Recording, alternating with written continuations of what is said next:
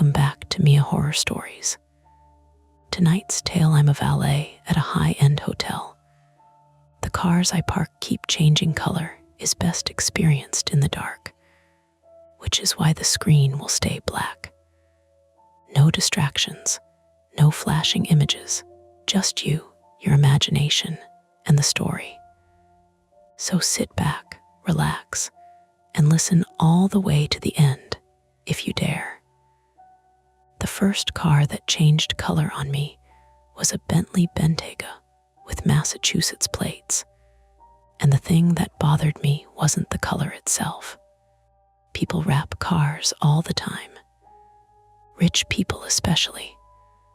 They get bored of pearl white and decide they need satin blue or gunmetal gray or some shade with a name like Storm Pearl, because normal words have stopped working for them. What bothered me was the smell. When I pulled it up to the front canopy, it smelled like warm leather, pine air freshener, and the faint, expensive stink of cigar smoke trapped in the vents. When I brought it back from the garage 12 minutes later, it smelled like wet paint.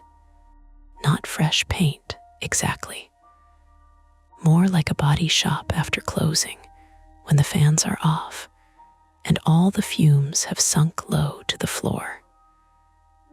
I'm Daniel Keene, 27, male, born in Worcester, and still close enough to home that my mother could text me to ask if I'd eaten, and then show up with soup if I made the mistake of saying no. I worked valet nights at the Beaumont Ashford, a high-end hotel in Boston's Back Bay, where the sidewalks stayed damp even when it hadn't rained. And every guest arrived convinced the curb belonged to them personally. The hotel sat a few blocks from Copley Square, all brass, glass, and soft yellow light, the kind of place where the lobby smelled like lilies and money. Outside, under the curved black awning, things were less polished. Exhaust collected under the canopy. Taxi brakes squealed on Boylston. Delivery trucks idled with their hazards clicking. The doorman fought wind with both hands when it came down the avenue and caught the revolving door just right. I liked night shifts there mostly. The work was simple in a way my life wasn't.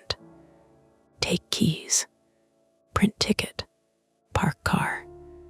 Don't scrape anything that costs more than my father's house.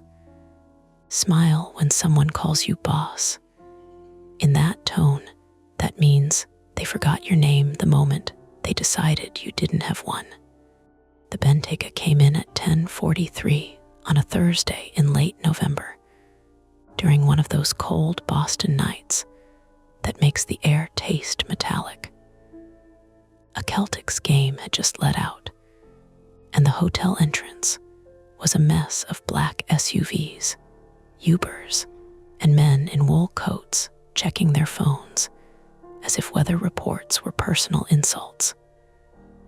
The driver was a woman in her 60s, maybe, with sharp silver hair cut to her jaw and rings on 3 fingers. She didn't give me her name at first. She gave me the key fob, a folded bill, and a look that told me not to breathe too much near the upholstery. Close to the elevator if possible, she said. This one's valet-only garage, ma'am, I said. We'll keep it secured. Her mouth tightened, not angry, just measuring. That is not what I asked. Beside me, Marcus Bell, 34, male, the night captain, and the only man I knew who could make a reflective vest look like part of a uniform, gave me the smallest elbow tap. Marcus had worked hotels in New York before Boston. He could smell difficult guests the way some people smell rain. We'll take care of it, Mrs. Voss, Marcus said smoothly, reading her name from the luggage tag before she offered it. Welcome back. She looked at him, then at me. drives it except him. I thought she meant Marcus. I even started to hand him the fob. Her eyes stayed on me. Me, I said. You're Daniel, yes. I hadn't told her my name. My badge was under my jacket because the clip was broken and had been for 3 weeks. Marcus heard it too. I could tell because his smile got thinner. Yes, ma'am, I said. She nodded once. Bring it back exactly as it is. That was the first small thing. Not impossible. Maybe she'd stayed there before and remembered me. Maybe the front desk had mentioned who was on curb. Maybe my badge had flashed when I leaned in. There were answers if I wanted them badly enough. And at that point in my life, I was very good at wanting answers badly enough. My private fear, the one I pretended was common sense, was that one mistake could follow you forever. It had already happened once. 2 years earlier, at a dealership job in Framingham, I'd backed a customer's Audi into a concrete bollard while moving too fast to impress a manager who forgot my name before firing me. The scratch wasn't even catastrophic. A quarter panel, a taillight, a week's pay gone in payroll deductions before they let me go anyway. But after that, every tight ramp, every polished fender, every camera pointing down at me from a garage ceiling made my stomach pull into a knot. I drove slowly now. Too slowly, Marcus liked to say. I checked mirrors 3 times. I memorized license plates like prayers. So when Mrs. Voss told me to bring it back exactly as it was, I heard more than a rich woman being rich. I heard a warning. The Bentley was white when I took it. Not plain white. Something creamy with a pearl finish that caught the hotel lights and threw them back in soft pieces. The hood was still warm. A thin line of road salt crusted the lower doors. Inside, the seats were tan leather with diamond stitching, and the center console had 2 empty espresso cups wedged in the holders. There was a child's red knit mitten in the passenger footwell, which struck me as odd because Mrs. Voss didn't seem like someone who allowed crumbs, let alone children, within 20 feet of her belongings. I drove it down the side entrance on Exeter and into the garage beneath the hotel. The Beaumont garage was technically 2 levels, though the lower one felt more like a service tunnel that had been bulleted into holding cars. Low concrete ceiling, pipes sweating overhead, fluorescent lights buzzing in tired rows. The air always smelled of tire rubber, damp stone, hot brakes, and the lemon cleaner the morning crew sprayed near the elevator bank. Every sound bounced around too long down there. A trunk shutting 3 aisles away could come back at you from behind. Louis Ortega, 22 male, was working the kiosk that night. He was from Providence, skinny, always cold, always wearing fingerless gloves, even though Marcus told him it made him look like he was selling stolen phones behind Fenway. Louis was new enough to care about doing things right, but tired enough to make jokes before anything scared him. He leaned out of the booth as I rolled in. Damn, who ordered the marshmallow tank? Mrs. Voss, I said. Louis made a face. Oh, the candle lady. What candle lady? She yelled at me last month because her sweets smelled like vanilla. Said vanilla was an aggressive scent. I eased past him. You remember what color her car was? White, he said.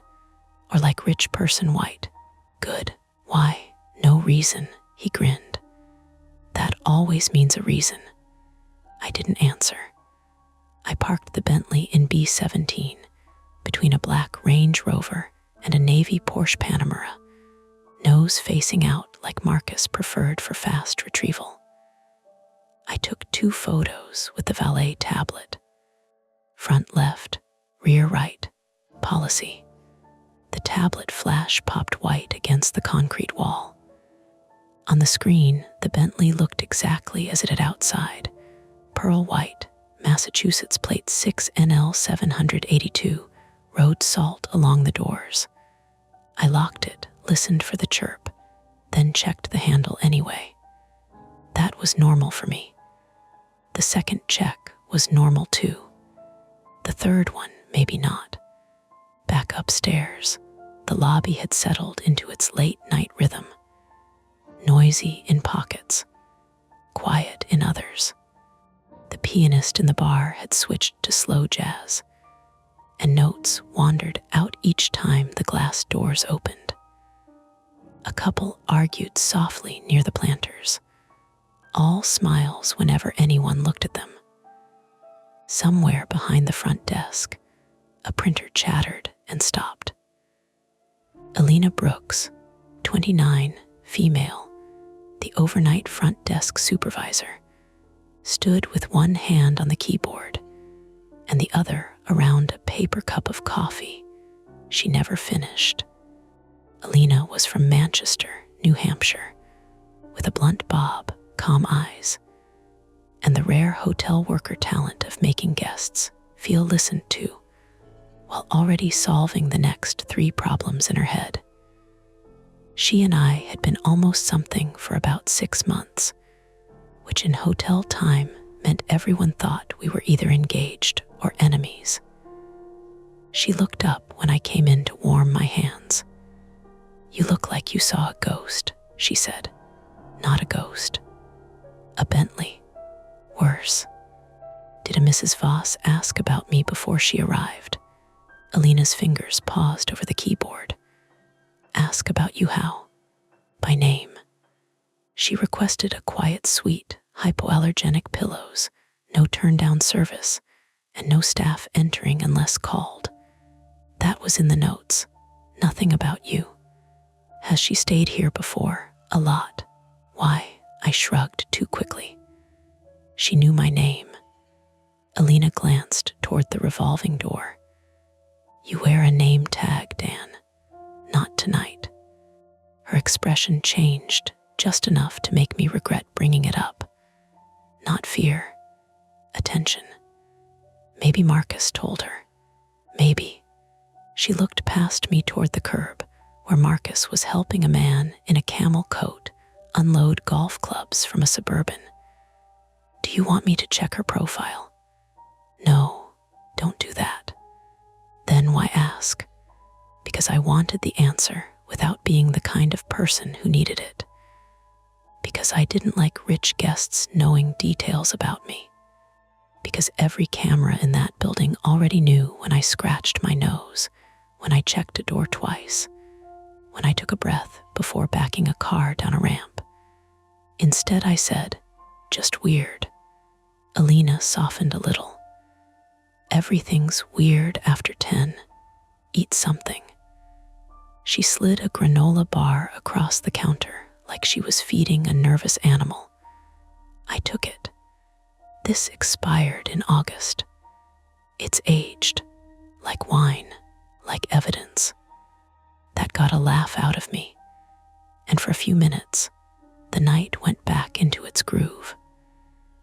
A silver Mercedes arrived with a businessman who smelled like airport whiskey.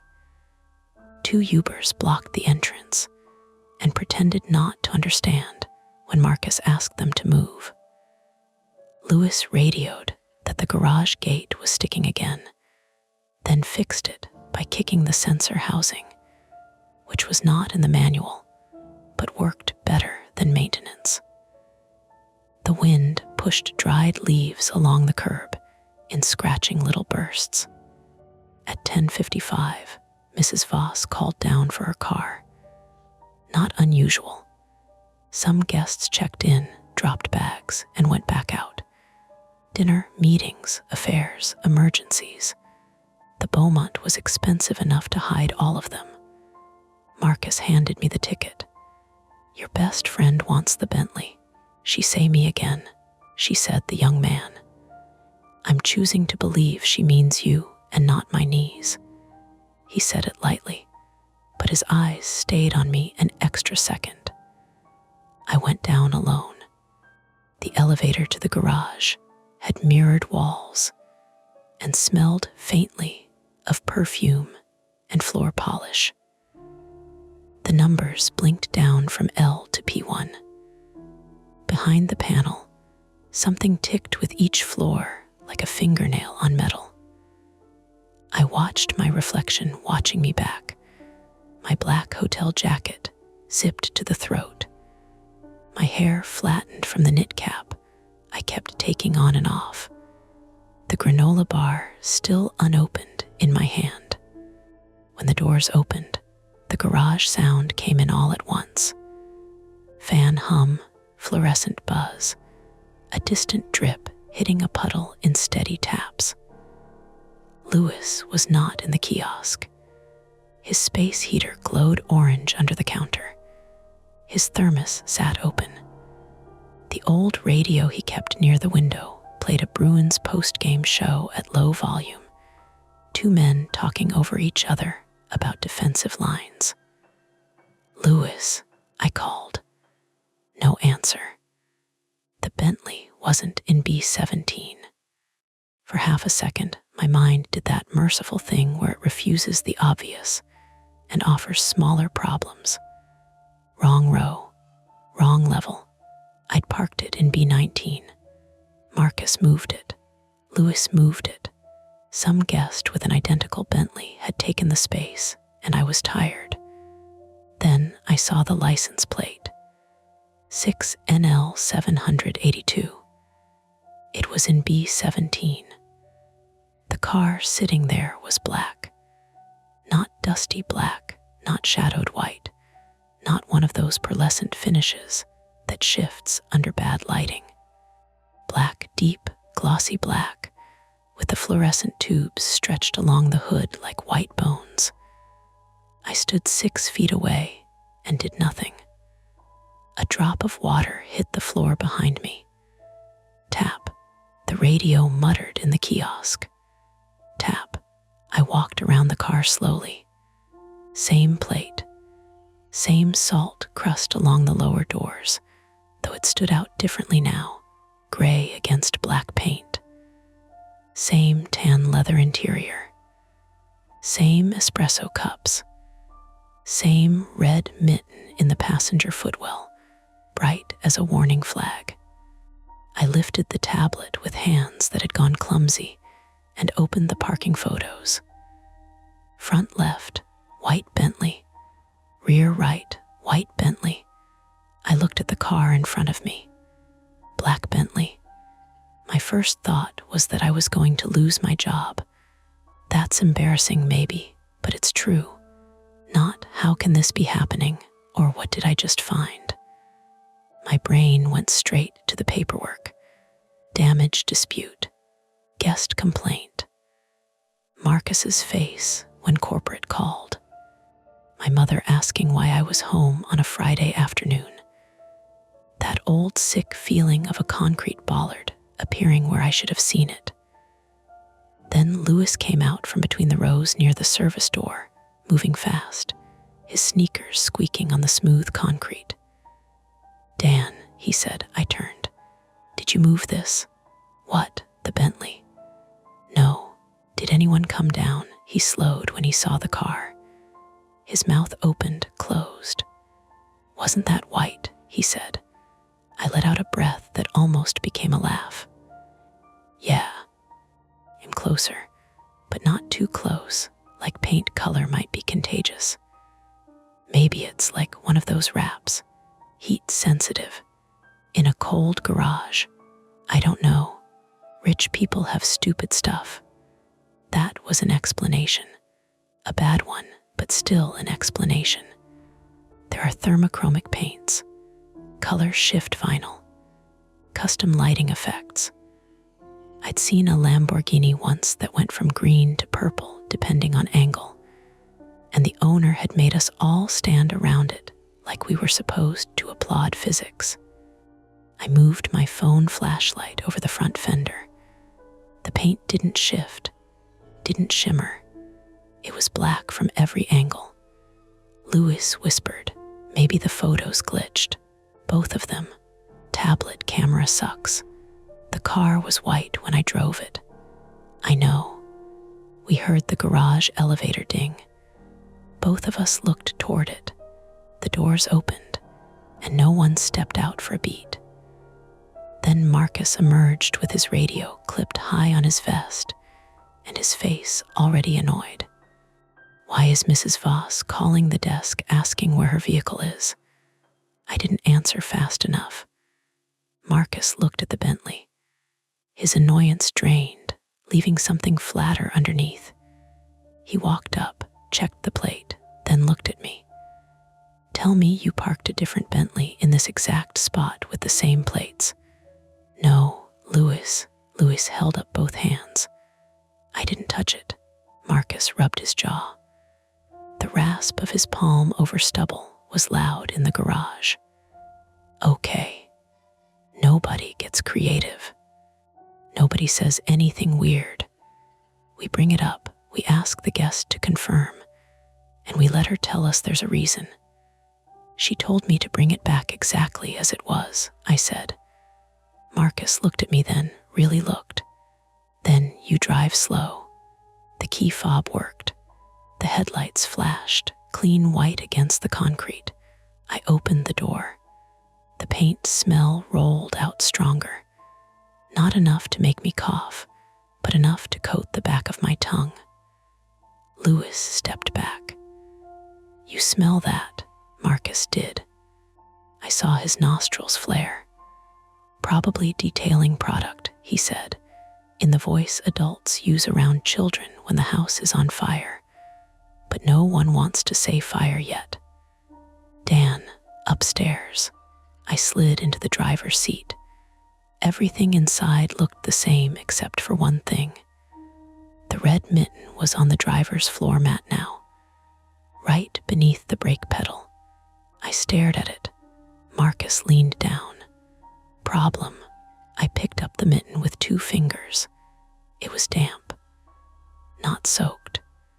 Just damp enough that the yarn felt cold and unpleasant. A small white tag inside had a name written on it in black marker. The letters softened from washing. MADDIE. I held it up. Louis frowned. Wasn't that over there? Passenger side, I said. Marcus took the mitten, looked at it once, and tossed it onto the passenger seat like that solved something. No loose objects by the pedals. Good catch. Move. I drove the black Bentley up the ramp. Every few feet, the tires made that soft, sticky sound tires make on sealed concrete. The garage gate rose too slowly.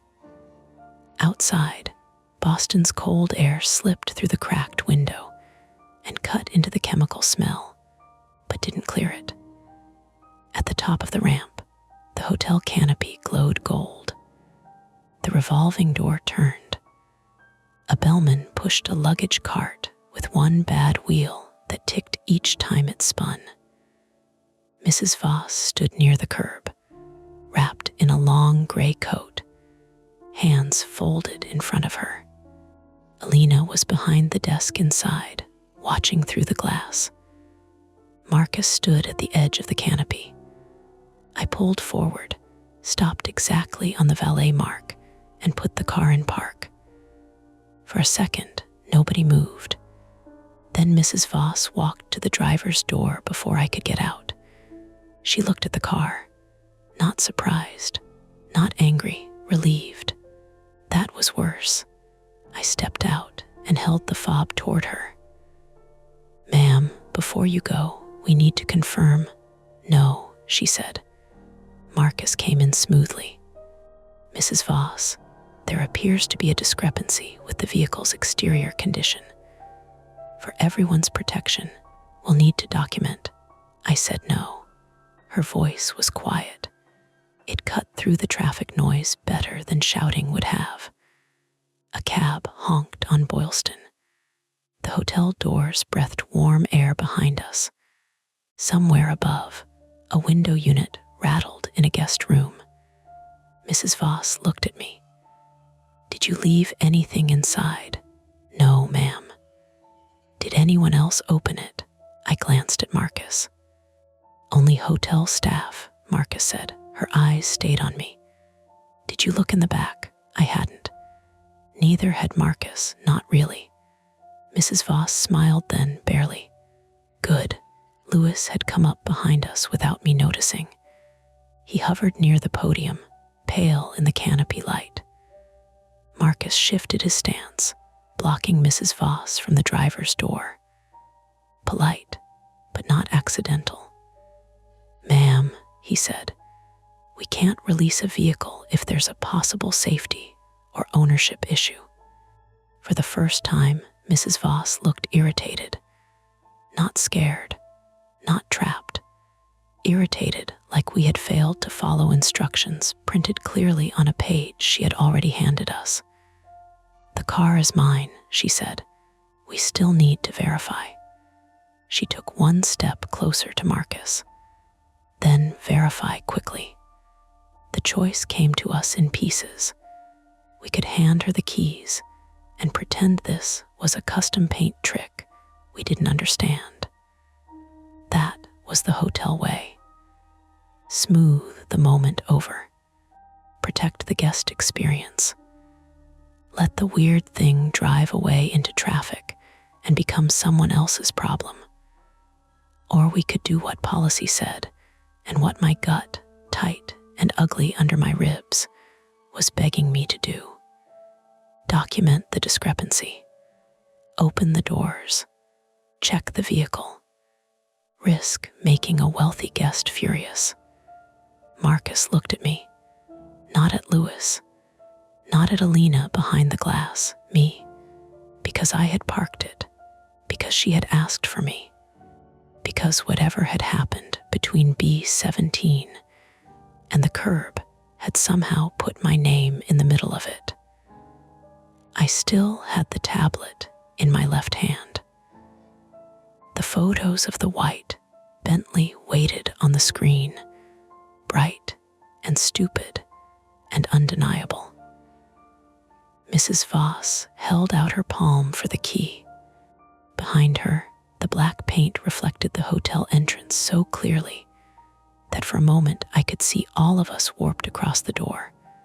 Marcus broad and still, Louis thin and hunched, me with my hand halfway raised, and Mrs. Voss standing closest to the car, her face stretched long in the shine.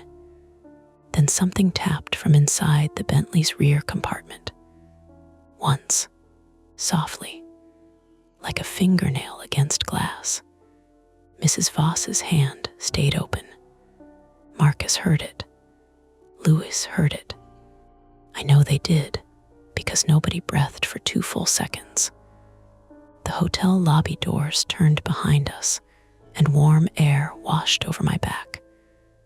"Daniel," Mrs. Voss said, still looking only at me, "give me the key." I looked at the fob in my hand, then at the rear door. And the night, which had been ordinary enough to survive, balanced there on the curb while I decided which rule I was more afraid to break. Marcus didn't reach for the key right away. That was what saved us from doing the easy thing. He stood there under the Beaumont's awning with Mrs. Voss's palm open between us. The black Bentley idling so quietly, it sounded less like an engine, and more like air moving through a vent. Behind us, the hotel breathed warm lobby air onto the sidewalk every time the revolving door turned. In front of us, traffic crawled along Boylston in glossy strips of red and white. Normal Boston night, wet pavement, cab horns. A bike courier swearing at a rideshare driver. Then the tapping came again from inside the Bentley. 2 light ticks, not loud, not theatrical, just enough to make Louis whisper, "Nope." Mrs. Voss's face tightened. That was luggage shifting. Marcus looked at me. "Pop the rear." "No," Mrs. Voss said. "Ma'am," he said, and his voice had lost the hotel polish. "If there's a person, animal, or unsecured object in that vehicle, we have to check. There is not. Then we'll be quick." She stepped closer to him. "You will give me my key." Marcus was good at his job because he knew when to bend and when to become a wall. He planted himself half a foot wider, shoulders square, radio crackling faintly at his chest. He didn't touch her, didn't threaten her, just became difficult to move around. I kept the fob in my fist. My thumb was slick against the buttons. Inside, Alina had left the desk and was standing near the glass doors now. She saw our faces and reached for the radio clipped at her waist. The tapping stopped. That made it worse. If it had kept going, we could have called it mechanical. A loose jack rolling in the cargo well, a trunk latch cycling, the rear wiper settling, but the sudden stop felt like someone listening. "Daniel," Mrs. Voss said. I hated how steady she sounded saying my name, like she had practiced it. "Is there a child in the car?" I asked. Her eyes moved, finally, not to me, but to the rear passenger window. The glass was factory tinted, dark enough that the canopy lights showed only our reflections. My own face looked pale and stretched in it. Louis hovered behind me, tugging at the fingers of his gloves. "No," she said. Marcus clicked his radio. "Alina, lock front valet intake. No new cars for a minute." Her voice came back through the speaker, low and controlled. "Copy." "Do you need security?" Mrs. Voss snapped. "No security." Marcus didn't look away from her. "Call Pete." There was a pause. "Copy," Alina said. Pete Harmon, 51, male, was the hotel's overnight security supervisor, an ex-Massachusetts state police trooper who had retired with a bad knee and a habit of narrating his own suspicion. He was usually somewhere near the loading dock watching camera feeds and eating sunflower seeds from a paper cup. Pete treated most guest complaints like weather and most staff panic like bad wiring. But he knew procedure better than anyone in the building, and he had no instinct for pleasing rich people unless they were bleeding. Mrs. Voss heard the radio and changed tactics. Her shoulders lowered, her voice softened. "There is a private medical matter in that vehicle," she said. "A family matter. I am asking you not to make this cruel." That hit differently. I saw Louis's expression loosen, guilt already entering before facts did. Marcus blinked once. Even I felt it, that sudden shift from danger to embarrassment. Maybe there was medication in the back. Maybe an elderly relative's supplies. Maybe some humiliating thing she had every right to keep private.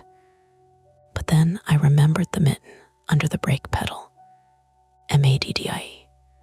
"Is anyone missing from your party?" I asked. Mrs. Voss's head turned toward me inch by inch. My party. A child named Maddie. Something sharp passed behind her eyes. Not grief, not confusion, recognition. Then it was gone. "Give me the key," she said again. That was when the concrete problem arrived, as if the night had decided we weren't moving fast enough. A black Cadillac Escalade rolled up behind behind the Bentley and stopped crooked at the curb. Its headlights filled the underside of the awning, bouncing off the Bentley's wet-looking paint. The driver didn't wait for us. He threw it into park, climbed out, and left the engine running. The man who stepped onto the curb was in his 40s, male, broad in the shoulders, with a shaved head and a camel coat worn open over a dark suit. He moved with the impatience of someone used to people making space before he reached them. I had parked enough cars for men like him to know the type, not necessarily rich, but attached to rich people. Security, driver, fixer. Someone paid to make problems fold small. "Mrs. Voss," he said. Her expression changed before she turned. Relief again, but thinner this time. Graham Pike, 44, male, gave us a quick inspection as he came around the Escalade. He had one of those calm faces that made anger seem more dangerous because it wasn't showing yet. His eyes landed on the fob in my hand. "We're leaving," he said. Marcus angled his body between Graham and me. "Sir, you need to move your vehicle from the valet lane." Graham ignored him. "Keys." "I'm going to ask you once more," Marcus said. "Move your vehicle." The Escalade sat behind the Bentley, blocking it in. Its exhaust pumped white into the cold air. A taxi behind it honked. Then another car honked behind the taxi. The hotel entrance began to clog the way it always did when one person decided rules were decorative. Alina's voice came through the radio. "Marcus, we've got 2 arrivals circling and 1 guest calling from a town car. Pete is on his way from the dock." Marcus pressed the transmit button without lowering his gaze. "Hold intake." "Already doing that." A man in a navy overcoat near the revolving door muttered, "Unbelievable," to nobody in particular, which meant to all of us. Time started pressing from every side. The valet lane was blocked. The guest was demanding her car. Another vehicle was trapping it in. If we didn't clear the curb, traffic would back into the street. If we released the Bentley and something was wrong, the hotel would have handed over a possible crime scene. If we opened it without consent and Mrs. Voss screamed privacy violation, corporate would fold Marcus into a meeting room and pretend the policy had always meant something else. And me, I was still holding the key. That stupid little fob felt heavier by the second. Graham stepped closer. "You're Daniel." I didn't answer. He smiled without warmth. "Mrs. Voss asked for you specifically because you handled her car. That means your responsibility is simple. You return it." "She asked me to bring it back exactly as it was," I said. His eyes flicked to the black paint. "And did you?" The question slid under my ribs. Because no, I hadn't.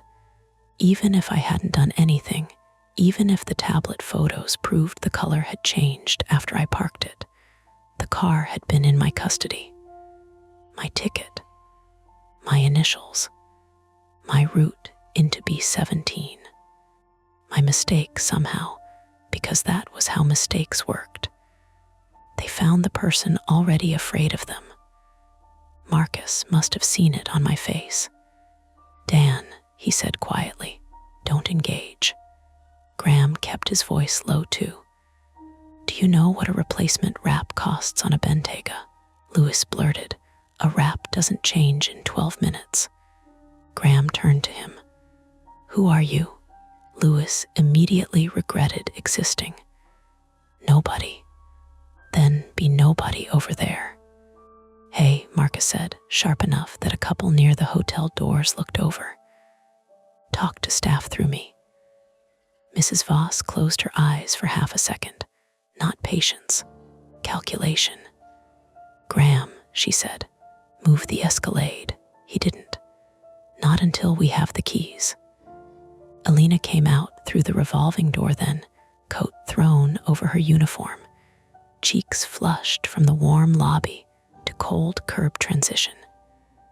She didn't rush, which made it clear she was forcing herself not to. Alina Brooks looked at Mrs. Voss, and then at Graham, clocking the blocked lane, the running engines, the faces. "Mrs. Voss, I'm happy to escort you inside while we sort this out." "I am not going inside." "Then I'll need you to step away from the vehicle so our team can complete a safety check." Graham laughed once. "Your team?" Alina held his eyes. Yes, I admired her for that. I also hated that she was now in it with us. A siren yelped somewhere down Boylston. Not for us, probably. But everyone flinched a little anyway.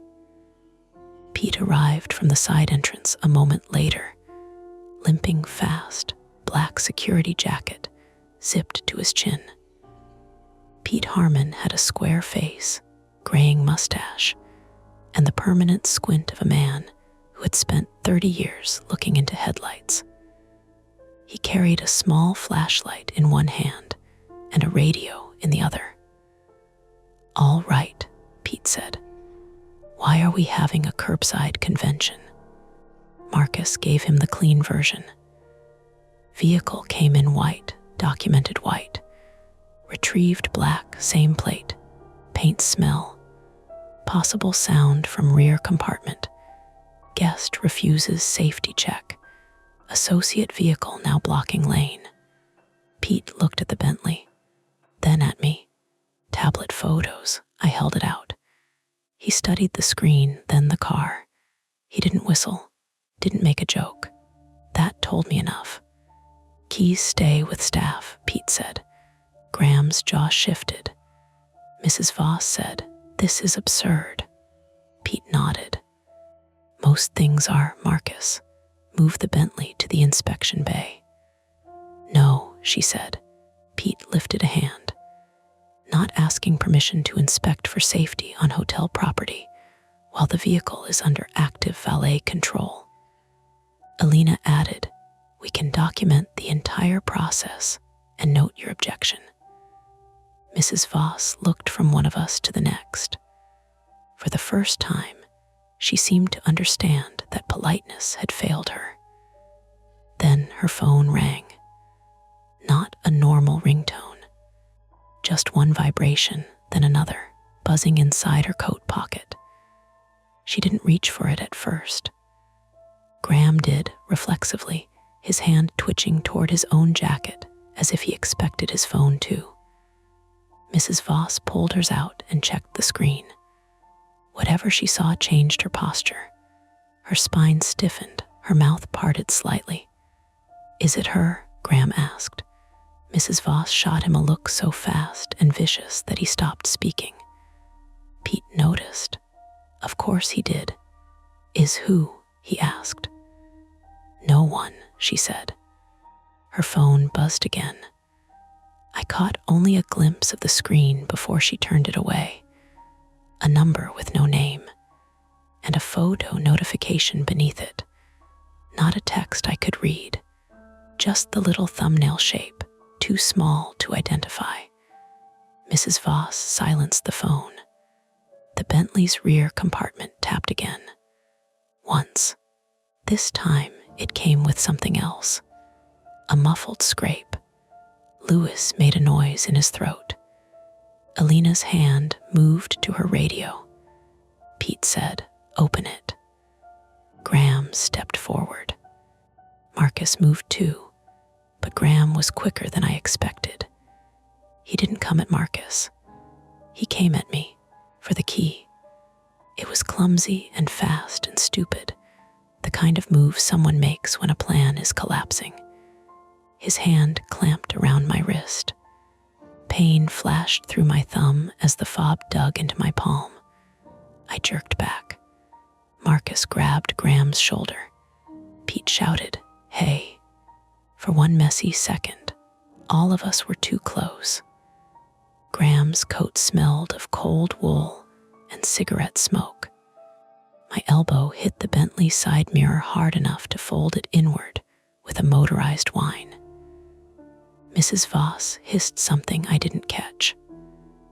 Lewis knocked over the valet podium trying to get around us, and the plastic ticket tray spilled across the wet sidewalk like playing cards. Then Pete did what ex-troopers do. He hooked Graham's wrist, turned his arm, and put him chest first against the Escalade's fender with a dull thump. Graham grunted. The hotel doorman, Victor, froze at the revolving door with luggage still in both hands. A woman in a red scarf gasped, "Oh my God." Marcus grabbed my shoulder. "You good?" "My wrist," I said, because it hurt, and because saying that was easier than admitting I had almost let Graham take the fob. Pete kept Graham pinned, hands visible. Graham breathed hard through his nose. "This is assault." "No," Pete said. "This is you grabbing staff." Mrs. Voss wasn't looking at Graham. She was looking at the Bentley. The engine note changed. It dipped, coughed, then steadied. A warning chime sounded from inside the cabin. Clean and polite. The kind of sound luxury cars make when they are telling you something expensive has gone wrong. On the dashboard, through the windshield, a yellow message flashed. "Key not detected." I looked down. The fob had cracked in my hand. Not shattered, but the plastic casing had split during the struggle. One edge stuck up near the metal loop. The tiny red LED blinked once, then died. "Oh no," Lewis said. The Bentley locked itself. All 4 door pins dropped in sequence. Chunk, chunk, chunk, chunk. Mrs. Voss whispered, "No." Nobody moved for a beat. Then the car alarm began. Not the full screaming horn, not yet.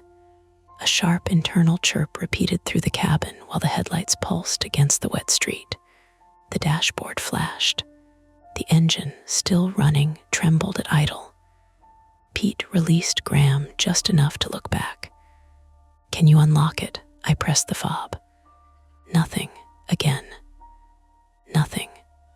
Marcus swore under his breath. Alina said, "Daniel, the fob's dead." Graham twisted against Pete's grip. "You broke it. You grabbed me. You broke it." Mrs. Voss's calm was gone now. "Open the car," Pete snapped. "With what?"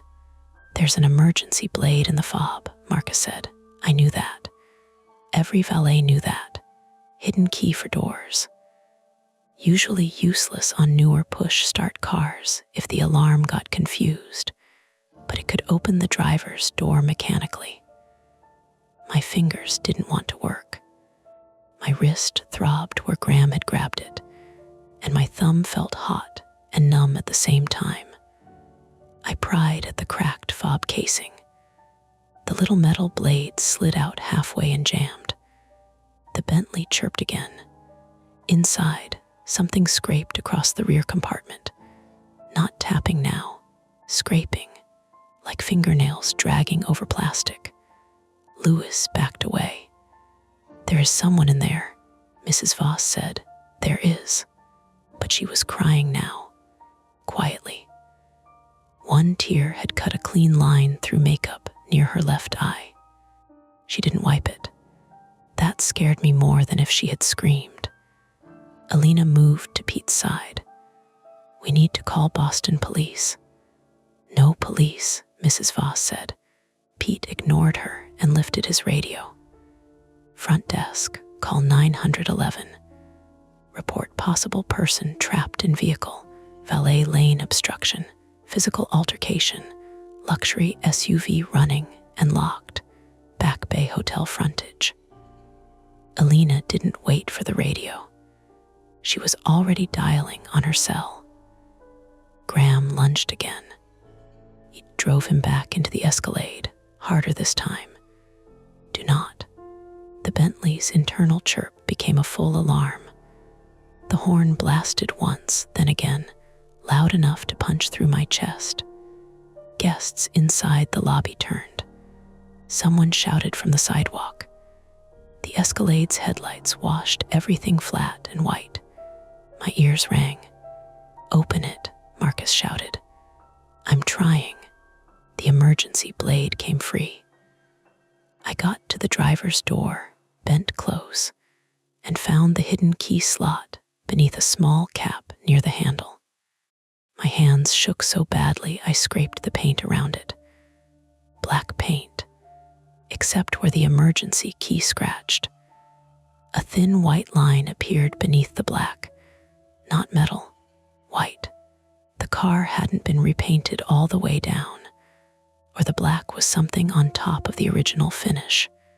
A coating, a film, a spray, something recent enough that the paint smell made sense. "Marcus," I said. "What?" "It's white underneath." He looked. The horn blasted again. No time to process it. I turned the key. The driver's door unlocked mechanically with a heavy click, but the alarm kept screaming. I yanked the handle. The door opened 2 inches, then stopped. Something held it from inside. At first, I thought the seatbelt was caught. Then, I saw the black nylon strap looped from the interior handle to the steering column, pulled tight, tied off with a knot I recognized from hauling luggage carts and securing ski bags. A trucker's hitch. Someone had tied the driver's door shut from inside. "Cut it," Pete shouted. Marcus had a utility knife on his belt for zip ties and luggage tags. He flicked it open and shoved the blade through the gap. The horn made thought almost impossible. He sawed at the strap. Once, twice. The nylon frayed, then snapped. The driver's door swung open. The smell hit us hard.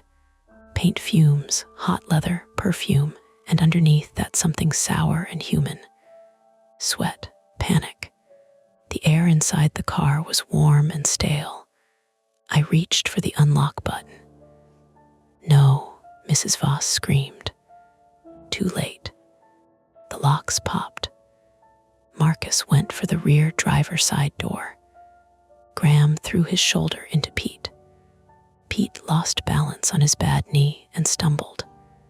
Graham got free and ran not away, but to the Bentley's rear passenger door, reaching for the handle before Marcus could open the other side. Lewis, of all people, moved first. He shoved the valet podium into Graham's path, not gracefully, not heroically. He just pushed the damn thing with both hands and a panicked grunt. It clipped Graham across the shins.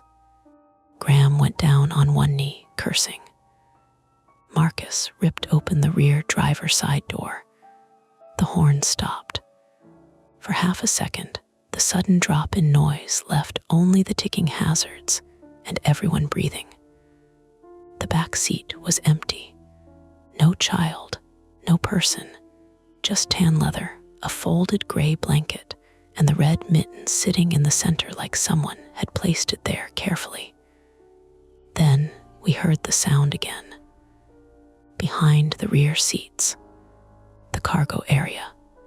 The Bentega's rear hatch had no visible handle from where we stood. It was power operated, controlled from the fob, the dash, or the hatch release outside. "The trunk," Lewis said. "It's not a trunk," Marcus snapped, more fear than correction.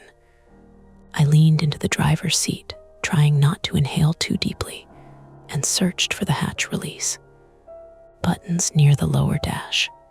Fuel door, parking assist, rear hatch. My finger found it. Mrs. Voss said something then, not to us, to herself. "Please don't be stupid, Maddie." The name landed landed like a dropped glass. Alina heard it too. Her face changed. "Maddie is in the car," she said. Mrs. Voss clamped her mouth shut. I pressed the hatch button. Nothing happened. The dash flashed a warning, rear latch fault. Pete had Graham pinned again, this time with Marcus's help from one side, but both of them looked toward the message. "Manual release?" Pete asked. "Inside cargo panel," I said. "Maybe. Then someone has to get in."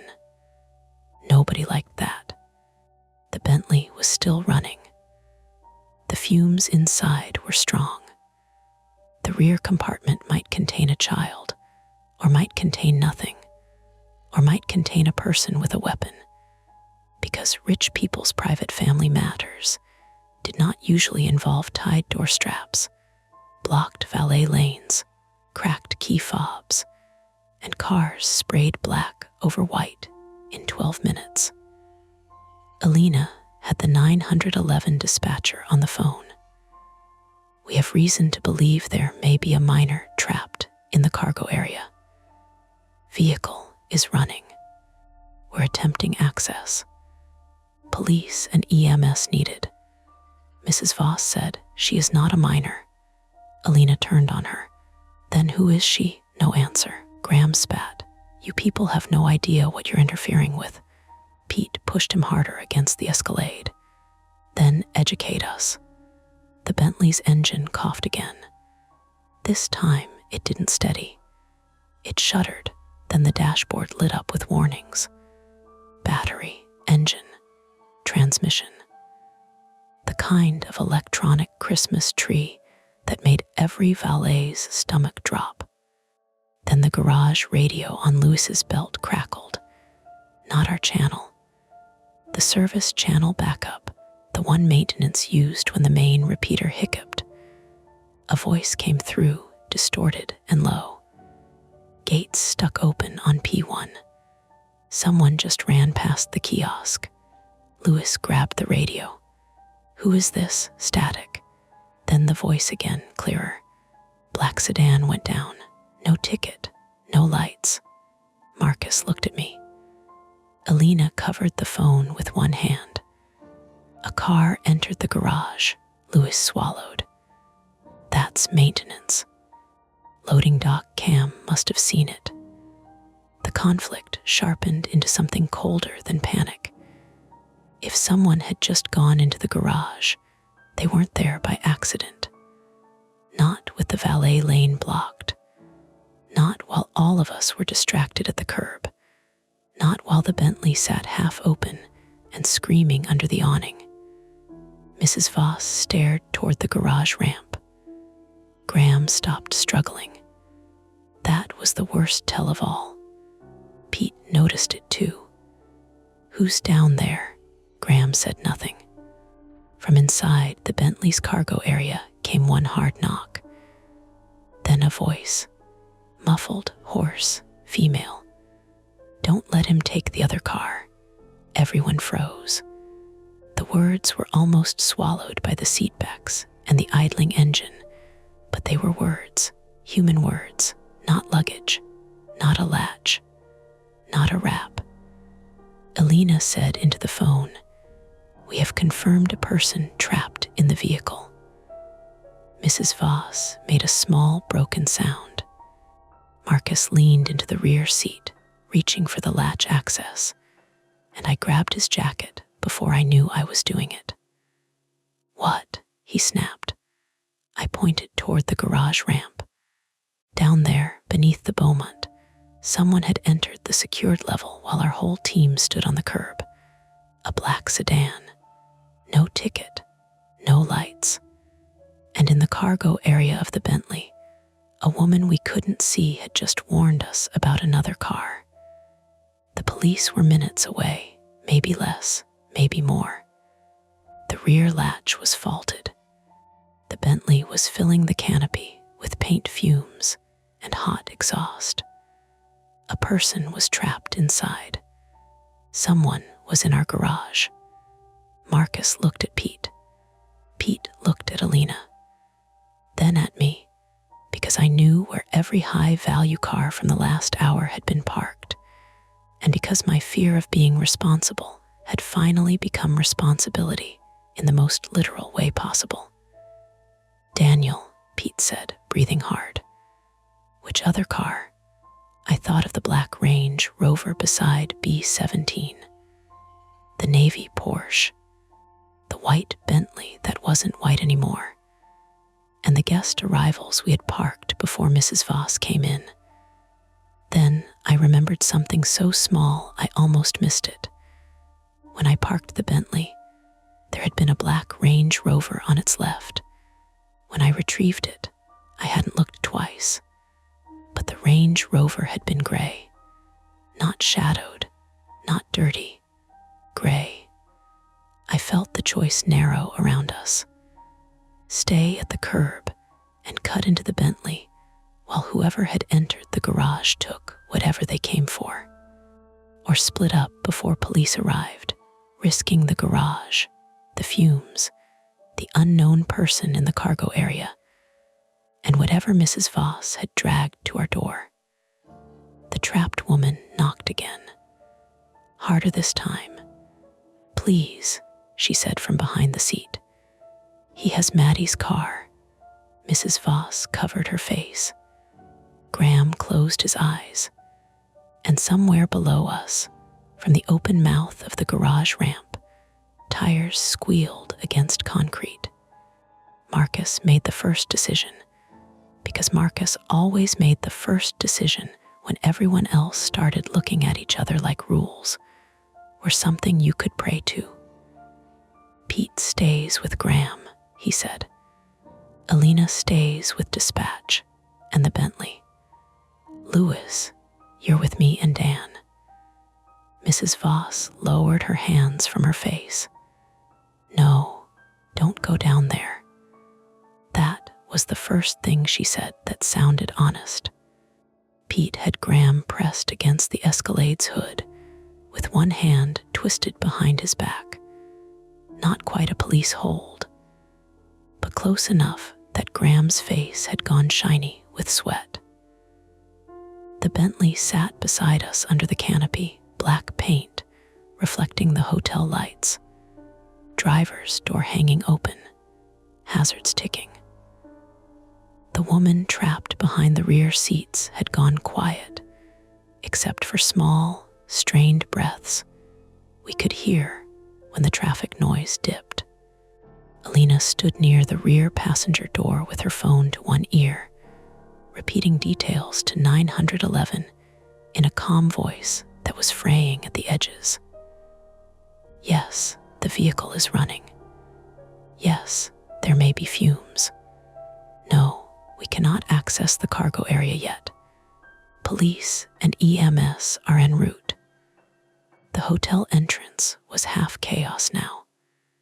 Victor, the doorman, had dragged luggage carts across the valet lane to keep arriving guests back. A town car idled beyond the Escalade. Someone inside the lobby was recording through the glass. I could see the red dot on their phone screen, and below us, at the bottom of the ramp, tires had just screamed against concrete. I didn't want to go down there. That is the cleanest way to say it. My wrist hurt from where Graham had grabbed me. My thumb had a red groove from the cracked key fob.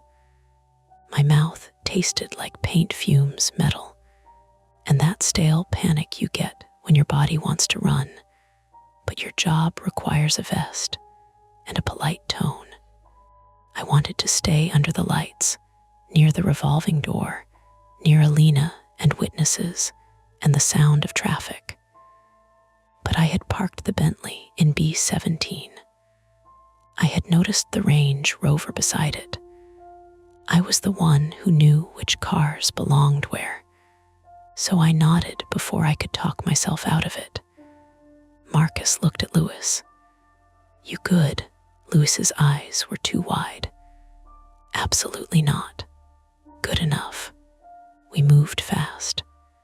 From the canopy, the garage entrance sat to the right of the hotel, down a sloped concrete ramp off Exeter Street. The ramp ran under the building and opened into P1, the upper valet level. Straight ahead from the ramp was Lewis's kiosk and the gate arm. To the left were rows of through D guest vehicles packed nose in under low pipes. To the right, past a blind concrete wall and a red painted fire door, was the service corridor leading to the freight elevator and loading dock. B-17 sat 2 aisles left of the kiosk, near a support column with yellow padding and an old leak stain shaped like Florida. I knew that layout better than my apartment. Still, when we reached the top of the ramp, the garage below looked wrong. The gate arm was up, the kiosk light flickered, and the black sedan was gone. Maybe it backed out, Lewis whispered. Marcus gave him a look. You hear an engine leave? No. Then it's in there. We jogged down the ramp, shoes slapping wet concrete. Halfway down, the air changed. Street cold thinned into garage damp, thick with tire rubber, and the chemical smell already stuck in my throat from the Bentley. The fluorescent lights hummed overhead, and somewhere deeper in P1, a car alarm chirped once, then stopped. I hated that sound. At the bottom, Lewis reached the kiosk first. His little space heater was still glowing under the counter, his radio still talking faintly about hockey, his thermos tipped on its side and dripping coffee into a stack of blank valet tickets. The gate sensor housing hung loose where he had kicked it earlier. One screw had popped free. There, Marcus said. Fresh tire marks curved around the gate arm, cutting close to the kiosk. Whoever had entered had done it fast, clipping the rubber curb and leaving a dark smear along the concrete. I pulled up the valet tablet, hand shaking enough that I had to brace it against my chest. We need to check B-17. Lead, Marcus said. That was our first attempt. Get to B-17, identify the other car, stop whoever had entered. It lasted about 90 seconds before it started falling apart. We moved left past row A. The garage felt too loud and too quiet at once.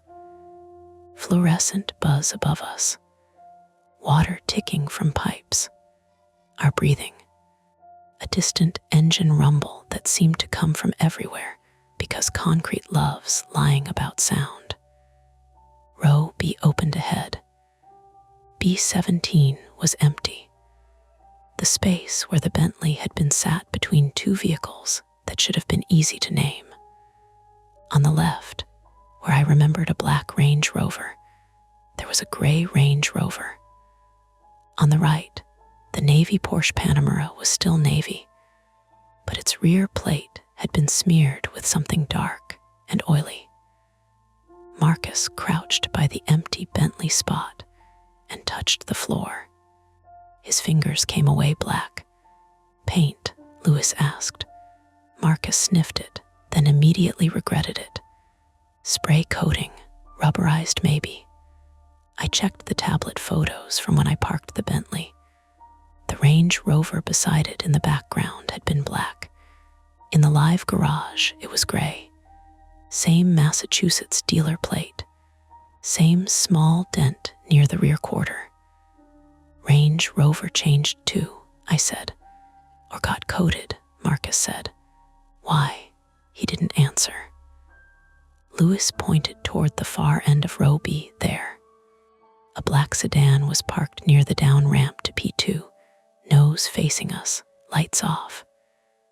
It sat crooked across two spaces, engine silent. A BMW 7 Series, I thought, dark windows. No plates on the front. Marcus raised one hand to slow us. Don't crowd it. We approached from the driver's side, keeping the support columns between us and the car as much as possible. My heart was beating so hard I could feel it in my injured wrist. 10 feet away, Marcus called out, "Hotel security." "Step out." Nothing. He tried again. Nothing. Lewis stayed behind the yellow padded column, phone in one hand, radio in the other. "Maybe they bylaid." "Maybe," Marcus said. He motioned me back, then reached toward the driver's door with 2 fingers and yanked it open. Empty. The interior light came on. There was no driver, no passenger, no weapon, no masked man waiting in the back seat. Just a pile of black plastic sheeting on the rear floor, 2 half-empty aerosol cans, and a cheap battery-powered sprayer lying across the passenger seat. The smell coming from inside was the same body shop after closing stink from the Bentley. For a second, relief made me stupid. "Okay," I said, "it's just paint." Then Marcus leaned in and looked at the ignition. No key. MW had been hot-wired or started some other way, because the start button housing was pried loose and wires dangled beneath the dash. The steering column cover sat cracked on the floor mat. Lewis made a small sound. "That's stolen." From above us, faint through concrete and distance, the Bentley's horn suddenly blared again. Once, twice, then stopped. We all looked toward the ramp. Marcus clicked his radio. "Elena, status, static." "Elena, nothing." Lewis tried his. "Front desk, you copy." Static again, thick and broken.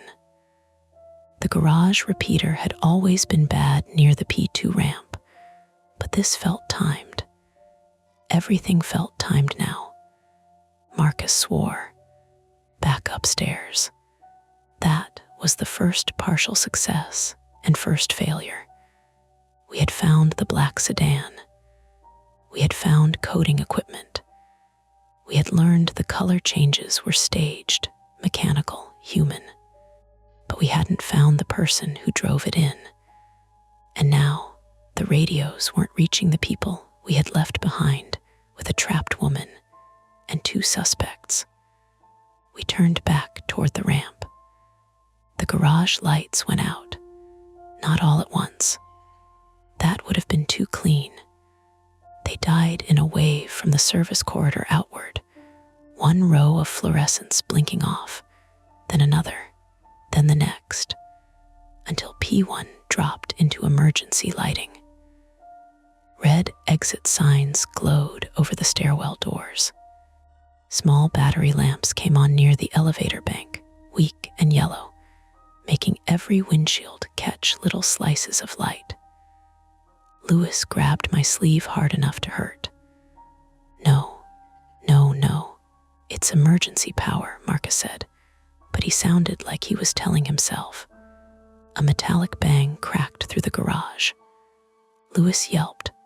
I saw movement near row D, low and fast between parked cars. A shape ducked behind a white Mercedes Sprinter van.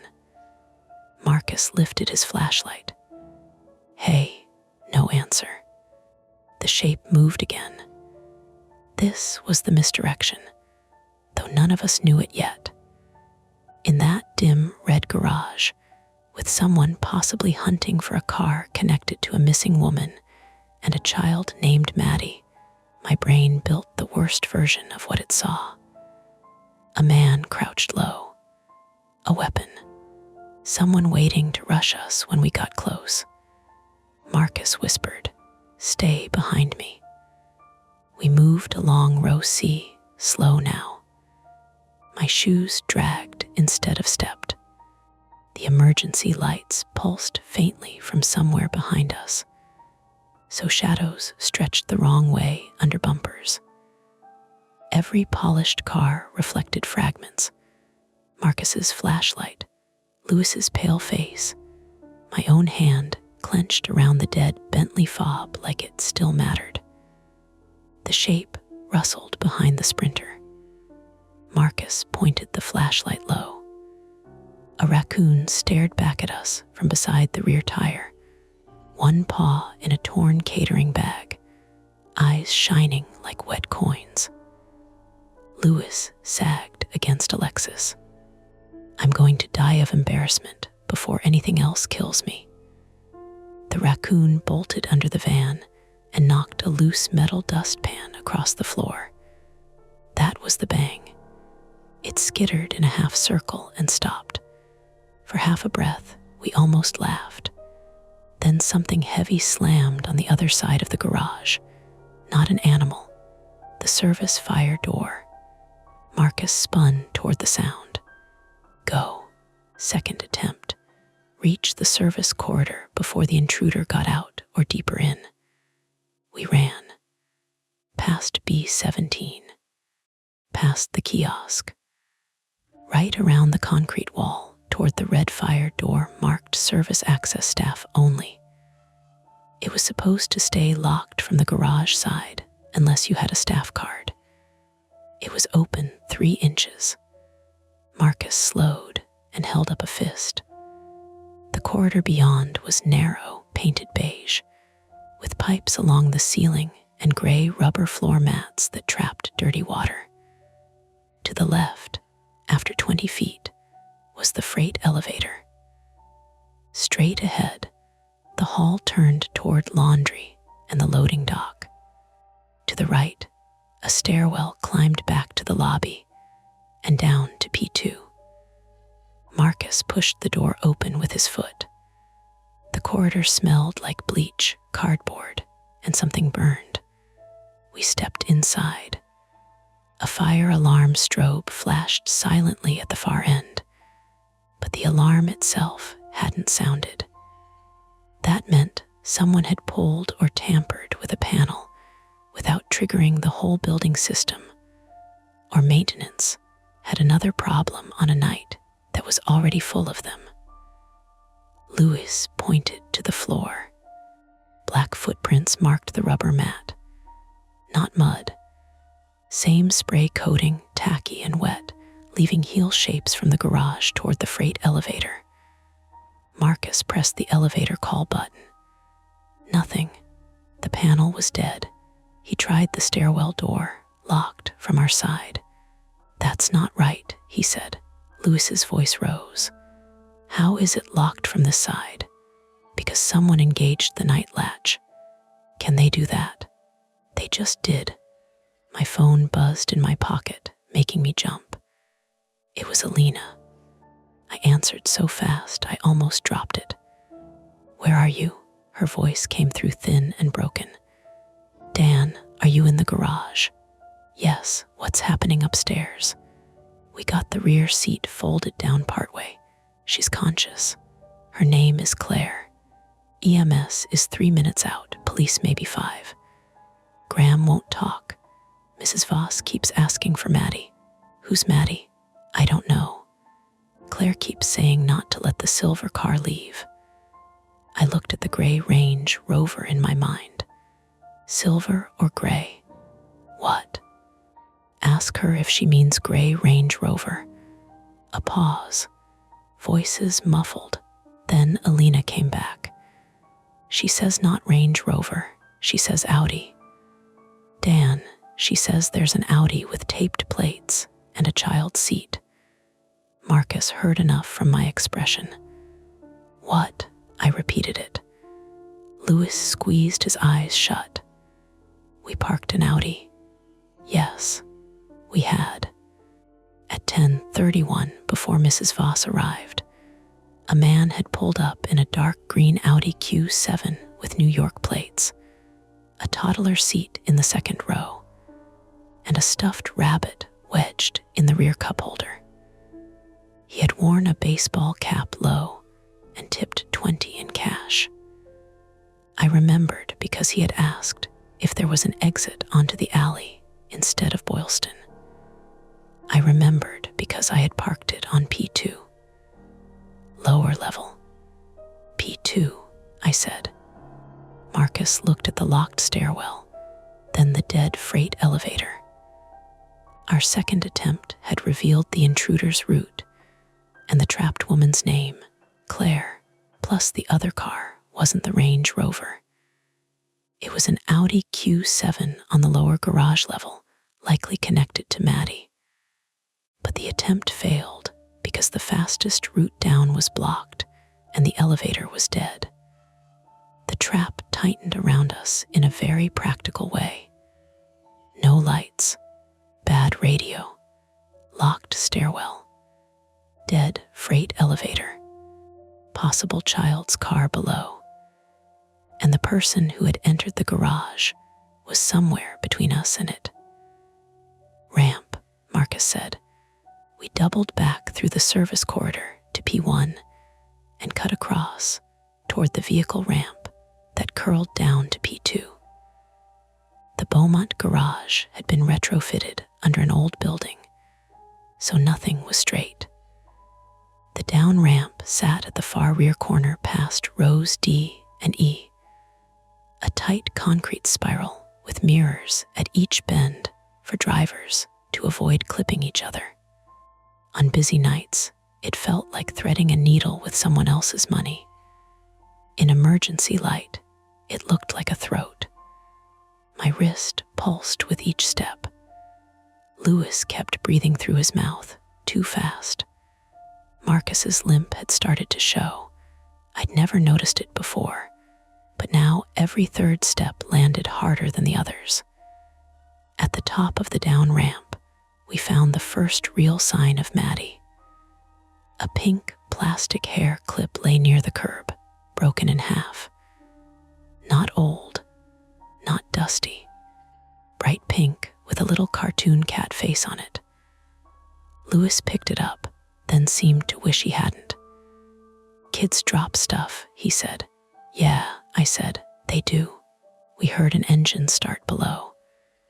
The sound came up the spiral ramp, deep and muffled, bouncing off concrete. Not the BMW, not the Bentley, something smoother. Marcus ran first. Wait, Louis hissed. But waiting was how cars disappeared. We took the ramp down on foot, hugging the inner wall.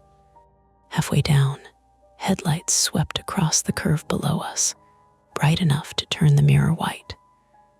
Marcus grabbed my jacket and pulled me back behind the concrete pillar.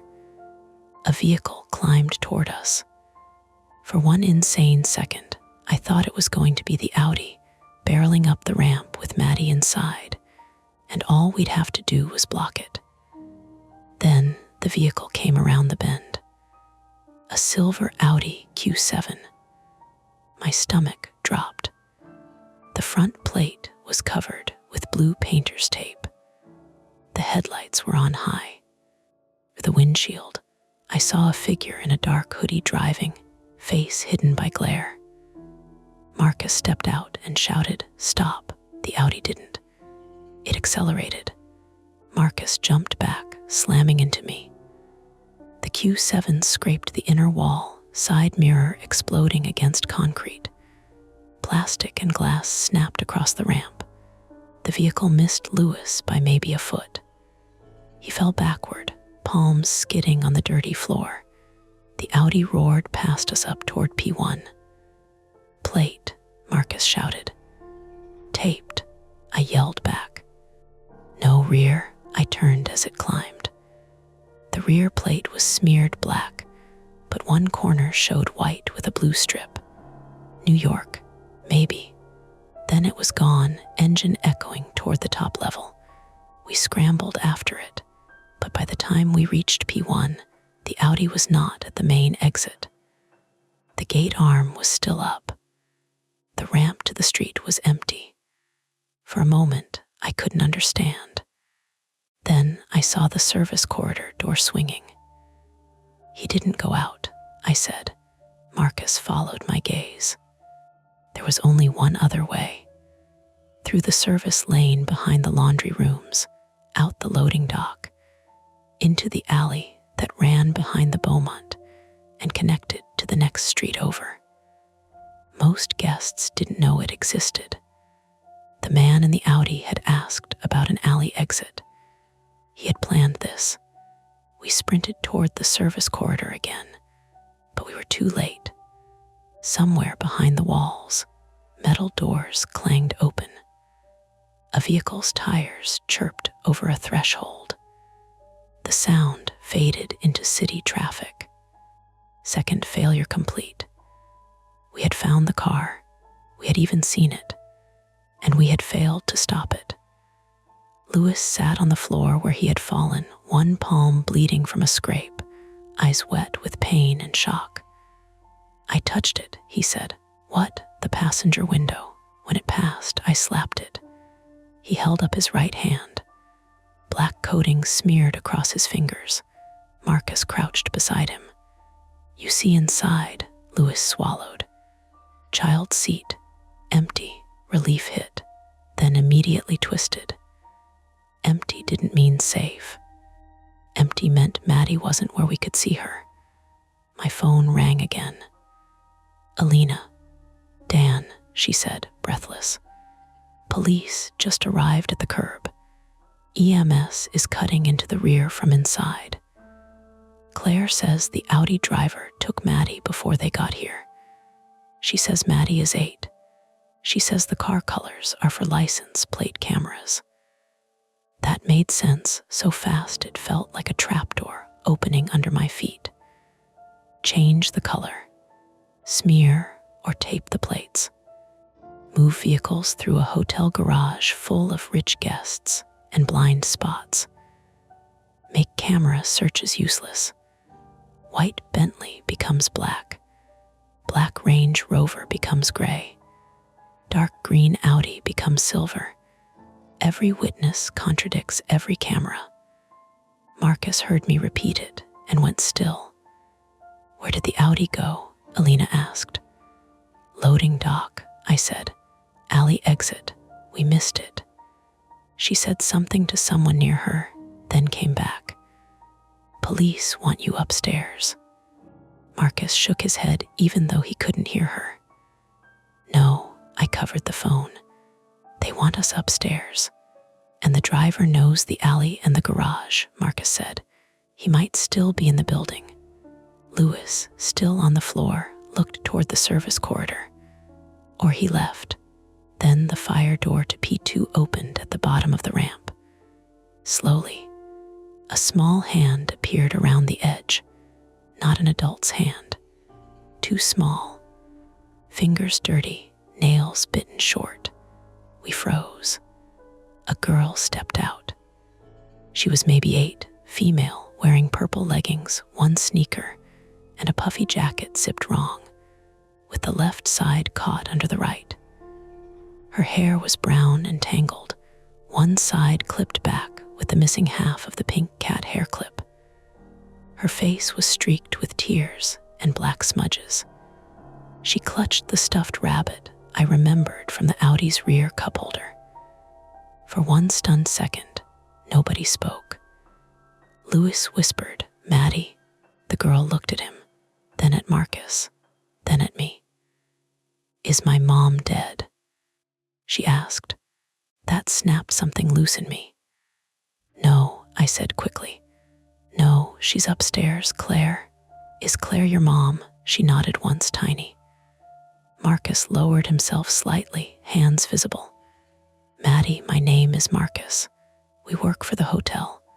We're going to get you upstairs, okay? She looked behind her into P2.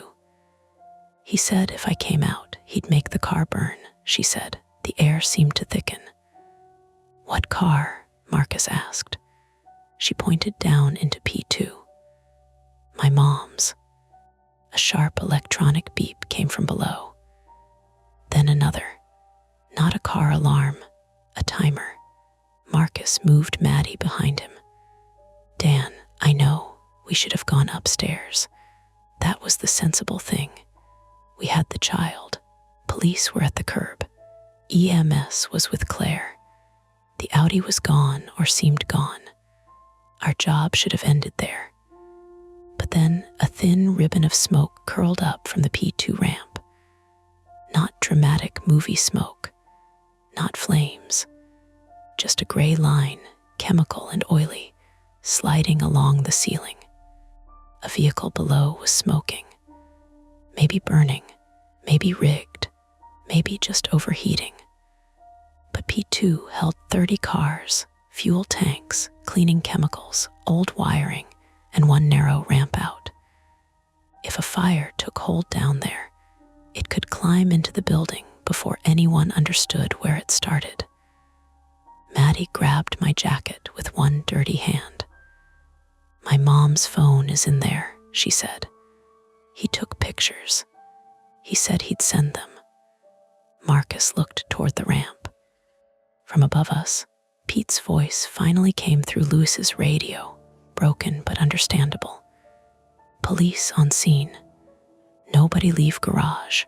Repeat, nobody leave." The message dissolved into static. At the bottom of the ramp, another beep sounded. Then the garage lights flickered once, emergency red jumping to white and back again. I looked at Marcus. He looked older than he had 15 minutes ago. "We get Maddie upstairs," he said. Another beep. Smoke thickened. Maddie began to cough. Then from below, a car horn blared in one long continuous note, as if someone had leaned their whole body onto it, or as if something heavy had been placed on the steering wheel. Marcus pushed Maddie toward Lewis. "Take her. Now." Lewis stood shakily, bleeding palm tucked against his chest, and put himself between Maddie and the ramp. I started to follow. Then the P2 fire door slammed shut behind us. The magnetic lock clicked. The emergency shutters at the top of the vehicle ramp began to descend. Slowly at first. A metal curtain grinding down from the ceiling, meant to contain smoke and fire between levels. It was doing exactly what it was designed to do, and it was about to seal us on the wrong side. Marcus ran for the shutter controls. I grabbed Maddie's hand. Lewis shouted for Pete into a dead radio. The metal curtain dropped lower, cutting off the path to P1, to police, to Alina, to air, to anything that looked like retreat. Down below, the horn kept screaming. The smoke thickened, and in the red emergency light, the cars around us, gray, black, silver, white, no longer looked like parked vehicles. They looked like evidence waiting to burn. The shutter came down like it had all the time in the world. That was the part I couldn't get over. Everything else was fast. Lewis shouting into dead radio static. Maddie coughing into the sleeve of her crooked jacket. The horn screaming from P2. Smoke starting to comb along the ceiling. But the fire curtain moved with calm, grinding patience. A wide metal sheet sliding lower, lower, lower, cutting the ramp in half. Marcus hit the control box with the heel of his hand. Nothing. He hit it again. The shutter kept descending. "Key switch," he snapped. "What?" "There's a key switch. Manual override." The control panel was mounted on the P1 wall beside the ramp, under a cracked plastic cover. I had seen maintenance use it once, when a delivery truck got wedged under the shutter. There was a little cylinder lock below the buttons. Of course there was. Of course the thing that could save us needed a key nobody had. Lewis dragged Maddie toward the narrow strip of space still open beneath the shutter. Go under. Go under now." Maddie froze. She had the rabbit clutched so tightly, its ears stuck between her fingers. Her eyes were on the smoke below, not the exit above. She was 8 years old and already had the look adults get, when their brain refuses to accept that one bad choice can turn into a whole night. "I can't," she said. "You can," Louis said, voice cracking. "You just crawl like under a table." No, the opening was maybe 3 feet high, then 2.5. Marcus looked at me. "Dan, get her through." I knelt in front of Maddie, my bad wrist throbbing when it hit the concrete. "Hey, Maddie, listen to me. Your mom is upstairs. Claire is upstairs. She needs to see you, okay?" Her face moved when I said Claire. "Not much, but enough." "He said she was dead," she whispered. "He lied." "How do you know?" "Because if I told her I didn't know, she would never move." So I said, "Because Alina heard her talking. She's hurt, but she's talking. She asked for you." Maddie looked past me at the shutter. It was now low enough that even she would have to crawl flat. The horn from below stopped. The sudden quiet was worse. Then something popped on P2. A small sound. Electrical, maybe. A sharp crack followed by a hiss. Marcus said, "Now." I pushed Maddie gently toward Louis. She dropped to her knees and slid under the shutter on her stomach. Louis reached through from the P1 side, grabbed her wrists, and pulled. Her sneaker scraped the concrete. The stuffed rabbit caught under the metal lip. She cried out, not from pain, from panic. I shoved the rabbit through after her. Louis pulled her clear. "Go," Marcus shouted. Up the ramp. Louis did not go. Of course he didn't. He stayed on the far side, crouched, bleeding hand, leaving red dots on the concrete. Eyes fixed on us through the narrowing gap. "Come on." Marcus shoved me toward the opening. I got one shoulder under before the shutter dropped another few inches and kissed the back of my jacket. Metal pressed down, heavy and cold. My injured wrist buckled. Pain shot up my arm, so bright I nearly vomited. Marcus grabbed my belt and yanked me backward. "Not enough," he said. The gap was now maybe 14 inches. Too small for either of us. Louis's face disappeared behind the shutter as it met the floor with a final metallic thud. For 1 second, all we could hear was our own breathing. Then the latch engaged. Clack. P1 was gone. Police were gone. Alina was gone. Maddie was safe on the other side, or safer, and Marcus and I were trapped between the sealed ramp and whatever was smoking below. Marcus stood with both hands on his knees, head down. "Okay," he said. He said it like that could make it true. The emergency lights painted him red from one side and gray from the other. Sweat shone along his temple. His limp had gotten worse, his right knee stiffening every time he put weight on it. I said, "We can take the P2 stairwell. If it's not locked too, and if it is, then we break something expensive." A low scraping noise came from below. Both of us turned. The garage horn hadn't been the only sound. I could hear an engine fan ticking, something dripping onto something hot. Smoke continued to slide up the ramp in a thin layer, not filling the air yet, but moving with purpose. Marcus took the utility knife from his belt and handed it to me. "What about you?" I asked. He picked up a broken side mirror from the Audi, the one that had exploded against the wall when it almost hit us. Jagged plastic, a strip of mirror glass still attached. "I'll improvise," he said. We went down toward P2.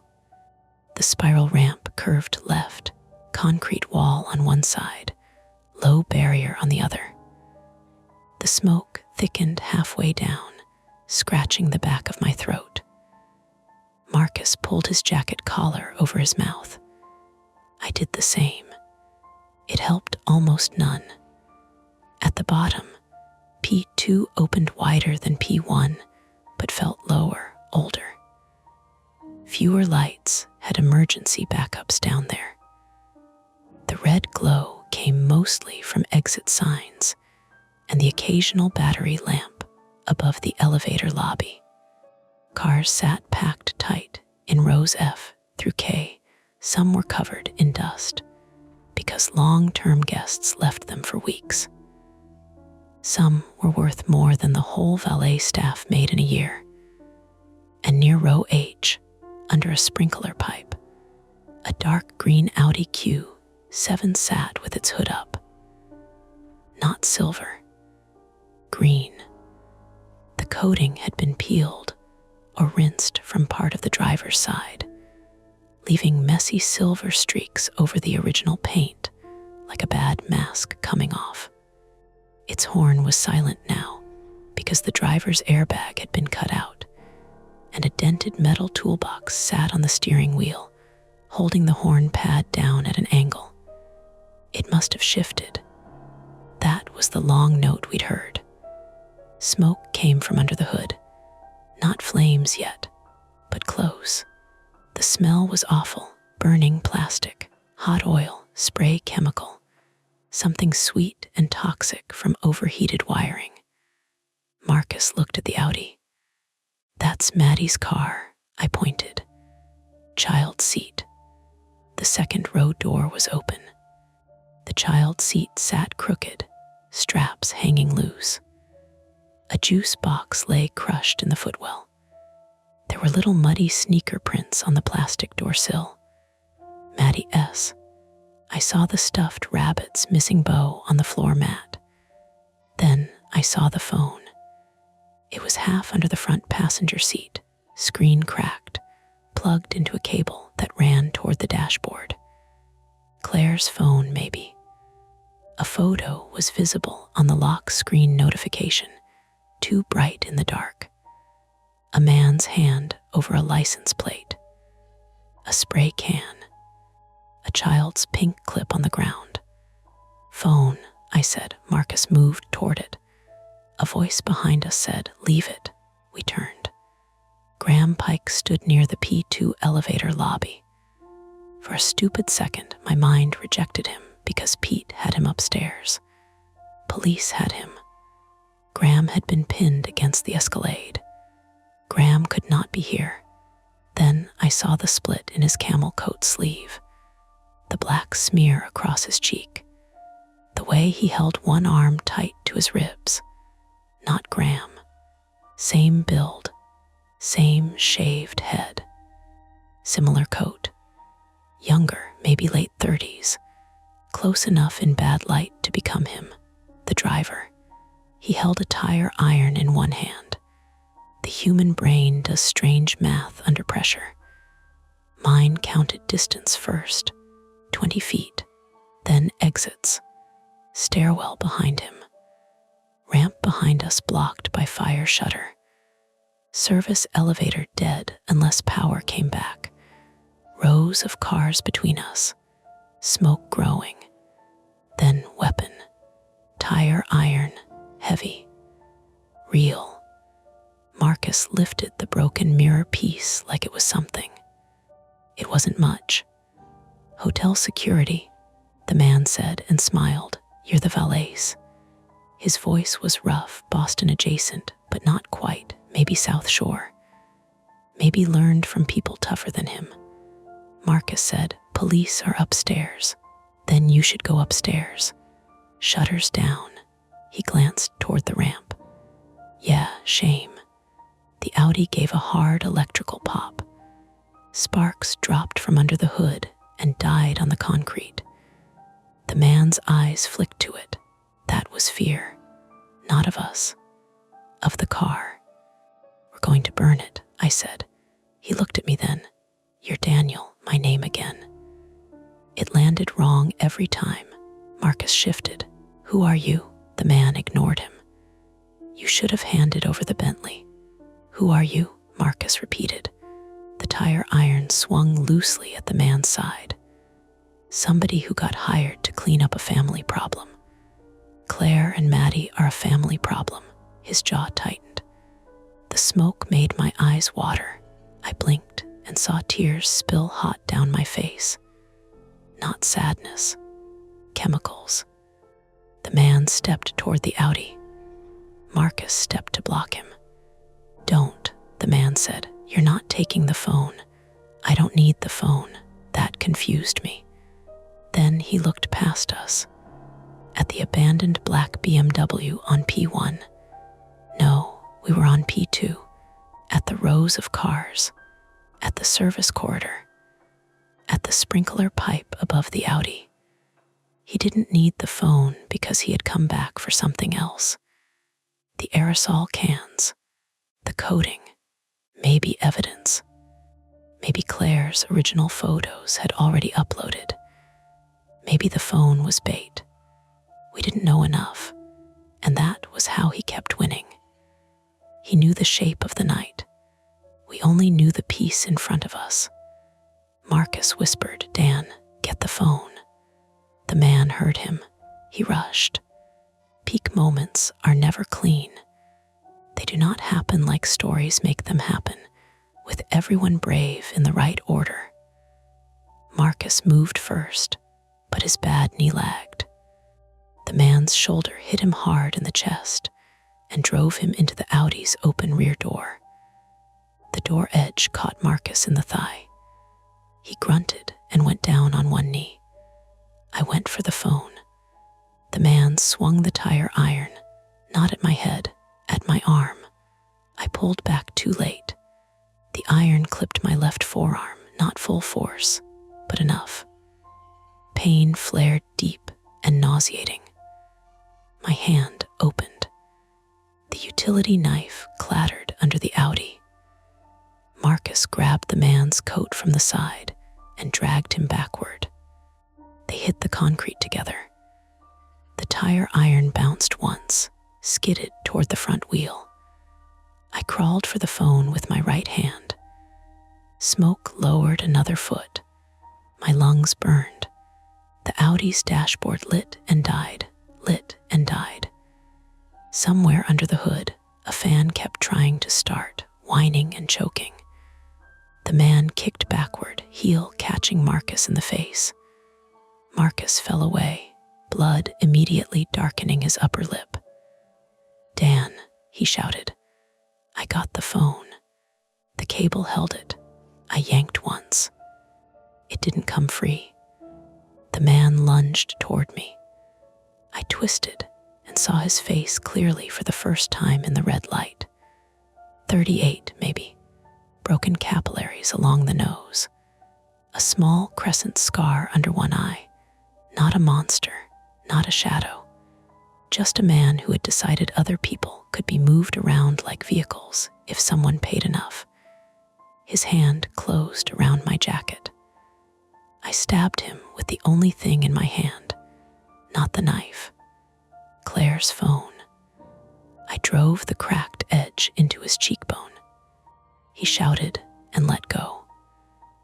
Marcus came up behind him with the black nylon strap, the same kind that had tied the Bentley door shut. I hadn't even seen Marcus take it from his pocket. He must have grabbed it upstairs after cutting it loose, or picked up a second piece from the Audi. He looped it around the man's wrist and pulled hard, using his body weight, not strength. The tire iron hand twisted behind the man's back. The man slammed Marcus into the Audi's side. Marcus hit with a hollow metal boom and dropped. The man turned on him. That was when the sprinklers kicked on. Not all of them. Not like a movie. One head above the Audi burst with a metallic pop, then another 6 feet away. Water hammered down in dirty sheets, black at first as it washed coating and dust from the pipes. The sudden spray hit the hot engine and became steam, thick and white, rolling over the hood and into our faces. For half a second, nobody could see. I heard the man curse. He was between me and Marcus. I heard Marcus coughing. I heard the Audi hiss. I did the only valet thing I could think of. I hit the panic button on the dead Bentley fob. Nothing happened, obviously. The fob was broken, wrong car, useless. Then I remembered the emergency blade. Not for the Audi, for keys, for cars, for doors. The Audi's driver door was open. The key wasn't there, but the start button housing had been ripped apart. Under the dash, wires hung loose like nerves. The toolbox on the steering wheel had kept the horn down. The driver had staged the horn to draw attention. He had known enough to tamper with systems, but not enough to make it neat. I crawled into the driver's footwell. "Dan," Marcus shouted, somewhere behind steam. I grabbed the loose wires. This was not a heroic knowledge moment. I did not know how to hot wire an Audi. Modern cars are computers with wheels, but I knew valet mode. I knew emergency releases. I knew where people hid things they didn't want guests to see.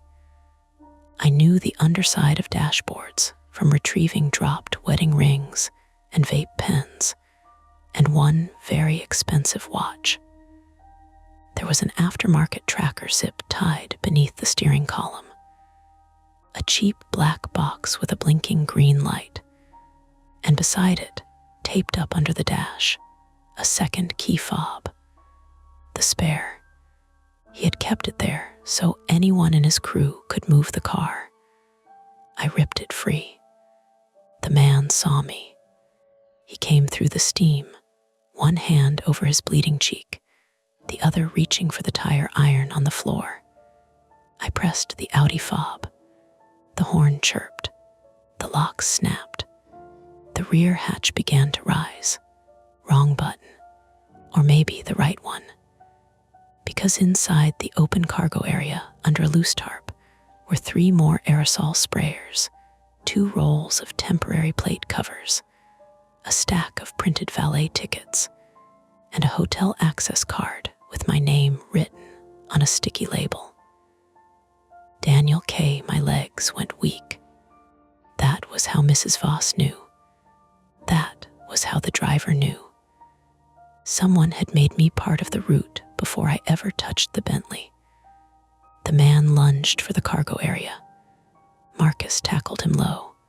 Not clean, not strong. Desperate. His shoulder hit the man's knees, and both of them went down hard in the water. Marcus cried out when his bad knee twisted under him. A real cry, sharp and involuntary. The man grabbed Marcus by the collar and slammed his head once against the concrete. I heard the dull sound. I will never forget that sound. "Stop," I shouted. He didn't. He reached for the tire iron again. I was closer to the Audi than to him.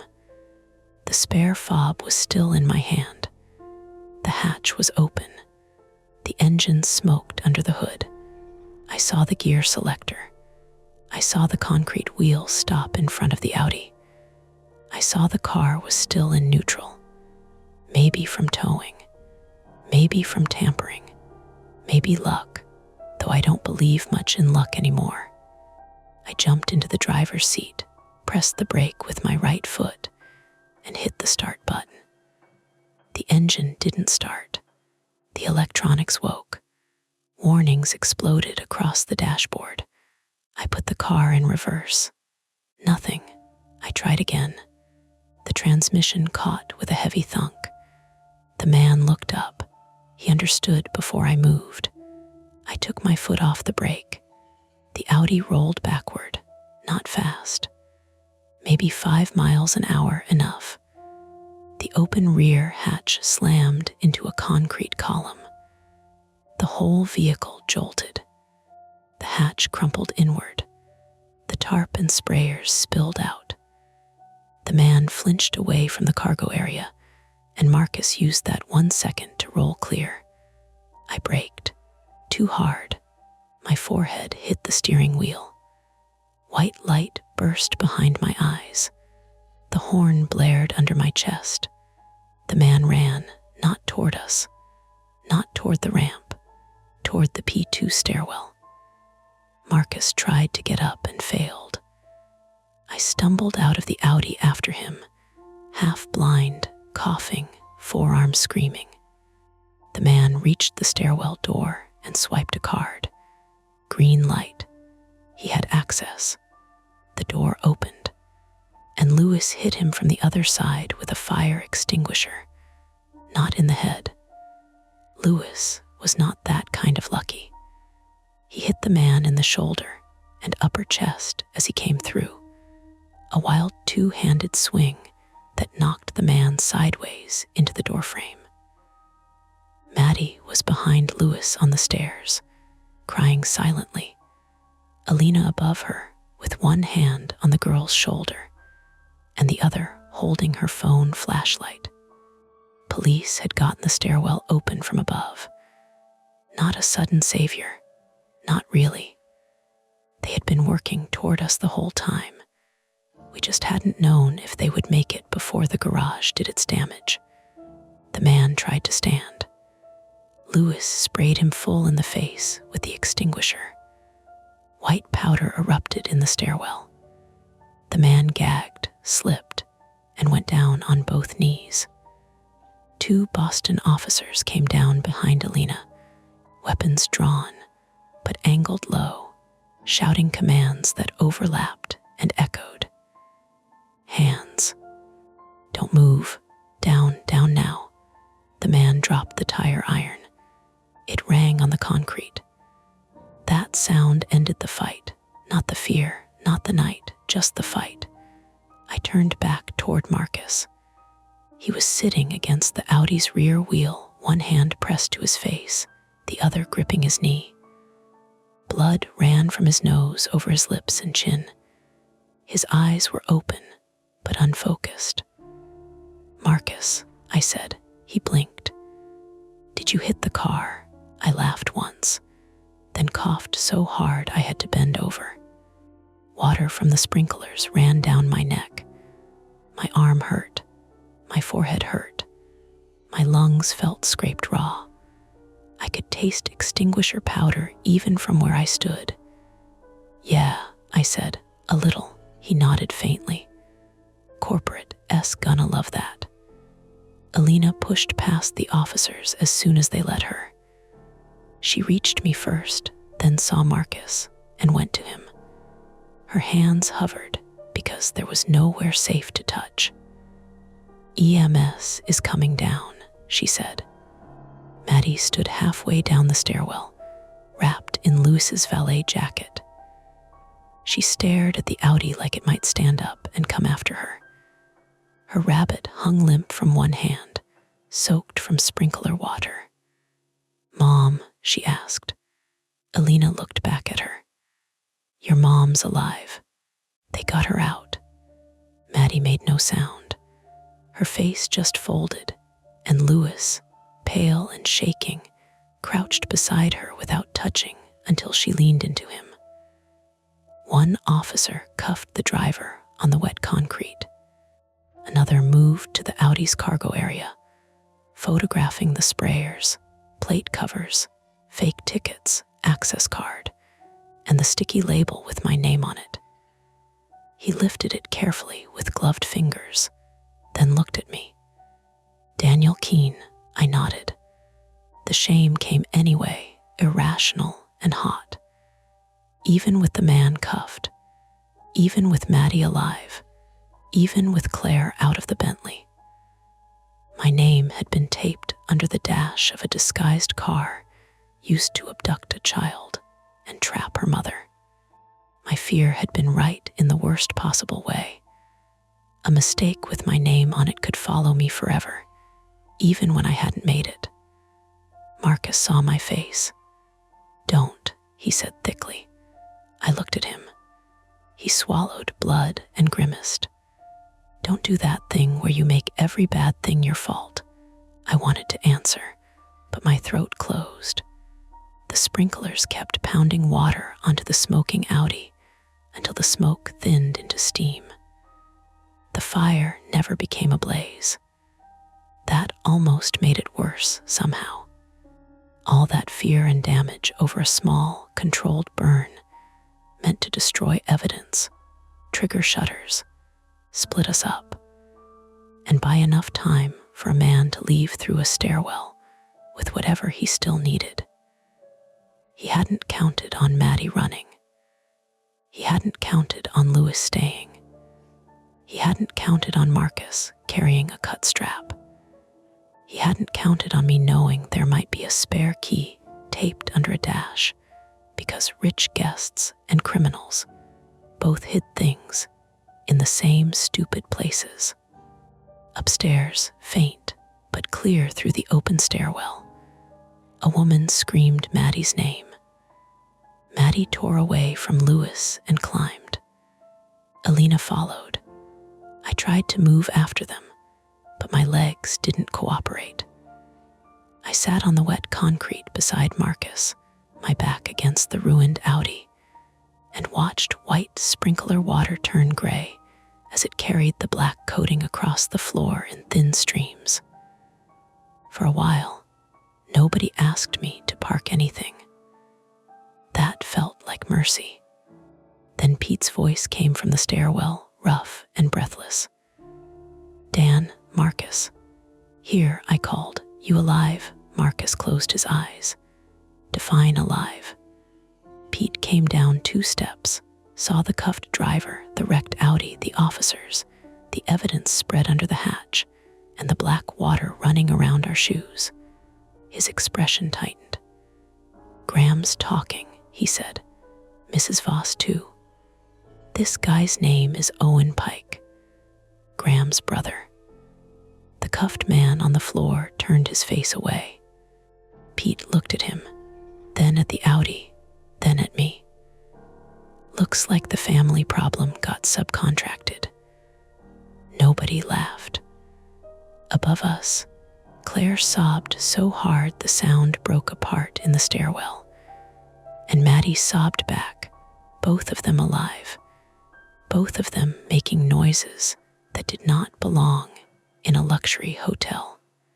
The conflict was over because the man who had taken Maddie was on the floor in cuffs, because the Audi wasn't burning anymore, because Claire was out of the Bentley, because the color-changing cars had turned back into evidence.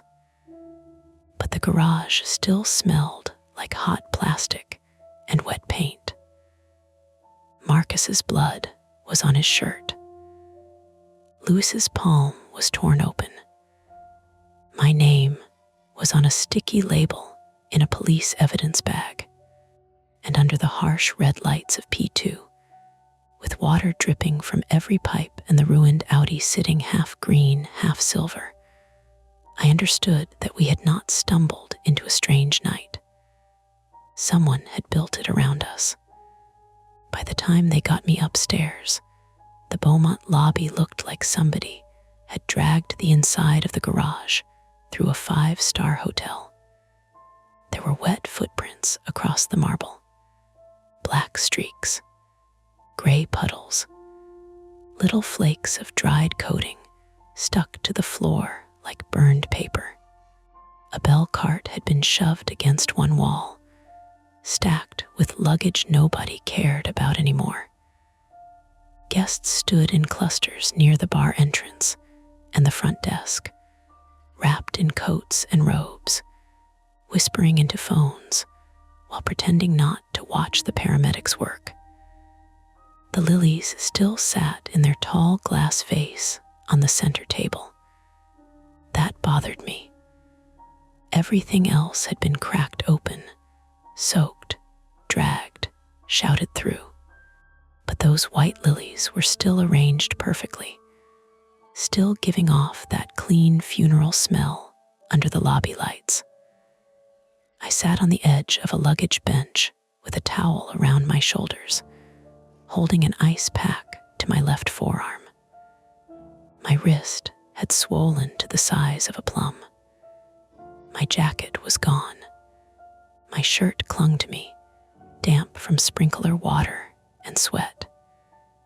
Every breath carried a chemical taste from the coating fumes, like I had been chewing plastic. A paramedic named Tara Nguyen, 32, female, checked my pupils with a penlight and told me not to be charming by passing out. I wasn't planning on it, I said. Good. Most men don't plan. They just make it everyone's problem. She had a calm, dry way of talking that made me trust her more than if she'd been soft. She wrapped my forearm, asked me to wiggle my fingers, and watched my face when I did. Hospital, she said. I'm fine. You have a possible concussion, smoke exposure, and your arm may be fractured. So, fine adjacent. She didn't smile. Hospital. Across the lobby, Marcus was on a stretcher with a cervical collar around his neck, furious about it. His nose was packed. One eye had started swelling shut. His right knee was braced, and every time someone touched it, his whole face went tight and blank. He kept asking if Louis was okay, until one of the firefighters finally pointed Louis out for him. Louis sat near the concierge desk with his palm bandaged, shoulders hunched under a hotel blanket. He looked younger than 22. Maddie sat beside him, close enough that their blankets touched. She had been checked by EMS and cleared for transport with her mother, but she refused to let go of the stuffed rabbit, even when a paramedic tried to clean soot off its face. Claire Maddox, 36, female, was on oxygen near the lobby fireplace, wrapped in foil, and a navy hotel robe somebody had found in housekeeping. She had a cut above one eyebrow, bruising around both wrists, and the hollow look of a person who had spent too long deciding whether to scream or save breath. When Maddie was brought to her, Claire did not make the movie version of a sound. She didn't wail or collapse. She reached for her daughter with both hands, careful because of the IV line, and pressed her face into Maddie's hair. Then she said, "You kept the rabbit." Maddie nodded into her. That was all. It was worse than screaming. Alina stood with them for a while, one hand on Maddie's shoulder, then Claire S., then nobody's, as if she kept needing to make sure all the people were still there. Her hair had come loose from its clip. Her front desk blazer was streaked with white extinguisher powder. When she finally came over to me, she didn't ask if I was okay. She knew better. "You look terrible," she said. "You always know what to say. You also smell terrible. That's fair." Her mouth trembled once, then steadied. She sat beside me on the bench and leaned forward with her elbows on her knees. For a few seconds, we just watched the lobby move around us. Police in dark jackets, firefighters in turnout pants, paramedics, hotel managers who had appeared from nowhere once the danger had moved into paperwork. "Claire told them some of it," Alina said quietly. I looked over. Claire had one arm around Maddie while a detective crouched near her, speaking low. "She worked for Mrs. Voss," Alina said. "Not hotel staff, personal assistant mostly. Travel, drivers, errands, family scheduling. Maddie stayed with her on nights Claire couldn't get childcare. Mrs. Voss knew. About Maddie, yes. About tonight."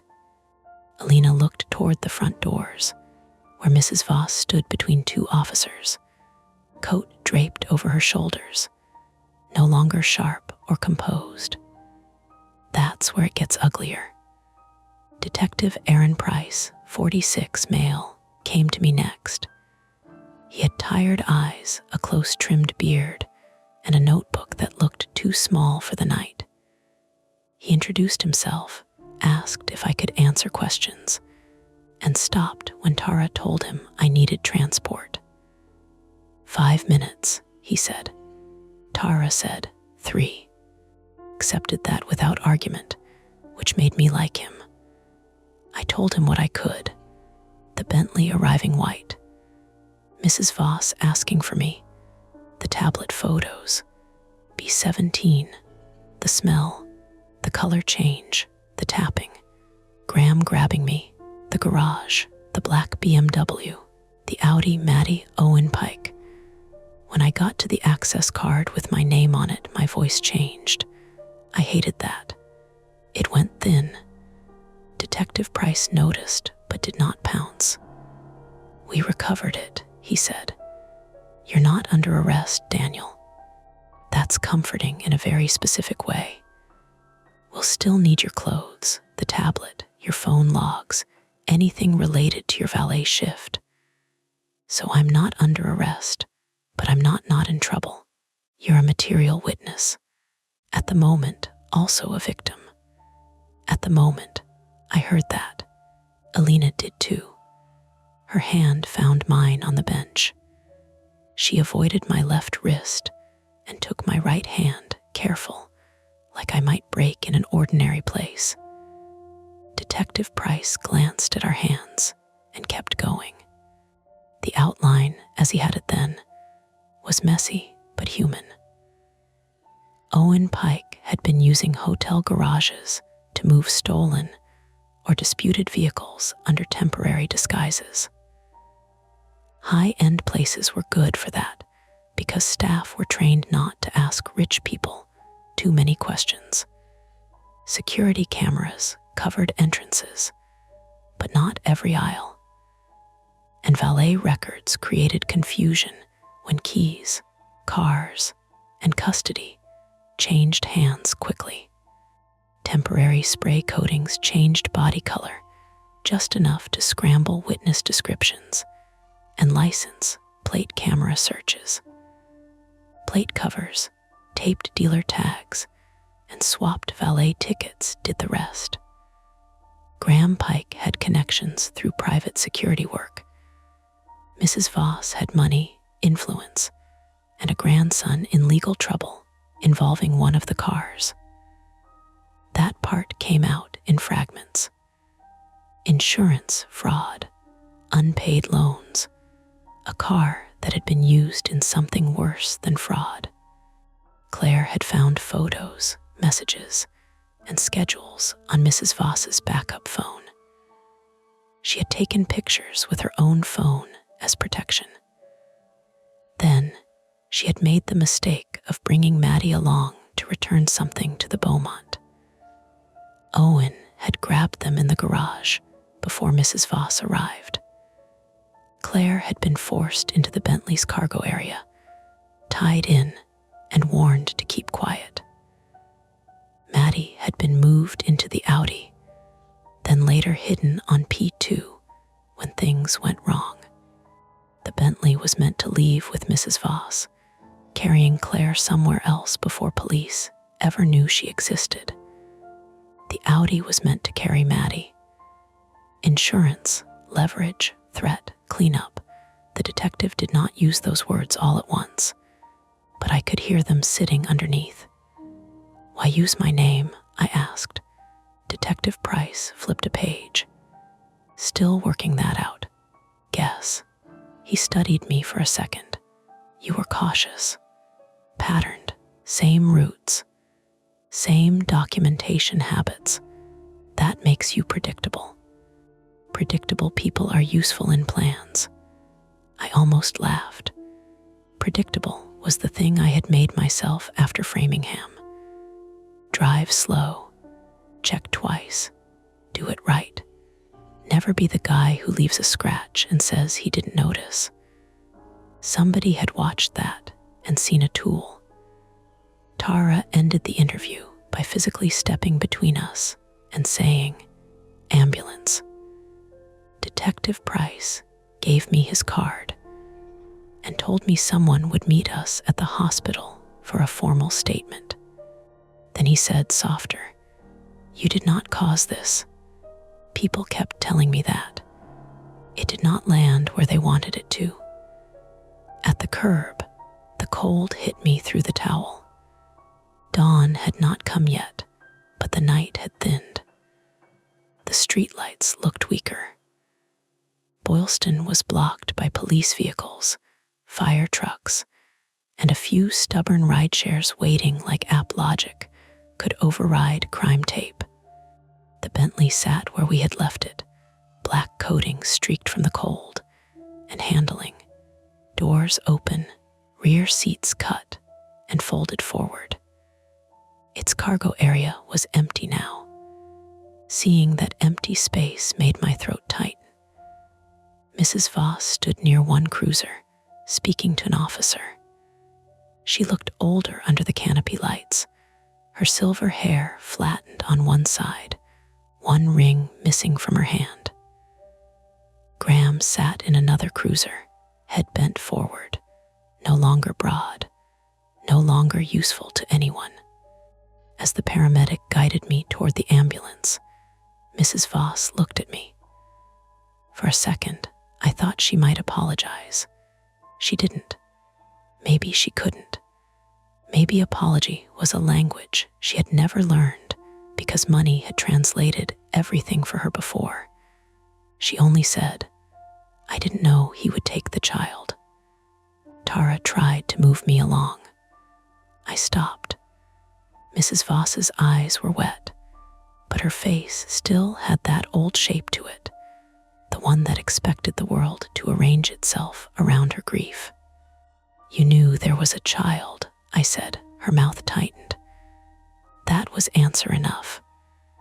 At Mass General, they told me my forearm wasn't broken, just badly bruised. My wrist was sprained.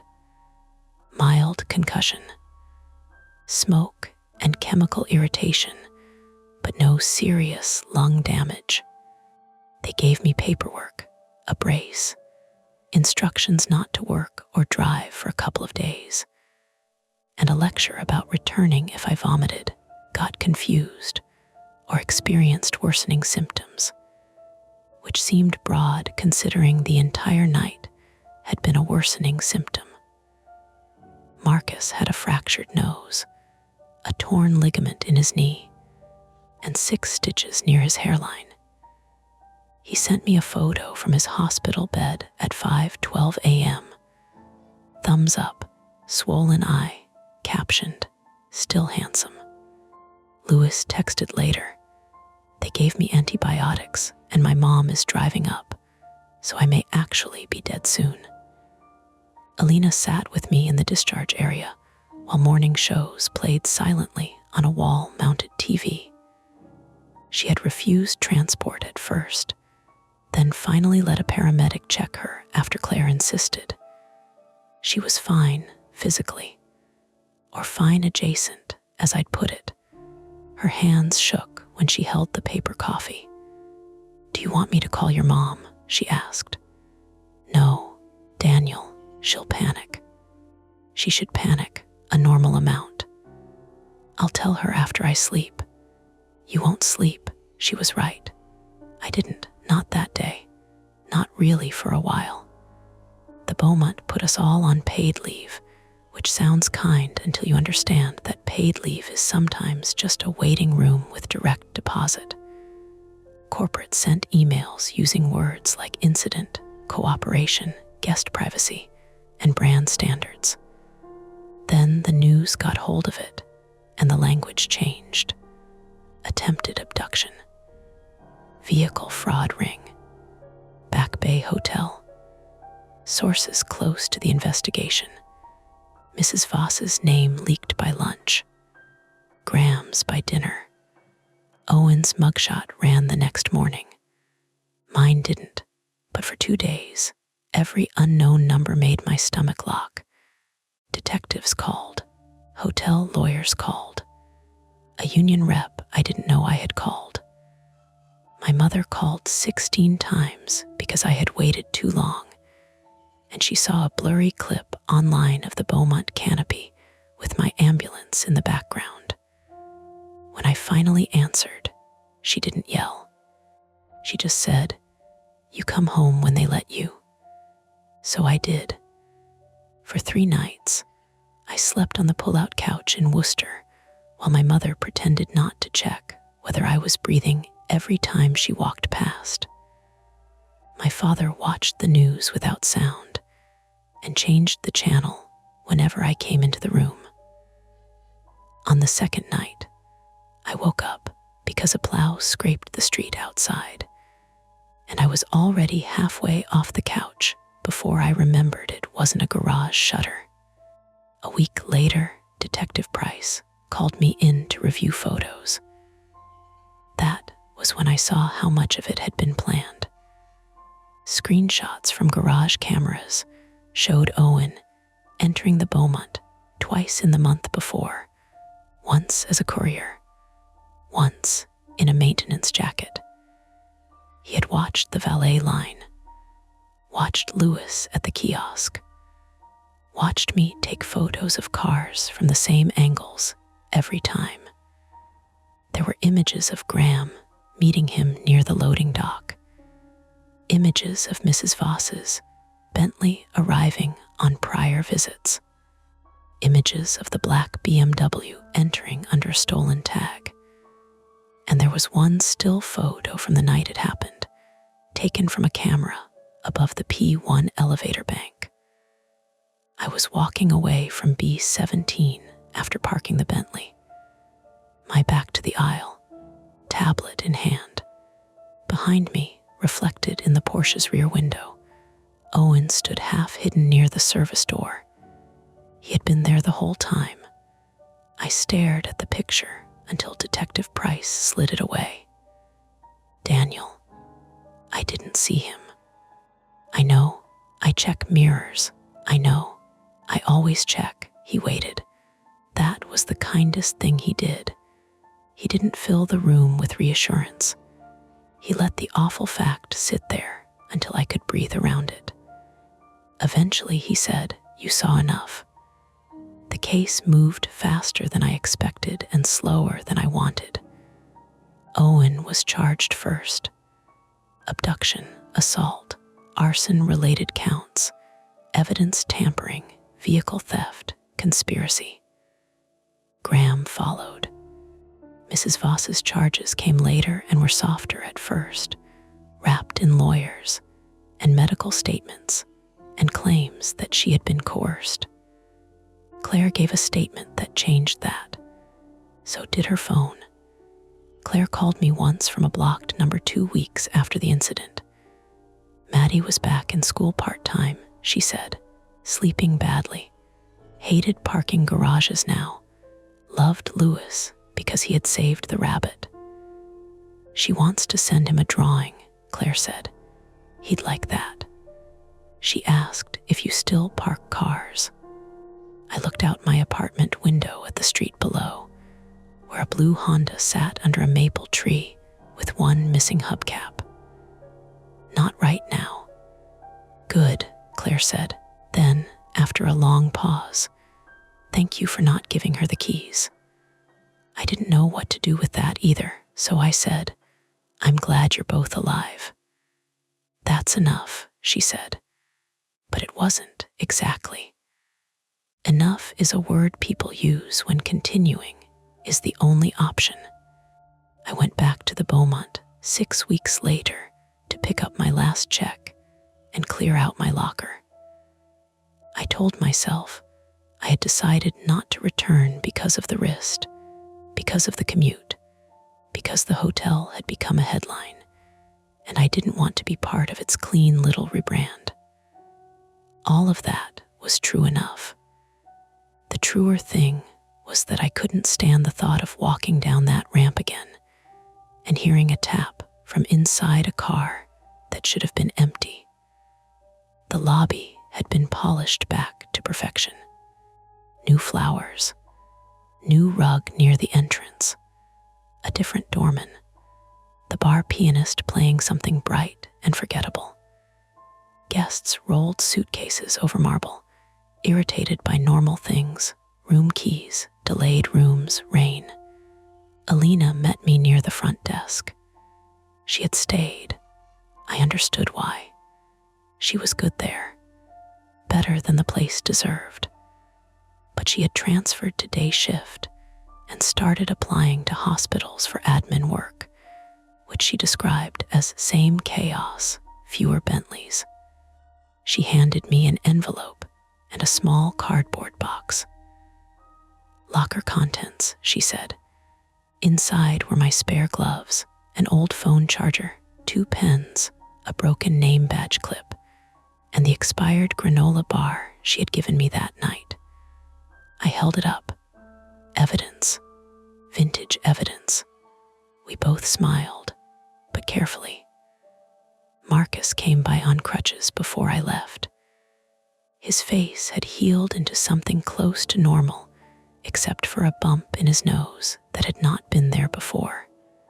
He told me physical therapy was humiliating, then made me promise never to repeat that.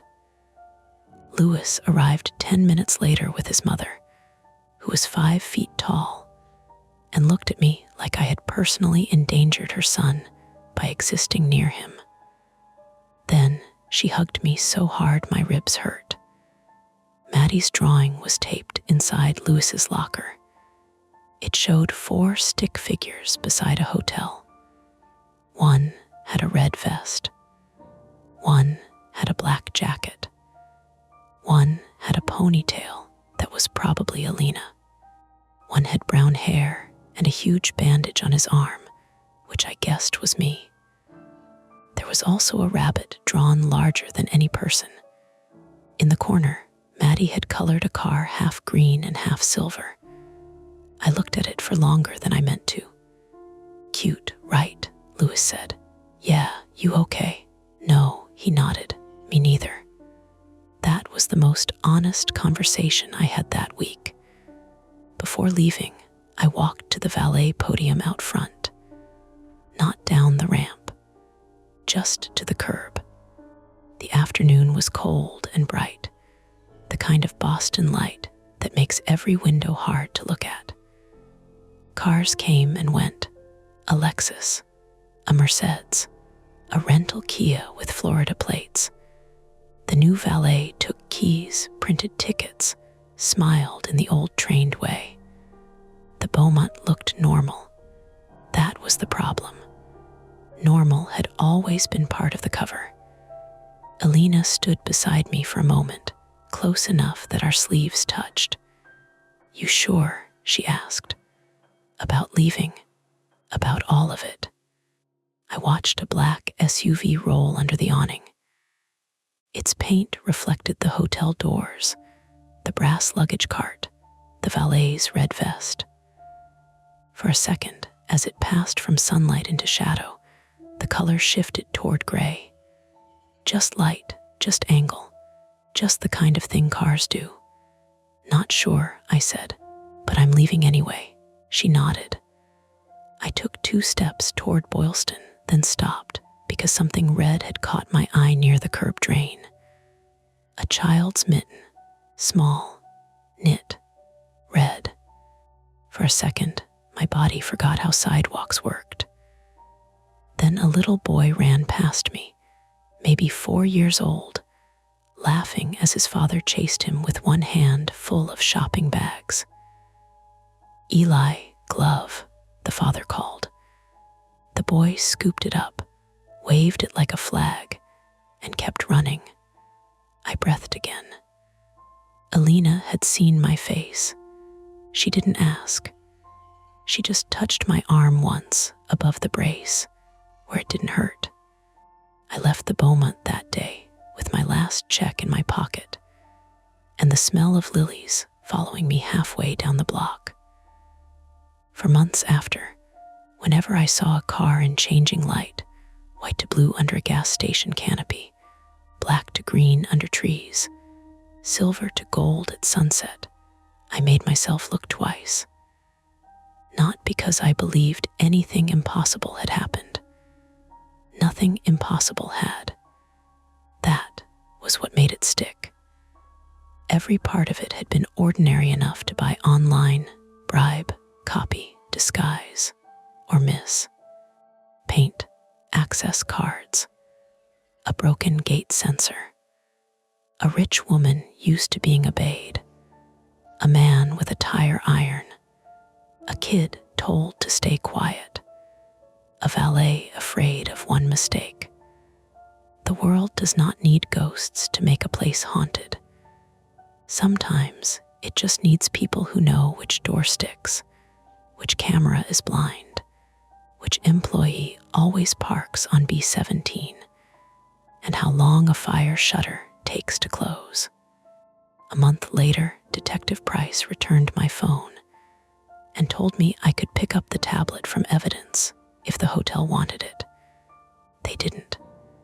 He also told me the access card with my name had never been scanned in the system. That should have helped. It meant the card was fake, a prop, something made to point blame, not something used. But when he said it, I thought of Mrs. Voss looking at me on that first night and saying, "You're Daniel, yes." No scan record explained how Owen watched me. No fake access card explained how she knew my name before I gave it. Maybe Graham told her. Maybe Owen did. Maybe my broken badge had flashed after all. Maybe there was a clean answer sitting in some deleted message or recorded call the police hadn't mentioned. Maybe I keep the detective's card in my wallet behind my license. I don't park cars for work anymore. And when I walk past hotels at night, past their brass doors and warm awnings and smiling valets, I still glance toward the garage ramps. Not every time, just enough. And that's the end of today's chilling tale.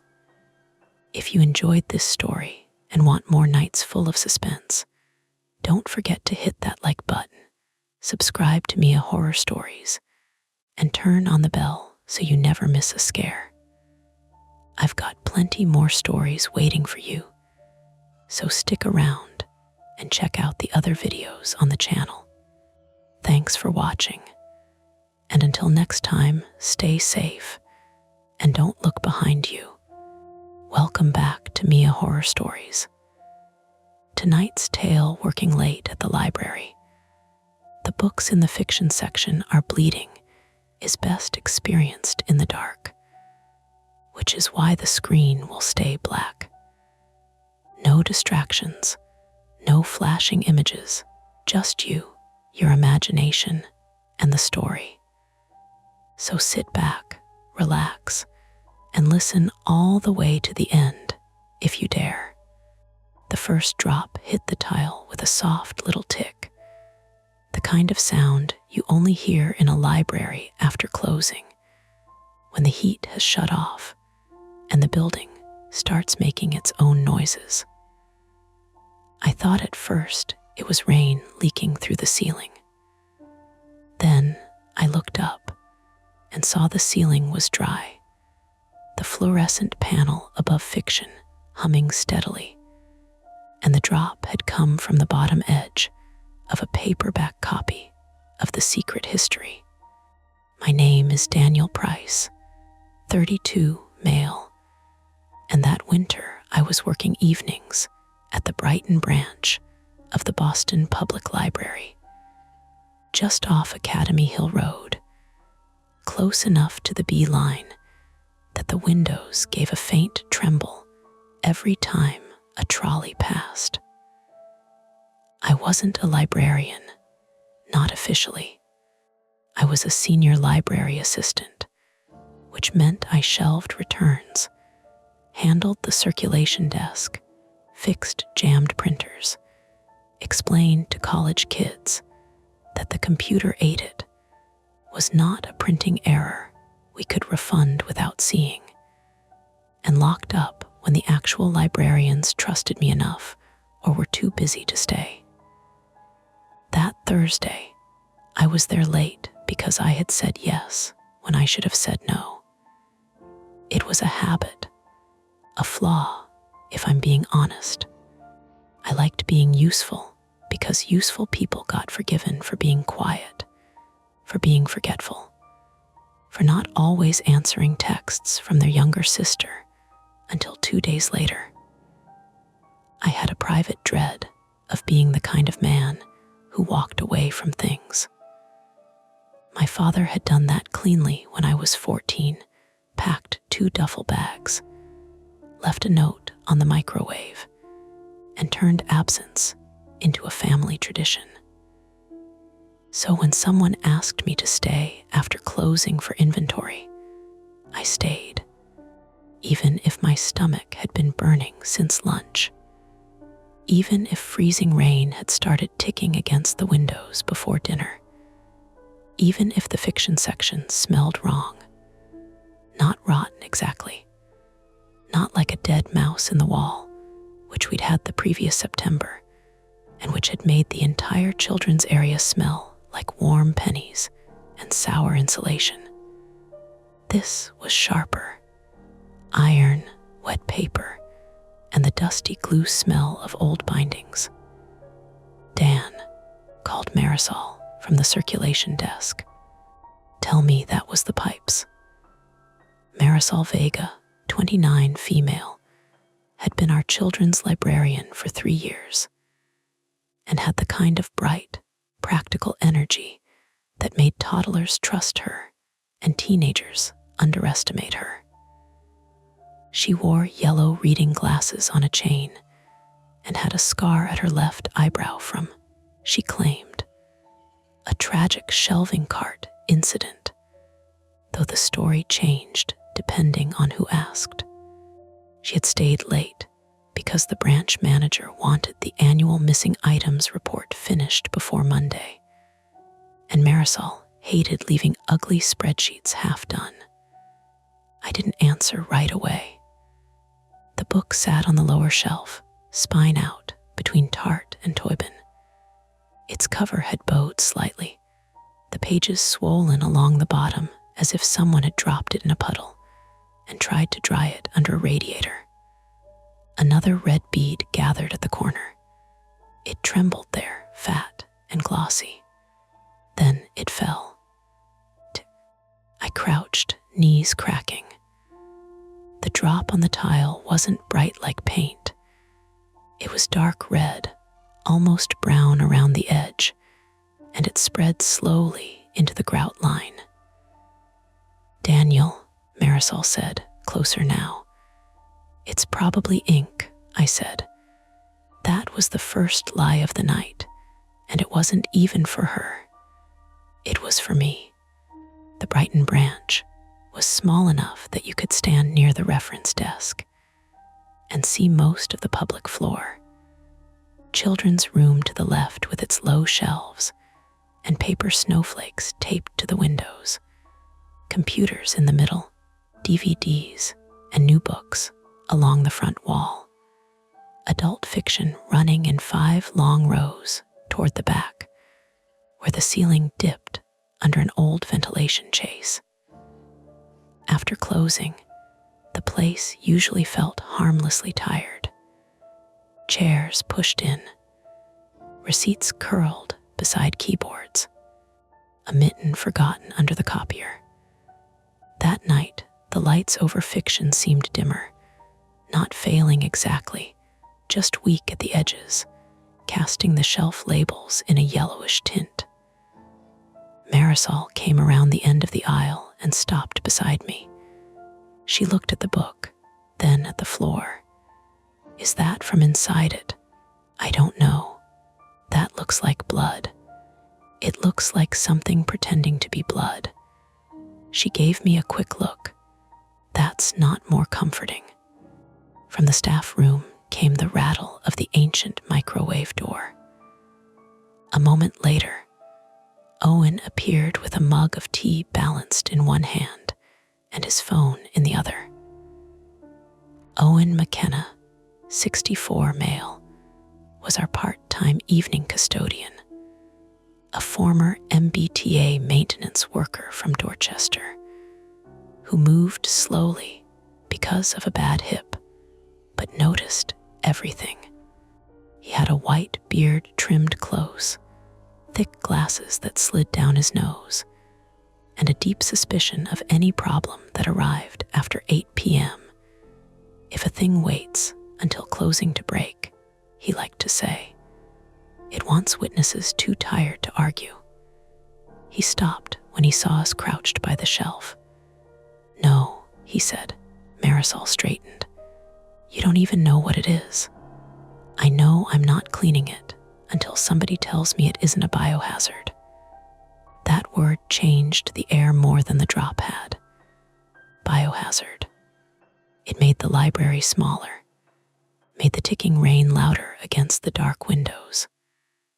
I pulled a pair of blue nitrile gloves from my back pocket. We kept them everywhere because books came back with things in them.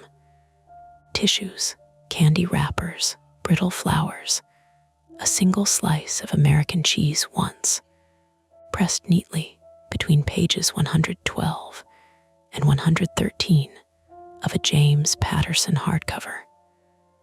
I put the gloves on, trying not to snap the cuffs too loudly. Don't touch it, Marisol said. I'm not going to lick it. Dan, I stopped. The second bead formed while all three of us watched. It pushed from between the pages, not from the cover, swelling at the lower edge as if pressure inside the book were forcing it out. That was the part I didn't like. Spills soaked downward, ink smeared, glue seeped. This looked expressed. The bead fell onto the shelf below, darkening the pale wood veneer. Owen muttered something under his breath. What? I asked. I said, I hate this building. You say that every night. Tonight, I mean it spiritually. Marisol took out her phone and turned on the flashlight. The beam was too white, too clinical. It made the red look thicker. We need to bag it, she said, or call Nora. Nora Ellison, 46, female, was our branch manager, though she had left at 6 to attend a community meeting at City Hall about heating upgrades and public space resiliency, which sounded like a phrase invented to avoid saying our windows leaked. Nora was calm in emergencies because she treated every emergency as a paperwork category. Burst pipe, incident report, angry patron, incident report, possible bodily fluid leaking from Donna Tart. That would probably require a new form. She's at the meeting, I said. Call her anyway. I took out my phone. No service. That wasn't unusual in the back aisles. The old brick walls turned calls into suggestions. Wi-Fi? Marisol asked. I glanced at the top of my screen. Connected, but barely. The building gave a soft clunk overhead, followed by a sigh through the vents. The smell sharpened. Owen backed up a step. That's the air handler. Could something be dripping from the vent into the books? Marisol asked. I looked up again. The nearest vent was 4 feet away, above the aisle, dusty, but dry. The shelf above the paperback was dry too. So were the books on either side. I pulled the secret history out carefully by pinching the top of the spine. The book came free with a faint, wet sound. Marisol whispered, "Oh, gross." The bottom edges of the pages were soaked red. Not all the way through, though. That was strange. The wetness concentrated in the middle, as if something had been tucked deep inside and crushed. A thin line ran down the back cover and onto my glove. For one stupid second, I thought of the paper cuts I used to get as a kid. reading under my blanket with a flashlight until the pages nicked my thumb. I remembered hiding the blood smear from my mother because she would take the book away and tell me to sleep. Then the book twitched in my hand. Not much, just a shift, a settling, like something inside had slid from one page to another. I dropped it. It landed flat on the tile with a slap that echoed down the aisle. Marisol jumped. Owen said, "Jesus, Mary, and Joseph," in a tired voice, like they were co-workers who had failed him again.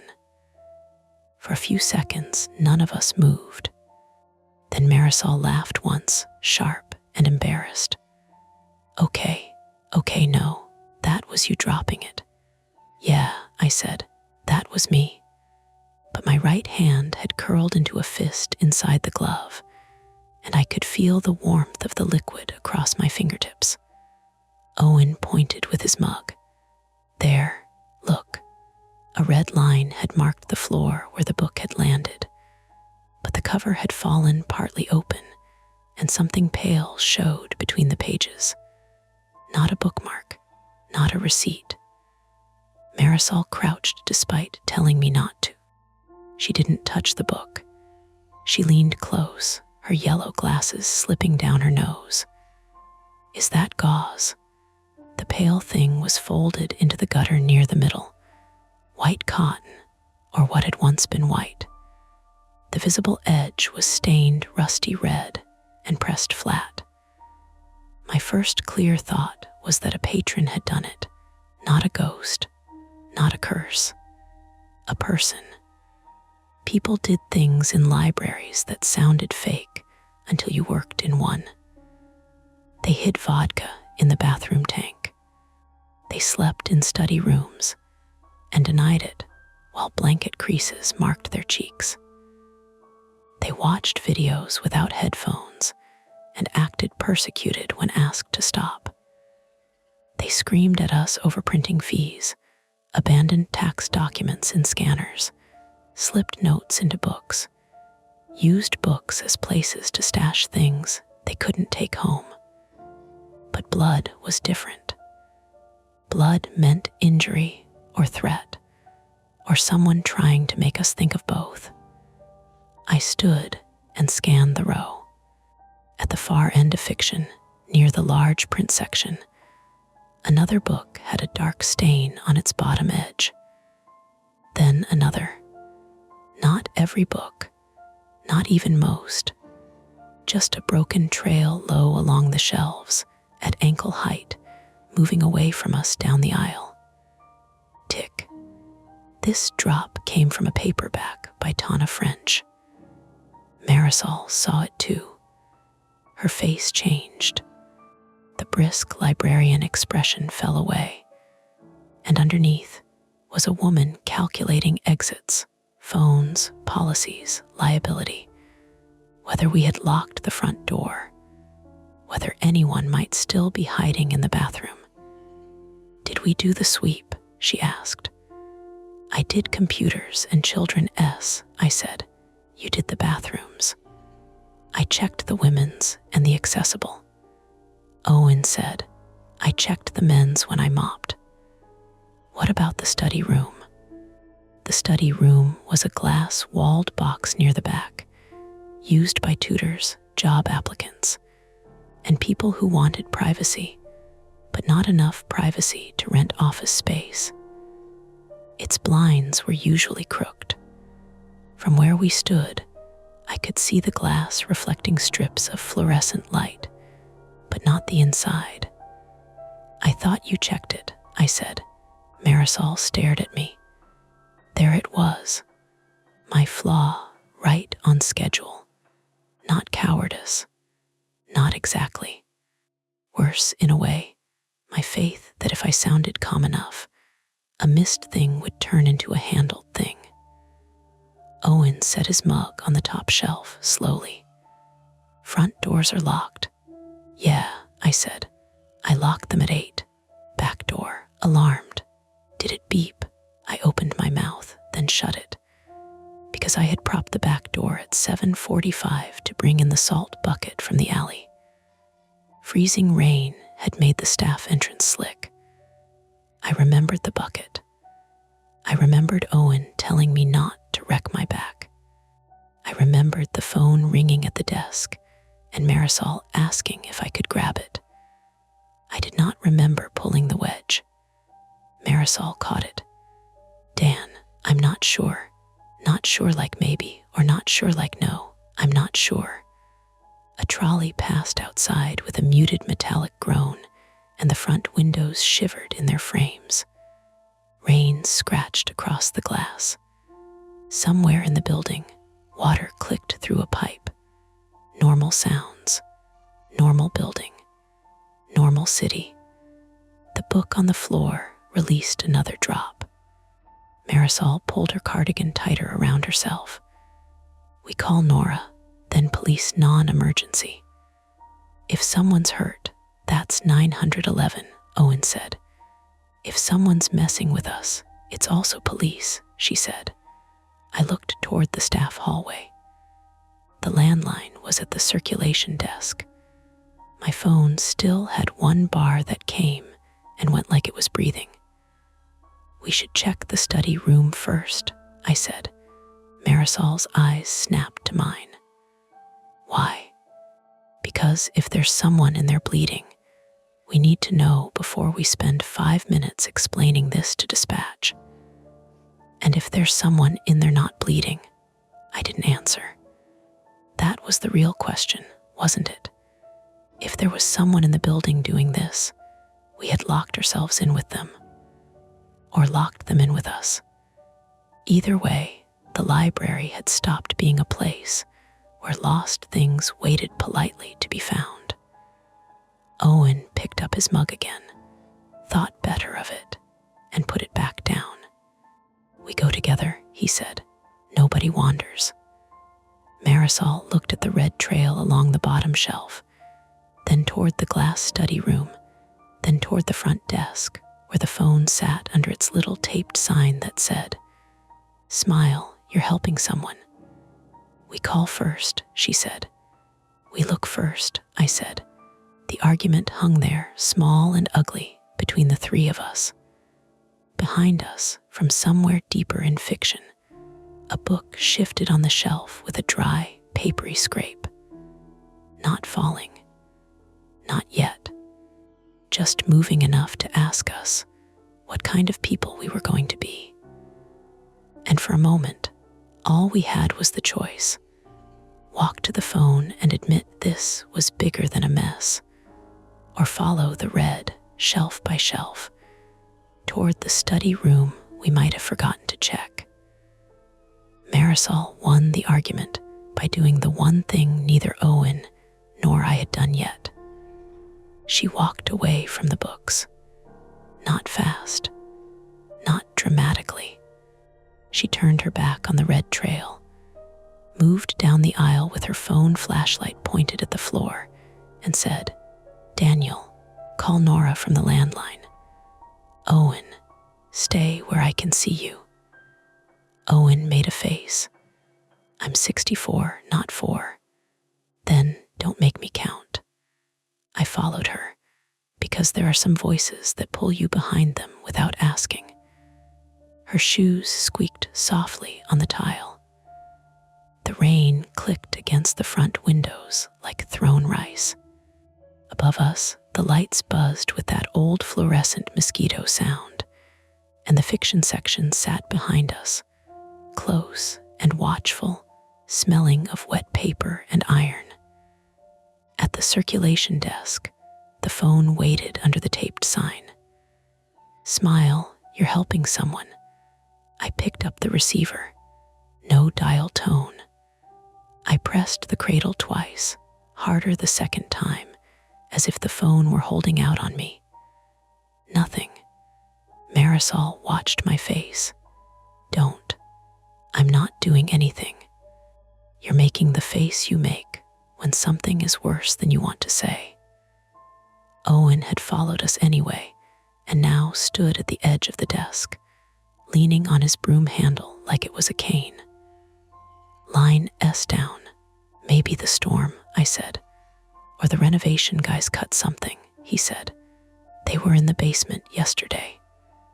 Marisol grabbed the receiver from me and listened. Her jaw tightened. She hung up, took out her cell, and walked toward the front window with it held high. I have one bar. Call 911, Owen said. She tapped the screen, waited, then frowned. It says emergency calls only. That's fine, he said. That's literally what we need. She put the phone to her ear. A second passed, then another, her mouth pinched. It's not connecting. Move closer to the door, I said. I am by the door. Outside, Washington Street looked rinsed and empty. The streetlights smeared long orange lines across the wet pavement. No pedestrians. No cars at the curb. The library's front door had its metal security grille pulled down inside the glass. The lock I'd turned at 8 glinting in the lobby light. Beyond it, the book drop slot on the outer wall clattered once as the wind pushed something loose. Owen said, "We pull the fire alarm." Marisol lowered her phone. For blood in a book, for a possible injured person and no phone. That brings the fire department, police, maybe EMS, she said. And if this turns out to be a patron's stupid prank with stage blood, Nora will have my head. Better headless than explaining a body in study room B. I hated that he said body. Not because it was impossible, because it was. I looked past them toward the back of the library. The study room glass showed a pale reflection of the ceiling lights, warped by the angled blinds. I could see the edge of the doorframe. Not the handle, not the floor. Nothing useful. We need to confirm if someone's in there, I said. Marisol turned on me. You want to walk deeper into the building when we can't call out? No, I want to know what we're calling about. We're calling about possible blood, a tampered book, and a missed security sweep. That last part landed where she meant it to land. My face warmed. I said I wasn't sure about the door, I said. You also weren't sure about the study room. That's not fair. No, Dan, what isn't fair is you deciding to be calm instead of careful. Owen cleared his throat quietly, not to interrupt, but to remind us the room was not empty. Marisol looked away first. Sorry, she meant it. That made it worse. The private fear I carried around was not noble. I didn't want people hurt, sure. But under that, meaner and smaller, I didn't want to be the reason. I didn't want the story later to start with Daniel forgot. Daniel assumed. Daniel didn't check. The thought of it crawled under my skin. So I did what guilty people do. I started trying to fix too much at once. I'll check the back door, I said. You two stay here by the exit. If it's open, we leave through the front after Owen pulls the alarm. No, Marisol said immediately. It's 30 seconds. No one goes alone. Then all three of us go. Owen lifted his broom a little. All three of us hobbling into the back hallway with no phone service. That's your plan. My plan is to find out if I left a public building unlocked with something like this happening inside it. Marisol's expression softened, just enough to hurt. Daniel, don't, I said, please. A noise came from behind the desk. We all froze.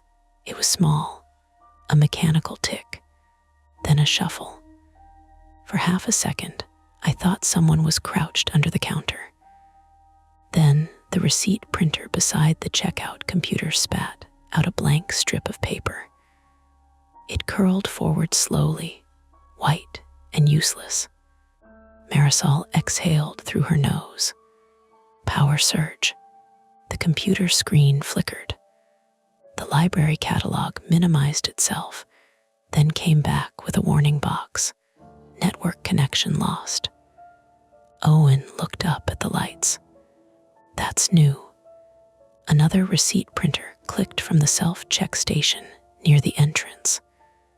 Then, the public printer woke with a grinding whine, pulled in paper, and jammed halfway through a page. The building seemed to be coughing itself awake. I moved behind the desk and checked the security monitor, an old flat screen mounted under the counter. 4 camera feeds showed the front lobby, the main floor, the staff entrance, and the alley behind the building. The picture was grainy, washed in gray-green night vision where the lights were low. Front lobby, empty. Main floor, empty rows, empty desks, fiction shelves at the back. Staff entrance, the short hallway with the coat hooks and time clock. Alley camera, black, not dark, black. A dead feed. I tapped the screen. Nothing changed. Owen, I said, the alley camera is out. Of course it is. When did you last see it working? When I came in at 5. I watched a rat drag half a sandwich past the dumpster. Big guy. Union rat. Marisol leaned over the monitor. What about the staff door feed? On the 3rd camera, the staff hallway looked still. My jacket hung from a hook beside Marisol's red scarf. The salt bucket sat inside the door. That meant I had brought it in. The wedge was on top of the bucket. My throat tightened with relief so quick it embarrassed me. I pulled it. I said, "See, wedge is there." "Is the door closed?" Marisol asked. The camera angle showed the inside of the door, but not the latch clearly. The hallway light threw glare across the metal push bar. Owen squinted. "Looks shut." "Looks shut," Marisol repeated. "That's not the same." The public printer made a hard clacking sound and stopped. A sheet of paper hung from it, printed with a single black smear down the middle. Not words, not a warning. Just toner dragged across the page by a bad drum or a jammed roller, completely explainable and still ugly in that moment.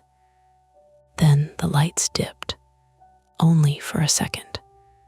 The whole library inhaled darkness and exhaled it again. The emergency exit signs stayed red. The computers beeped. Somewhere in the walls, the HVAC shuddered and cut off. The vent sigh stopped, and the building became suddenly more intimate. Rain, lights, our breathing, the faint tick of cooling metal above the ceiling tiles. Marisol rubbed her arms. "Okay. Fire alarm," I nodded. "Okay. That should have ended it." We should have walked to the red pull station by the front doors, yanked the lever, waited outside under the awning, while the alarm screamed the building awake, and neighbors looked out from apartments across the street. But when Owen limped toward the pull station, his shoe skidded. He caught himself on the end of the counter with a grunt. "Careful," Marisol said. He looked down. A thin red line crossed the floor in front of the circulation desk. It had not been there before.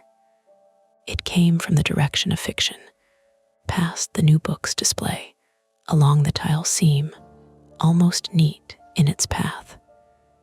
A smear, not drops, as if something wet had been dragged slowly from the aisle toward us. I stared at it, and my brain refused to sort it. "That's not possible," I said. Owen looked at me. "Stop saying things like that." The line ended under the circulation desk. I stepped back. Marisol saw me do it and whispered, "What?" I crouched, not wanting to, and aimed my phone light beneath the counter. At first, I saw only dust, a fallen pencil, one of the little plastic barcode scanner caps we were always losing. Then I saw the book. It lay flat against the wall under the desk, cover down, pages open. Red fluid had soaked into the paper and pooled lightly around it, catching my phone light in a dull shine. I reached toward it, then stopped before Marisol could tell me. There was a library hold slip stuck to the inside cover. Damp, wrinkled, but readable. Pickup, ELLISON, NORA title, The Little Stranger Date. Today Marisol read it over my shoulder. Nora had a hold. She reads Sarah Waters, I said stupidly. That book wasn't under the desk 10 minutes ago.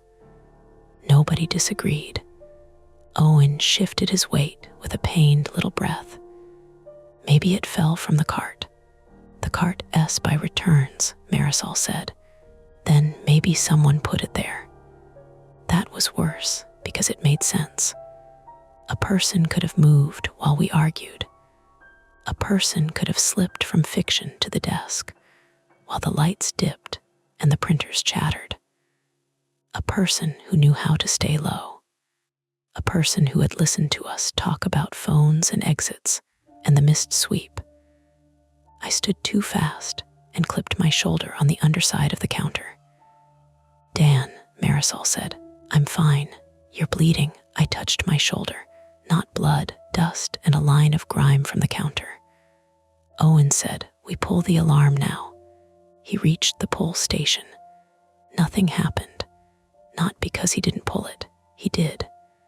The plastic handle came down with a sharp crack. No siren. No strobes. No mechanical shriek. Just the hollow click of a switch connected to nothing. Owen stared at the box. Oh, you've got to be kidding me. Marisol crossed the lobby and opened the small alarm panel beside the vestibule. She knew where the key was because Nora trusted her with everything that made no sense to trust anyone with. The panel showed 3 yellow trouble lights. AC power phone line ground fault. Marisol's voice went tight. The alarm system is on trouble. What does that mean? I asked. It means it may not report out. It means it may not sound. It means she shut the panel harder than necessary. It means this building is a lawsuit wearing bricks. Owen looked through the glass doors at the empty sidewalk. Then we leave. He grabbed the front door key ring from the hook behind the desk and went to the security grill. The key didn't turn. He tried again, slower. Metal clicked, resisted. Wrong key, I asked. Owen gave me a look that would have peeled paint. I lock this door every night I'm here. Marisol joined him. She took the keys and tried the brass one, then the longer silver one, then the one with the red plastic cap. Each slid into some part of the lock assembly and refused to do the useful thing. The grill rattled but didn't lift. Maybe pressure on the gate, I said. I put both hands on the metal and pulled up while she turned the key. My injured stomach tightened. My shoulder pressed into the cold bars. The grill rose half an inch, then stopped with a hard metallic clank. A chain. Someone had looped a chain through the bottom rung of the security grill and around the inside door handle. From our side, a hardware store chain, bright zinc, with a small laminated padlock snapped through it. Marisol stared at it. That's not ours, Owen said softly. No, it is not. There was a tag on the padlock. A tiny paper tag tied with string, the kind we used in storage to label mystery keys. Marisol leaned close without touching it. Written in black marker were 4 words. Check the book drop for a second. None of us spoke. The book drop was outside, built into the front wall of the library, accessible from the sidewalk. But its interior bin sat behind a locked metal door in the vestibule, just inside the security grill. During open hours, returns slid through from outside and landed in a rolling cart. After closing, we usually emptied it once, locked it, and ignored it until morning. Usually, rain tapped the glass. A bus hissed somewhere far down the street and sighed to a stop. The city was out there, close enough to see, too far to touch. Marisol backed away from the chain. No, absolutely not, Owen swallowed. His face had gone pale around the beard. Somebody chained us in and left instructions. Which is why we don't follow them, she said. If they have someone hurt in the book drop. No, she snapped. That's exactly how you make people move where you want them. She was right. Owen was right too. That was the sick part. I looked at the chain again, then toward the red smear under the desk, then down the long room to fiction. I could see the study room glass from here, still reflecting, still unreadable. The concrete problem had narrowed itself to a point. We had no working landline, unreliable cell service, a dead alarm, a front exit chained from inside, and a possible trespasser or injured person somewhere in the building. The back door might still work, but getting to it meant passing the staff hallway near the basement stairs. The book drop might hold evidence, a message, or a person. The study room might hold the source of the trail, and I had been the one responsible for the sweep. Marisol looked at me, and whatever anger she had been holding shifted into something more frightened. Daniel, don't. I have to check. No, you don't. You want to make it your fault so you can make it your job. That landed so cleanly, I almost hated her for it. Owen said, quieter, kid, if we split, we're idiots. If we stand here, we're trapped idiots. From deeper in the library came another sound. Not a book this time. A thud, heavy, human height. It came from the direction of the study room. Then 3 quick knocks on glass. Marisol grabbed my arm hard enough to hurt. The knocks came again. 1, 2, 3. Then a voice, muffled by distance and walls, said something we couldn't make out. It sounded young. It sounded scared. Or it was meant to. Owen's hand tightened on the broom handle. Marisol whispered, "We call out first."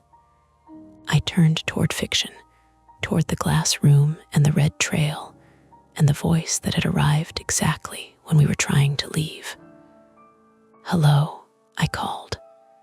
The library swallowed the word and gave back only rain, lights, and the soft drip from somewhere among the books. Then the voice called again, clearer this time. "Please," a pause, "help me." And just like that, the choice stopped being between smart and stupid. It became a choice between risk and shame. The voice came from the back of the library, but the building made it hard to trust direction. Sound bent around shelves. It flattened against carpet. It bounced off the glass of the study room and came back thinner, younger, more frightened than it might really have been. "Help me." Marisol's fingers were still locked around my arm. Owen stood between the circulation desk and the front doors, broom handle raised halfway, not like a weapon exactly, more like a man trying to convince himself a broom could become one. I said, "Who's there?" No answer. The red smear across the tile seemed darker now that we knew the front exit was chained. It cut from the fiction stacks, past the new books display, to the circulation desk where Nora's hold slip had been tucked inside that wet copy of The Little Stranger. The smell of iron and soaked paper had spread. Without the HVAC running, it just sat in the air, touching the back of my throat. Marisol let go of my arm. "We do this carefully." "We don't do this," Owen said. "We go to the staff entrance." "The staff entrance means passing the basement stairs," she said. "Everything in this building means passing something." He was right. The Brighton branch was shaped like a crooked L. The public entrance sat at the front, with the circulation desk just inside. To the left was children's. To the right were computers and DVDs. Straight back were the adult stacks. Fiction ran along the rear wall in 5 rows, ending near the glass study room and the hallway to staff-only spaces: break room, office, utility closet, bathrooms, basement stairs, then the rear staff door to the alley. The voice had come from that same back corner. So had the trail. So had whatever we had failed to notice during the closing sweep. Marisol took one slow breath. "First attempt, call out. Keep distance. No hero stuff." "That's your official plan?" I asked. My official plan was to pull the fire alarm. The building declined. Owen gave a dry little laugh, then winced and shifted his bad hip. We moved together, which sounds braver than it felt. Owen on the left with the broom. Marisol in the middle with her phone light. Me on the right, holding the key ring and a metal bookend I'd grabbed from the returns cart without thinking. The bookend had Brighton branch written on its bottom in fading black marker. It felt ridiculous in my hand until I imagined having nothing. At the mouth of the first fiction aisle, we stopped. The lower shelves held the stained books like bad teeth in a smile. Not every title, not random either. A line ran across authors in alphabetical order, F through M, mostly paperbacks, mostly copies that circulated often. A red bead clung to the bottom of an Ian McEwan. Another drop had dried halfway down a Louise Erdrich spine. Marisol whispered, "These were selected." "How can you tell?" I asked. "They're all high circulation, easy to handle without looking suspicious. Also all on bottom shelves, where someone could work crouched." That was her mind trying to save us, classify, label, understand. Owen looked toward the study room. "Kid," the voice did not answer. We reached the end of the first row. The study room was 20 feet ahead, across a strip of low gray carpet. Its blinds were tilted downward, not closed fully. A rectangle of weak light glowed inside from the desk lamp we left there for patrons. Through the slats, I saw movement. I raised the bookend. Marisol whispered, "Wait." The movement came again, a pale flicker low to the floor. Then a face slid into view between 2 blinds. I stepped back so fast my shoulder hit the shelf. Marisol gasped. The face was flat, paper white, eyes black, mouth stretched open.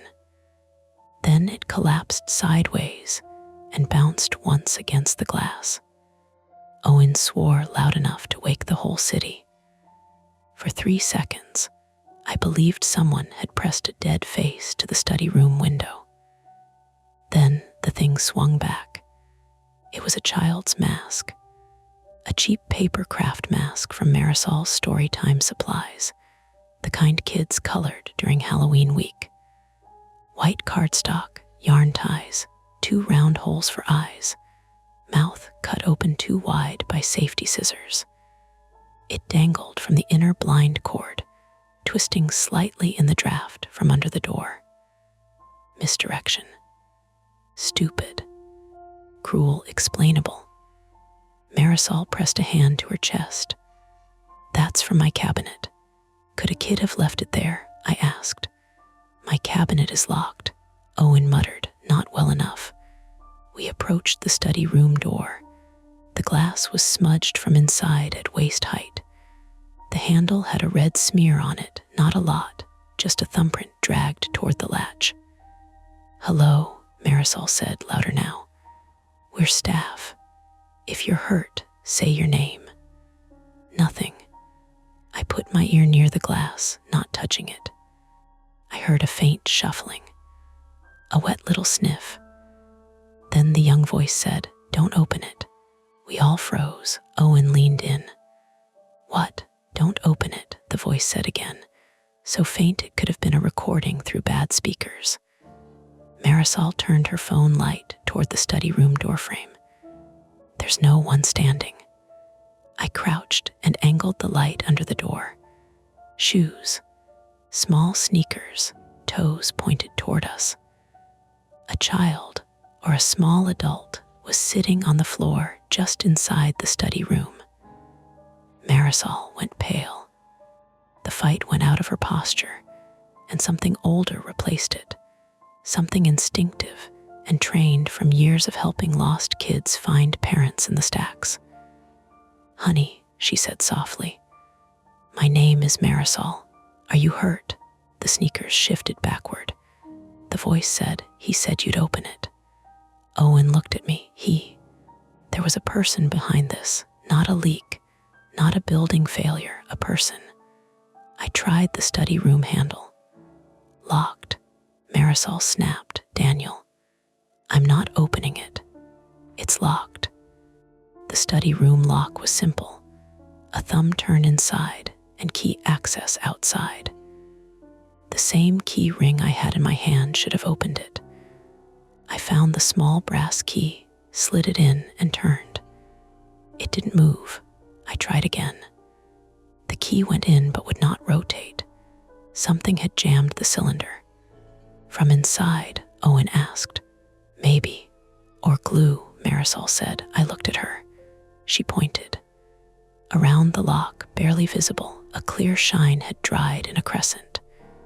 Super glue, maybe. Epoxy. Something fast.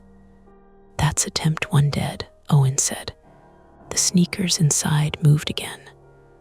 Are you alone in there? I asked. A pause. No. Marisol stepped closer to the glass. Who is with you? No answer. Then a thump came from behind us. Not the study room, the fiction stacks. All 3 of us turned. A book fell from the lower shelf in aisle 3, landing open on the carpet. Then another. Then 3 more, sliding outward one after the other with dry, papery slaps. For one breath, it seemed like the shelves were throwing them at us. Then I saw the reason.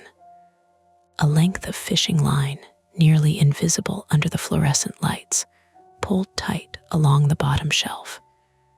It ran from the end of aisle 3 toward the study room area and disappeared behind the metal end cap.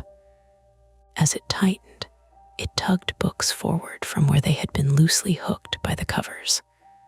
Owen saw it too. Trip line. Marisol's expression hardened. He wants noise. Panic. Just looking the wrong way, I said. A small sound came from inside the study room. A sob, cut off quickly. The second attempt was the obvious one. Force the door. Owen wedged his broom handle through the study room handle and pulled upward while I shoved my shoulder against the frame near the latch. Marisol kept her light aimed low, talking steadily to the person inside. "We're not leaving you. Keep your feet away from the door. If you can move back, move back." "I can't," the voice said. "Why can't you?" A pause. "My hand." The word was muffled, but I heard enough. Hand. I drove my shoulder into the door. Pain flared across the spot I'd clipped earlier under the desk. The door rattled, glass buzzing in its frame. Again. The lock held. Again. This time the bookend slipped from my sweaty hand and clanged against the carpet strip, somehow louder than metal should be on fabric. Owen said, "Move." He lifted his bad leg with visible effort and kicked low near the latch. The impact made the glass shake. He grunted and nearly folded. Marisol caught his elbow. "Owen, stop. I'm fine. You are not fine." He was breathing through his teeth. His face had gone gray. The study room door had not opened. The lock had been jammed, and the hinge pins were on the inside. Whoever had done this knew that, or had chosen the room because of it. Inside, the voice whispered, "He's coming back." "Who?" Marisol asked. No answer. The lights dipped again. This time, they did not fully recover. Half the fixtures over fiction went dark, leaving the back of the library striped with weak yellow pools and gray shadow. The emergency exit signs stayed red. The lamp inside the study room flickered and steadied. My phone buzzed in my hand. 1 bar, then 2. A text notification appeared at the top of the screen from my sister, Rachel. "You alive? Mom said you never called her back." It was so ordinary that for a second I almost laughed. Then the signal disappeared. The failed call attempt had taught us the front was useless.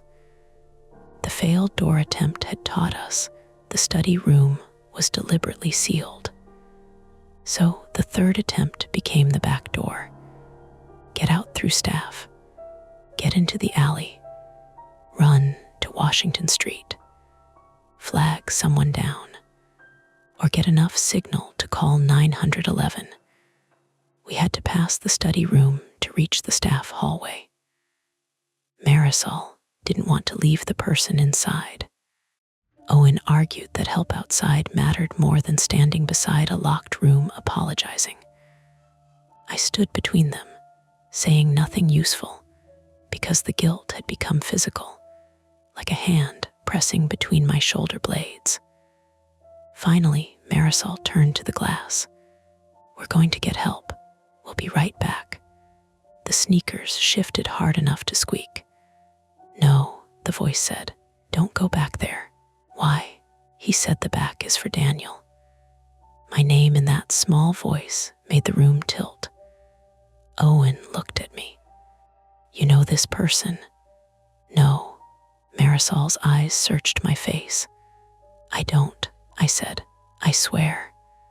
But my mind was already digging through patrons. Men I'd asked to leave. Teens I'd caught vaping in the restroom. The woman who screamed at me over a lost romance novel find.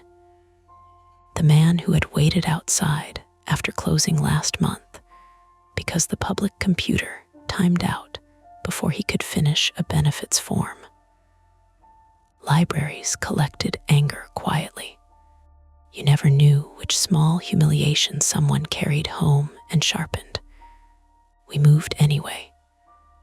Past the study room, the staff hallway stretched left, narrower and darker than the public floor. Coat hooks on the right. Nora's office door on the left. Break room after that. Utility closet. Restrooms. Basement stairs at the far bend. Rear door beyond them with the panic bar and alarm sensor above. The salt bucket sat inside the staff entrance, visible at the end like proof I had not left the wedge in the door. The wedge rested on top.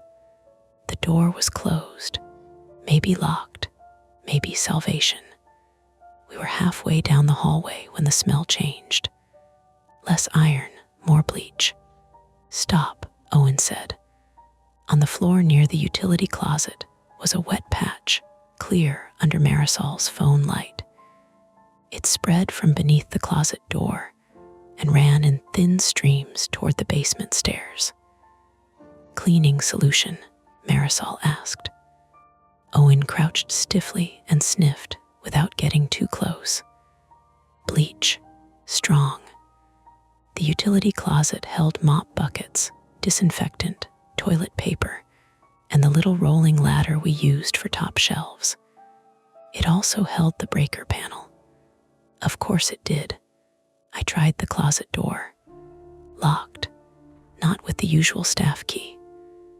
With another padlock looped through the hasp someone had installed years ago after teenagers stole paper towels for a prank. This padlock was ours. Owen patted his pockets. "Keys on my ring." "Where's your ring?" He looked back toward the circulation desk. His keys were in his coat, on the hook, at the front of the building. Marisol closed her eyes. Perfect. A noise came from below us. The basement stairs were just past the bleach spill, descending into a square of darkness. We stored archives down there, old tax forms, folding chairs, holiday decorations, boxes of donated books waiting for the friend's sale. The renovation workers had been in and out all week because the basement had the phone junction, alarm wiring, and heating controls. The sound came again, a dragging scrape, then a soft bump. Owen whispered, "Could be pipes." We all knew he didn't believe it. I stepped over the bleach stream, careful not to slip. My shoes squeaked. The air at the stairwell felt colder. Damp concrete smell rose from below. "Daniel," Marisol said, "I'm just looking." That was another lie. I leaned far enough to shine my phone down the stairs. At the bottom, something sat on the landing. A library tote bag, canvas, blue, our logo printed on the side. It was bulging, darkened in patches, and a red line ran from one corner across the concrete toward the shelves in the basement. Owen made a sound in his throat. Then the rear door handle rattled, not from our side, from outside. 3 hard shakes. Marisol clapped both hands over her mouth. The handle stopped. A fist pounded the metal door once. Then a man's voice called from the alley, muffled by the storm and the door. "Open up." We didn't move. The voice came again. "Library staff, open the door." Owen limped past us, nearly slipping in the bleach. "Thank God." "Wait," Marisol said. He stopped with his hand inches from the panic bar. "What?" he snapped. "How does he know we're in here?" The rain hammered the alley door. The man outside pounded again. I saw the lights. "Open up." "Who are you?" Marisol called. A pause. "Maintenance." Owen looked at us. "Renovation guys." "At 9 at night?" she asked. "Emergency call maybe." The man outside said, "Door S chained from the outside. I can cut it, but you gotta open from your side." My stomach dropped from the outside. The front grille was chained from inside. The rear door was chained from outside. The building had been sealed both ways. Owen looked through the tiny reinforced window in the rear door. I can't see him. Too much rain. The door had no camera feed now. Alley camera was black. I pressed my phone against the window, using the screen glow to cut reflection. For half a second, I saw a yellow raincoat shape beyond the wire glass. Hood up, face hidden, bolt cutters in one hand. Then the figure turned his head toward the alley camera above the door and raised one gloved finger to where his mouth would be. SHH. I yanked Owen back from the door. At the same moment, something slammed against it from outside, hard enough to rattle the frame. The man laughed. Not loudly, not crazily. Just once, a low, amused breath that came through the metal like warm air through a vent. Then he said, in a completely different voice, higher and softer, "Please help me." The same young voice from the study room. Marisol whispered, recording the study room voice. The alley voice, bait. The realization was cold and practical. A speaker, a phone, a recorder. Someone had planted sound where they wanted us to move. Owen backed away, dragging his bad leg. "We're not opening that door." "No," I said. Then the lights went out. Not all of them. Emergency power clicked on after one black second, bathing the hall in red from the exit sign and faint battery lights. In that second, Marisol screamed because something brushed her ankle. When my phone light snapped back on, the explanation lay at her feet. Fishing line again. It had been tied low across the hallway, nearly invisible, and when Owen stumbled backward, he had pulled it loose. It dragged a cluster of paperback books from a box near Nora's office, spilling them around Marisol's shoes. One had brushed her leg. Terror, then explanation. Explanation, then worse terror, because the line ran not toward the study room this time, but down the basement stairs. Someone had set traps in both directions. Then sprinklers burst over fiction. We heard them before we saw them. A hard metallic cough, then a rushing hiss. Water hammered the shelves at the back of the public floor. Fire suppression triggered somewhere in the system, soaking the books, the floor, the red stains, the evidence, everything. Marisol stared past me. No, the water spread fast across the carpet, carrying red with it in thin pink fans. At the front, chained exit. At the back, someone waiting outside. Basement below us. Study room sealed with someone or something inside. The sprinklers would flood the public floor, trip electrical hazards, destroy evidence, and maybe force the fire department to respond if the alarm reported, though the panel had already told us not to trust it. More immediately, the water was moving toward the power strips under the public computer tables. "We have to cut power," Owen said. "The breaker panel, S, in the locked utility closet," Marisol said.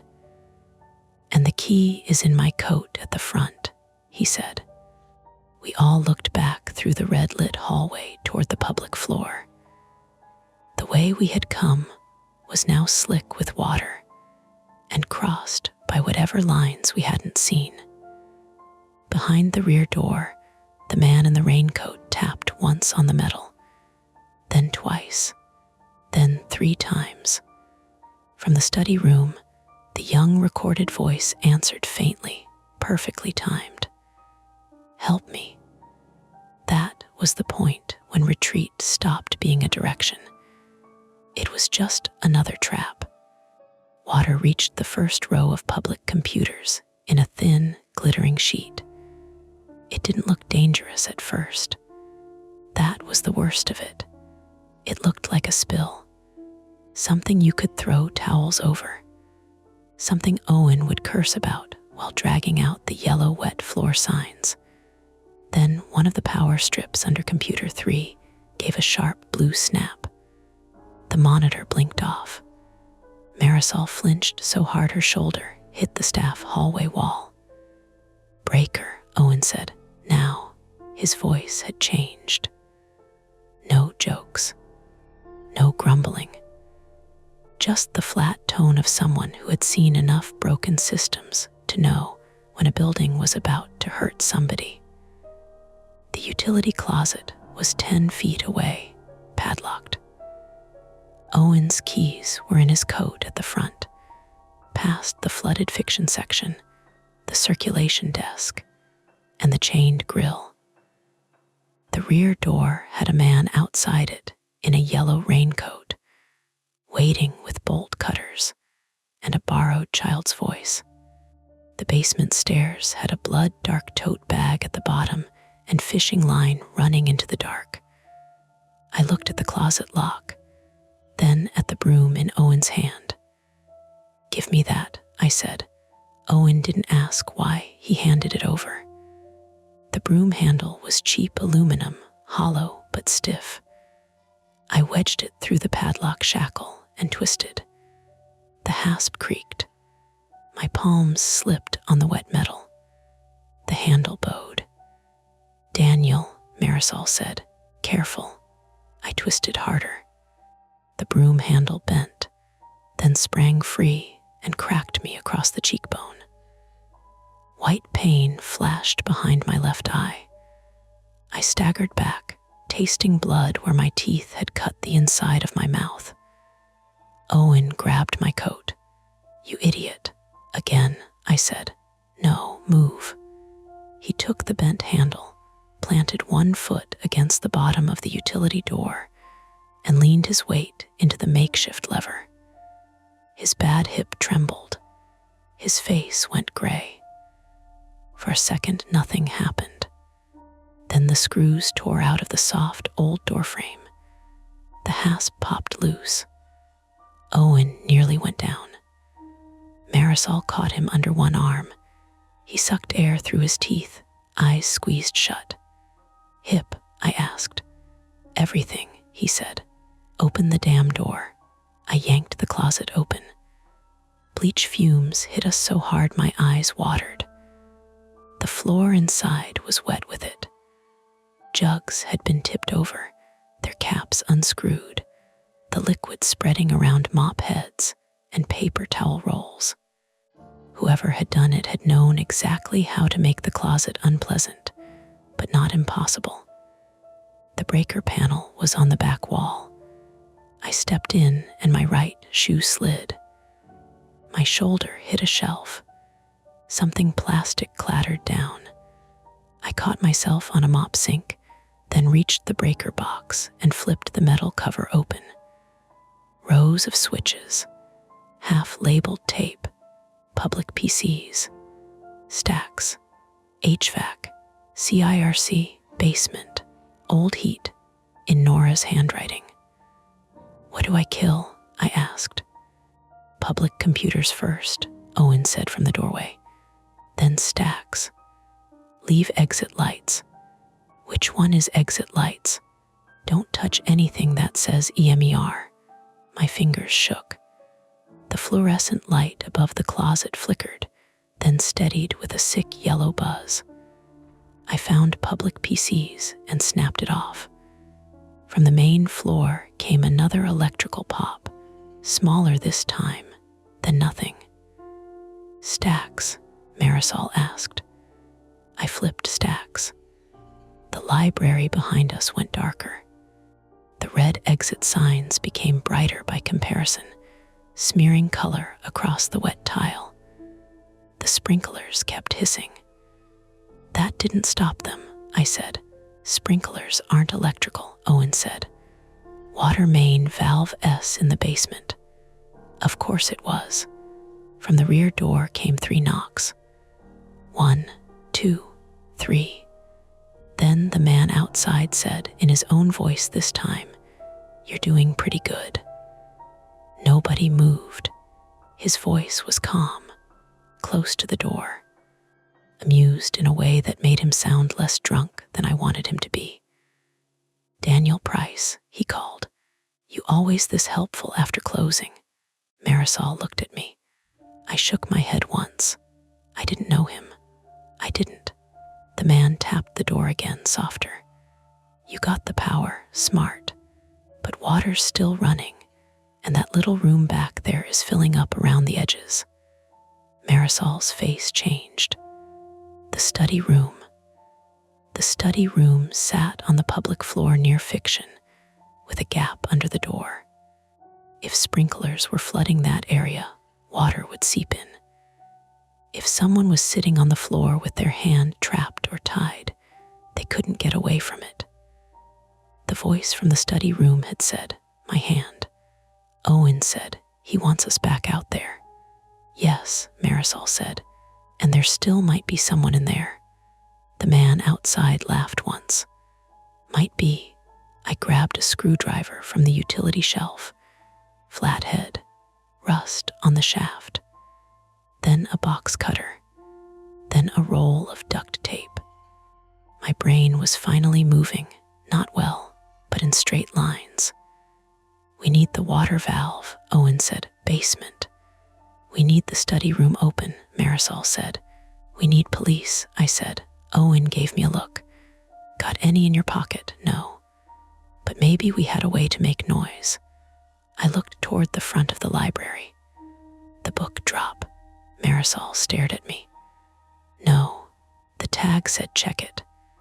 That means he wants us to. But the book drop opens to outside. If we can shove something through, make noise, throw a note. The outer slot is narrow, wide enough for books. Not wide enough for a person," Owen said, "but wide enough for a phone." My phone had no reliable signal inside. Outside, maybe. Marisol understood at the same time I did. "Record a 911 call." "No, text Rachel," I said. My sister's message still sat on my screen, waiting in the dead service gray.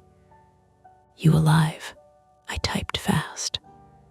"Trapped inside Brighton Library. Call 911 now.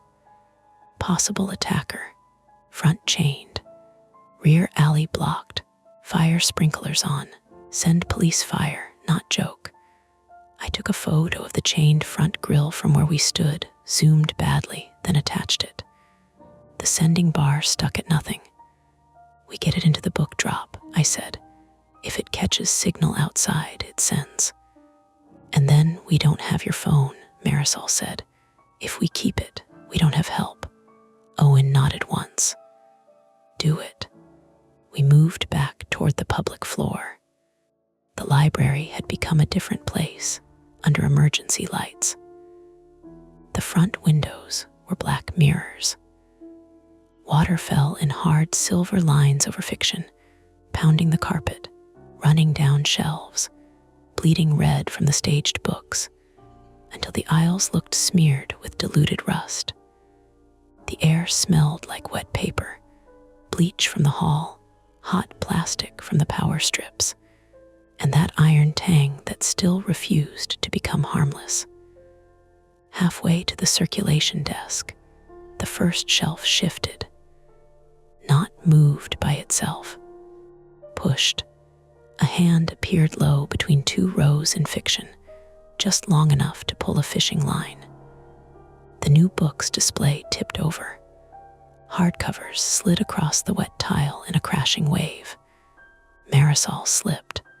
I grabbed her sleeve and felt fabric tear under my fingers. She hit one knee anyway, hard, gasping. A book skidded into Owen's bad leg. He barked a curse and nearly fell. At the far end of Fiction, a figure moved. Yellow raincoat. Inside now, not outside. He had come through the rear. The basement, the alley door. My brain tried to solve it and failed. He was average height, maybe 5'10", hood up, face covered by a white respirator mask spattered dark around the filter. Yellow rain pants, black gloves, bolt cutters in one hand. He stood near the study room. The glass was fogged with moisture. The paper mask still hung crooked from the blind cord, its cut-out mouth trembling in the sprinkler spray. The man lifted the bolt cutters, and pointed them at me. Then he stepped out of sight behind the shelves. "Run," Owen said. We ran toward the front, not gracefully, not heroically. Marisol limped from the knee. Owen dragged his leg and used the wall for balance. I held my phone in one hand, screwdriver in the other, and kept slipping on wet tile. At the circulation desk, I dropped to my knees by the interior book drop door. The metal compartment sat below the counter, locked with a square latch. Owen shoved me aside, pulled a ring of small maintenance keys from his belt, not his full coat keys, but enough, and tried one. No, second. No, third. The latch turned. Inside was the rolling returns bin. It was not empty. Books lay piled at the bottom, soaked at their edges with red. On top of them sat a clear plastic evidence-style bag, not police issue, something bought online. Inside it were library cards, a dozen of them, maybe more, each with a name, a barcode, a face. Marisol leaned over me. "Oh my God," she whispered. The top card was mine. Daniel Price. An old staff ID photo from 5 years ago, back when I still wore my hair too long and smiled like I was apologizing. Under it, Marisol Vega.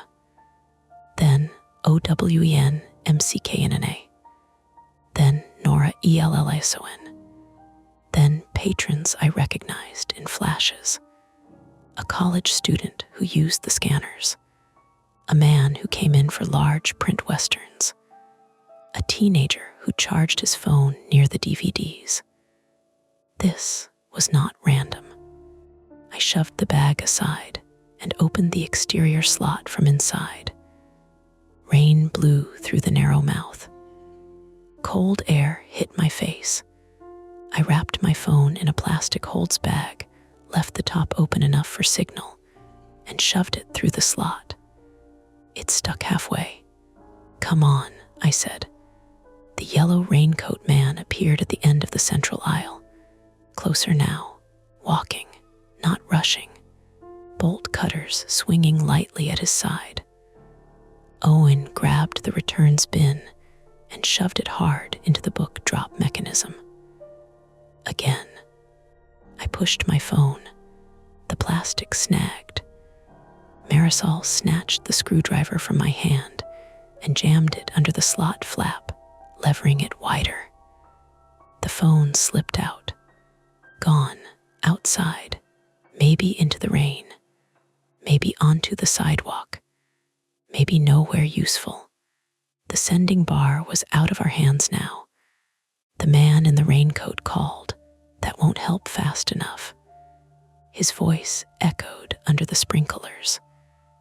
Marisol stood slowly, holding the screwdriver. Owen picked up the metal bookend from the floor where I had dropped it earlier. I had nothing but the box cutter. The man stopped 10 feet away on the far side of the new book's display wreckage. His respirator hid his mouth, but I could see his eyes behind clear safety goggles. Pale eyes, not wild, focused. That was worse. "Who are you?" Marisol demanded. He tilted his head. "You don't remember." "Try us," Owen said. The man looked at me. He might. I stared at the eyes, the hood, the mask. Strip away the rain gear. Add a winter hat, a beard maybe, a patron at a computer, a man angry about something small. Then I saw the lanyard around his neck, not library staff, contractor badge, one of the renovation workers. My mind found him then, the man at computer 3 weeks ago, filling out forms, asking if we could extend his session. He had been told no because other patrons were waiting. He had argued with me, not loudly, just with a kind of trembling humiliation. Later, he had asked Nora about a maintenance posting. Later Later still, I'd seen him in the basement with the renovation crew, carrying spools of wire. "Calvin," I said, his shoulders lifted slightly. Marisol glanced at me. "You know him, contractor. He was here with the phone crew." The man's gloved hand tightened on the bolt cutters. "Temporary subcontractor. No benefits. No badge access, except when somebody feels like opening a door." Owen said, "So you flooded a library." Calvin's head snapped toward him. "You people think this place is kind." The sprinklers hissed between us. "You sit at that desk," he said to me, "and you make rules sound polite. 30 minutes on the computer. No, you can't stay after closing. No, you can't print without credit. No, we can't hold your things. No, no, no. But you smile. Smile, you're helping someone." The sign behind me felt suddenly obscene. Marisol said, "If you were angry, you could have filed a complaint." He laughed into the respirator. "I did." He lifted the bolt cutters and pointed toward fiction. "Nobody reads complaints. People read blood." "It's not blood," I said. Calvin looked at me. "Some is." The words opened a pit under the room. Marisol whispered, "Who is in the study room?" He didn't answer. Owen shifted to my left, bookend low. Calvin noticed. "Old man, don't." Owen threw the bookend anyway. It hit Calvin's shoulder, not his head, but hard enough to make him stumble sideways into the display table. "Move," Owen shouted. Marisol ran toward fiction. I ran after her. Calvin lunged. The bolt cutters caught the back of my shirt and yanked me off balance. I twisted, slashed backward with the box cutter, and felt it catch raincoat fabric, not flesh. Calvin drove his elbow into my ribs. Air left me. I hit the wet tile on one hip. Pain shot down my leg. The box cutter skittered away. Marisol reached the study room door and began hammering the screwdriver into the glued lock. "Move back," she shouted through the glass. "If you're real, move back." The sneakers inside shifted. A small hand slapped the glass once. Real. The sound made Calvin turn. That was enough. Owen came from behind him with the bent broom handle and jammed it between Calvin's ankles. Calvin fell hard, bolt cutters clanging away. His head struck the tile with a heavy, awful sound, but not enough to stop him. He rolled, grabbed Owen's pant leg, and pulled. Owen went down. His hip hit first. He screamed. Not a grunt, not a curse. A raw animal sound that cut through the sprinkler hiss and made Marisol look back. Calvin crawled toward the bolt cutters. I crawled too. My ribs burned. My cheek throbbed. I got one hand on the cutters just as he grabbed the other handle.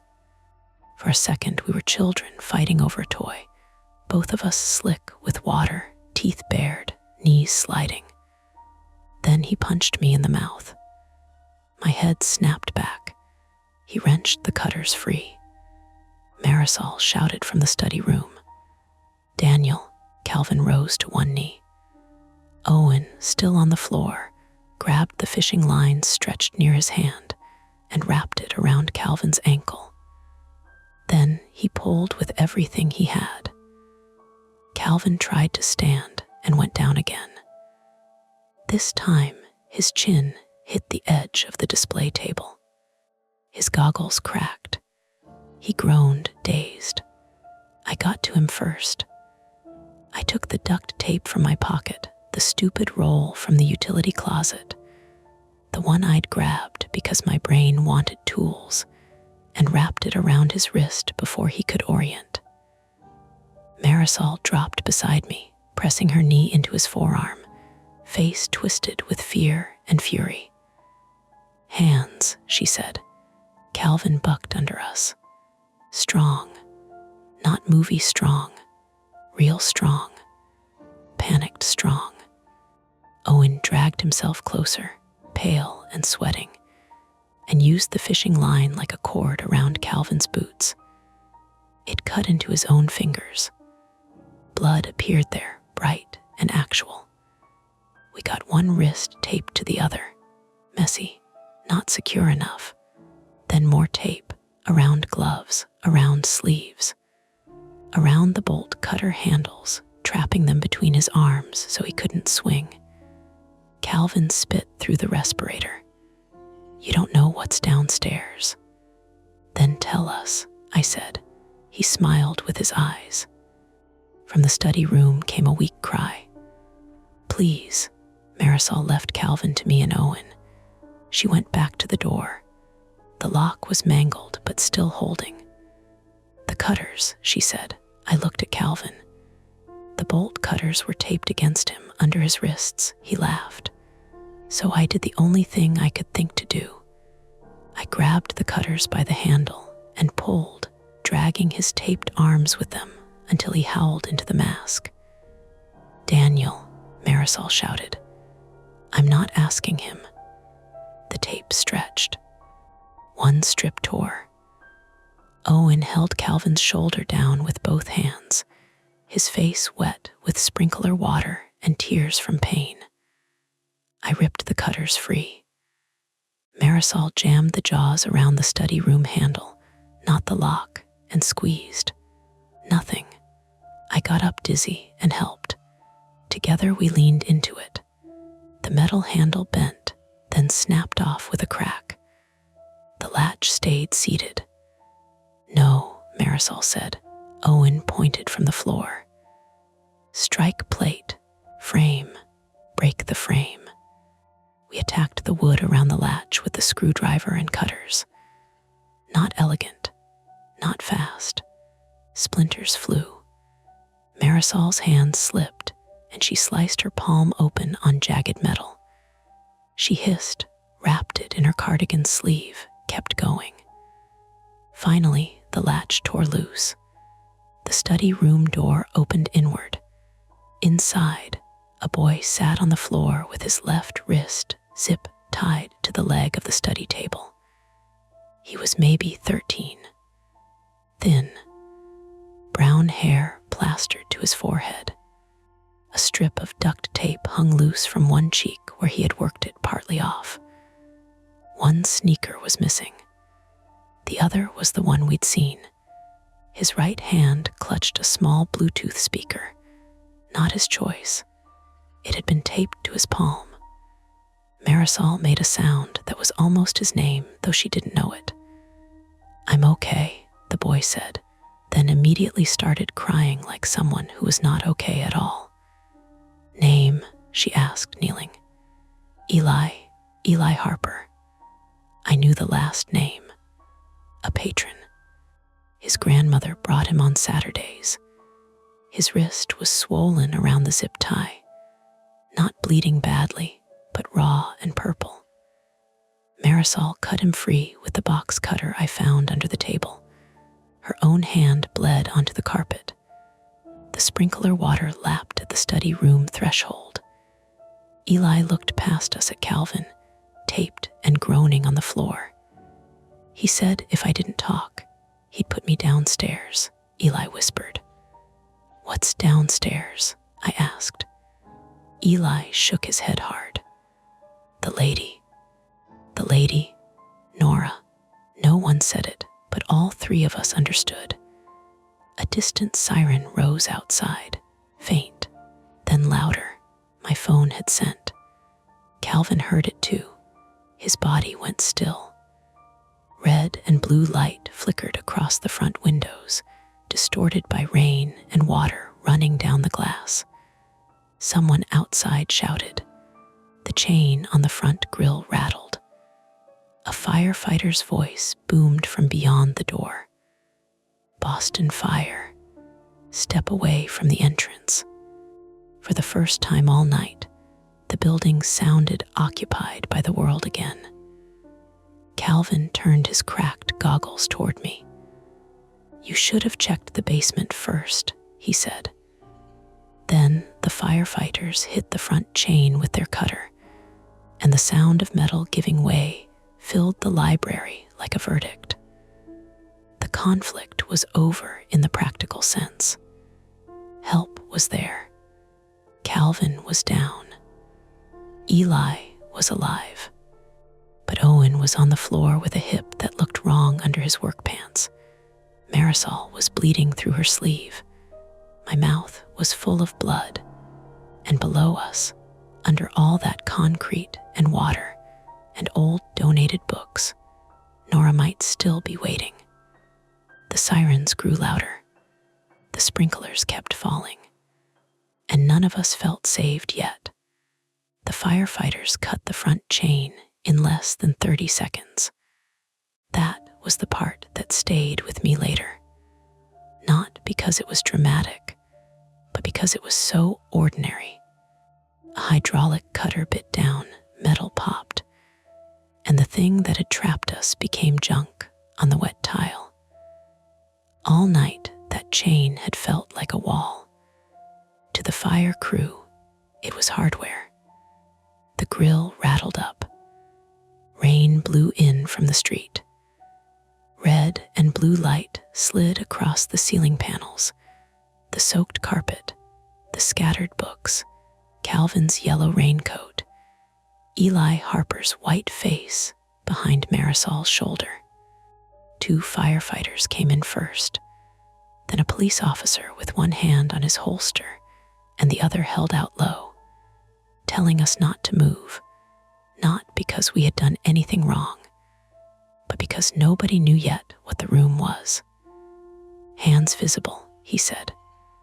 Owen, lying on the floor with one leg twisted wrong beneath him, lifted both hands and said, "If I could move, son, I'd be at home." That was Owen, hurt badly enough that his face looked made of ash and still annoyed by procedure. The officer's eyes moved from him to Calvin, whose wrists were bundled in our ugly layers of duct tape. Calvin was face down now, cheek against the tile, respirator knocked loose, and one cracked goggle lens filled with sprinkler water. He looked smaller without motion. Not harmless, never harmless, just smaller. "Suspect restrained," I said, though my mouth was swollen enough that restrained came out thick. Another officer knelt on Calvin's back and cut our tape away, only to replace it with cuffs. Calvin did not fight. He watched me from the side of his face, one pale eye open, as if we were still having a private conversation. "You're Daniel," a firefighter asked me. I nodded. "Your sister called it in. Said you texted her from inside. Rachel." I had not thought of her once after the phone slipped through the book drop. Now, the thought of her seeing that message, of her deciding in whatever fraction of a second not to call me back first, not to ask if it was a joke, made my knees feel loose. "She okay?" I asked, which was stupid. The firefighter looked at me for half a beat. "She's not the one bleeding." I touched my mouth. My fingers came away red. Marisol had one arm around Eli Harper, 13 male, though we didn't learn his exact age until later when his grandmother arrived shaking in a raincoat over pajamas. Eli kept saying he was sorry. Sorry for talking. Sorry for holding the speaker. Sorry for not being able to untie himself. Marisol answered each apology with the same steady sentence. "You did what you had to do." Her right hand was wrapped in a dish towel from the staff room, already soaked through at the palm. She had cut it deeply, breaking open the study room door. It would take 7 stitches and leave a pale crescent scar that later curved across her lifeline which she joked was too literary, even for us. At the time, she wasn't joking. She was looking at Eli like she could keep him in one piece by refusing to blink. Paramedics came in with a backboard for Owen. He argued until they touched his hip. Then he stopped arguing and made a sound through clenched teeth that I still hear when a chair scrapes too hard against tile. Dislocated, they told us later, with a small fracture near the socket. Surgery was discussed, then avoided. Recovery took months. Owen called it my involuntary vacation from all you lunatics. But before they carried him out, he grabbed my sleeve. "Basement," he said. "I know." "No," he said, fingers digging in. "Listen, don't go down there being you." I knew what he meant. Don't go because of guilt. Don't go because Calvin had named the place. Don't go because you think finding the worst thing first makes you responsible enough to be forgiven. A fire lieutenant heard us and looked toward the staff hallway. Water was still running in sheets off the fiction shelves, though someone had finally found the valve to stop the sprinklers. The public floor had become a shallow map of everything that had happened. Red diluted into pink veins, book pages swelling open like ruined flowers, toppled displays, boot prints, our blood, Calvin's blood, bleach from the utility closet, creeping in thin, ghostly trails from the hall. "You said someone may be in the basement," the lieutenant asked. "Nora Ellison," Marisol said immediately. "Branch manager, 46, female. She left at 6 for a meeting, but her hold slip was planted in one of the books, and the boy said there was a lady downstairs." The lieutenant pointed to 2 firefighters and 1 officer. With me, I started after them. The officer put a hand on my chest. "Not hard enough. You stay here. I know the basement." So does the guy in cuffs, apparently. That shut me up. They went down without us. The staff hallway looked narrower with them in it, helmets brushing the exit sign glow, flashlights cutting across the bleach spill, the broken utility closet door, the fishing line still caught around the stair rail. One firefighter paused to photograph the line before stepping over it. Practical, careful, the opposite of how we had moved. Marisol sat on the floor with Eli and let an EMT unwrap her hand. She didn't look away from the basement stairs. I stood by the circulation desk, useless for the first time in hours. A police sergeant took my name, then Marisol's, then Owen's while the paramedics loaded him.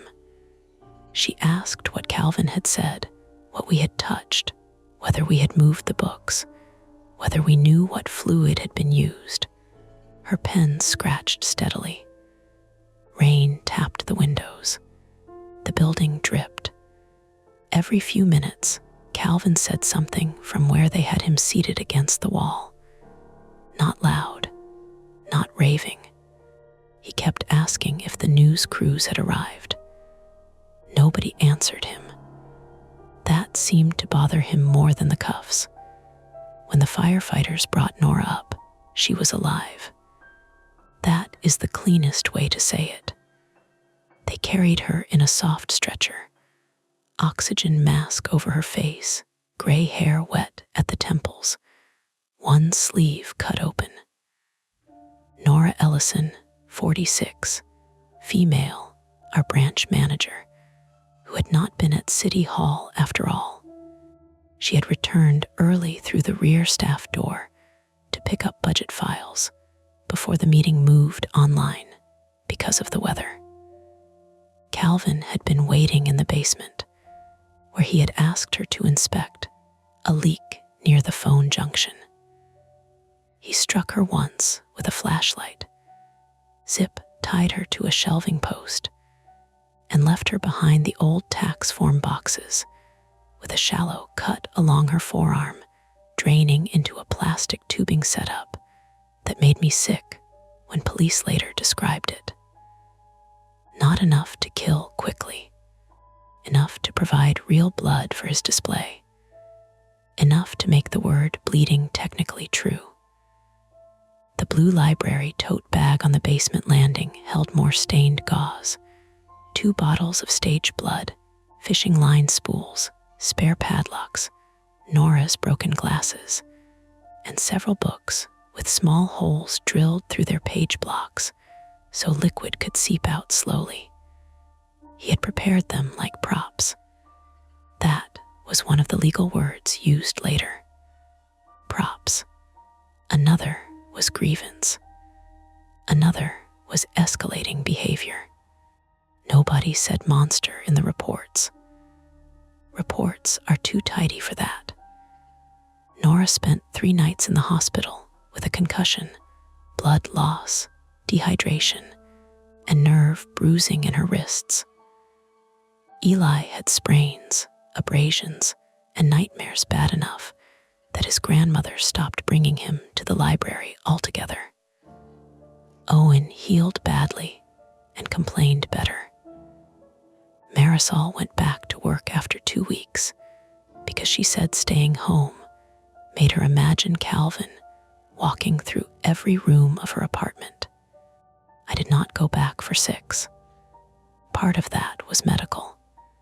2 cracked ribs, 3 stitches inside my mouth, a bruised cheekbone that turned yellow-green before it faded.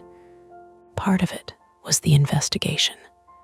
Police interviews, library administration interviews, insurance interviews, a lawyer asking me to explain why the sweep had not included the study room, then asking it again with different words, then again with softer ones, as if my guilt might change shape if he approached it from the side. The answer was simple. I thought someone else had done it. Marisol thought I had done it. Owen thought both of us had done it because we always had before. Calvin had counted on exactly that. He had learned our routines while working in the basement with the renovation crew. He knew where the cameras were weak, which doors were alarmed, where Owen hung his full key ring, which cabinet Marisol used for craft supplies, how poor the cell signal was in the back stacks, how the fire panel had been throwing intermittent trouble codes for weeks. He had filed complaints, yes, about computer time limits, about printing fees, about not getting hired full-time for maintenance after his subcontract ended, about being treated like a trespasser in a public building.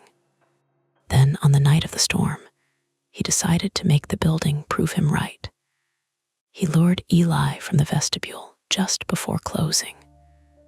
The boy had come to return books for his grandmother and stayed under the awning to avoid the freezing rain. Calvin told him there was an emergency inside, that a staff member needed help with the book drop. Eli was a decent kid. That was the awful part. Calvin used decency the way he used fishing line. He caught Nora when she returned. Then he staged the books. Then he waited for us to notice. I asked the detective once why Calvin hadn't just left after trapping us. Why stay close? Why risk being caught? The detective, a tired woman named Helen Marsh, 51, female, who drank vending machine coffee like punishment, looked at me over her paper cup and said, because the point wasn't escape, it was audience. That answer did not help me sleep. The branch stayed closed for 4 months. When it reopened in spring, everything looked both new and wrong. new security cameras, new panic buttons under the desk, new locks, new phones, new alarm panel, new policy that no one closed with fewer than 3 staff members, and no one, under any circumstances, skipped a room on the sweep because somebody else probably checked it. The fiction section had been rebuilt. Same location, rear wall, 5 long rows, though the shelves were metal now instead of wood veneer. The library replaced hundreds of damaged books. Some patrons donated money. Others donated books we could not use and had to thank them for anyway. The Friends group held a fundraiser with cupcakes and a banner that said Brighton reads ON, which made Owen roll his eyes so hard Marisol threatened to document it as a medical incident. The first night I returned, I arrived early. That surprised people. It surprised me too. Marisol was at the desk, scanning returns. Her hair was shorter. Her yellow glasses were the same. When she saw me, she held up a paperback. "You shelving, or are you just here to haunt us? Depends on the benefits." She smiled, but carefully. We were careful with each other now. Trauma did not make us closer in any clean way. It made us familiar with versions of each other we had not asked to see. Owen was still on light duty, which meant he sat near the entrance with a clipboard and bossed around anyone carrying more than 1 box. He had a cane with a rubber tip and had taped a label to it that said emotional support stick. Nora was in her office, back part-time. She moved slower. Her laugh had become rarer, but not gone. The first thing she said to me was, "Daniel, I need you to know I don't blame you." I had rehearsed answers to that for weeks. "I'm sorry, I should have checked. I know, I don't know how to make that true." What came out was, "I blame me a little." She nodded, like that was an answer she respected. A little is survivable. Don't make a career of it. That evening, before we opened, Marisol and I did the sweep together. Children's room, clear. Bathrooms, clear. Study room, clear. Staff hall, clear. Utility closet, new lock, new frame, clear. Basement stairs. We stood at the top longer than necessary. The basement had been cleaned, painted, and reorganized. The old tax forms were gone. The phone junction was boxed behind a locked panel. The shelves were labeled in Nora's neat handwriting. Nothing smelled like bleach or iron. Nothing moved. Still, neither of us went down alone. Together, Marisol asked. Together, we checked every aisle. At the bottom of the stairs, near where the blue tote had sat, someone had painted over a rust-colored stain on the concrete. The new gray paint was slightly lighter than the old floor. You would not notice unless you knew exactly where to look. I knew exactly where to look. We returned upstairs and unlocked the front doors at 10. Patrons came in as if libraries were normal places. A mother with a stroller. 2 college students arguing about a charger. A man who needed help printing a boarding pass. An older woman asking if we had the new Tana French yet. The building filled with small human sounds. Scanner beeps, page turns, whispered directions, the soft knock of books in the return bin. Ordinary returned not all at once, but by accumulation. Near closing, I shelved fiction. I made myself do it. F through M French, Erdrich McEwen, Tart. The new copy of The Secret History sat clean and dry on the shelf, its spine uncreased.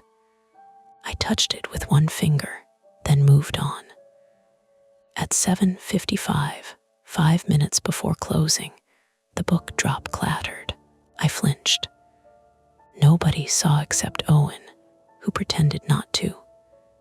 After the doors were locked and the sweep was done, I emptied the book drop alone. That was not policy. I did it because fear can become a room you refuse to enter, and I was tired of giving Calvin architecture.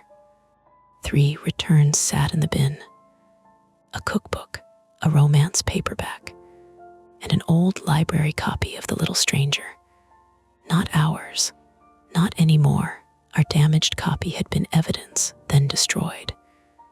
This one had a different barcode from another branch, edges worn soft from years of hands. A normal transfer, a normal book. There was a hold slip tucked inside. For Nora Ellison. I stared at it too long. Then I laughed once, quietly, because the alternative was not better. Nora had requested it again. Of course she had. Nora liked Sarah Waters. That was all. I set it on the holds cart. As I turned away, something dark marked the bottom edge of the pages. Not wet, not red. Just a small brown stain, dry and irregular, probably coffee, probably age, probably one of 1,000 substances books collect as they pass through the city. I did not touch it. I did not call anyone over.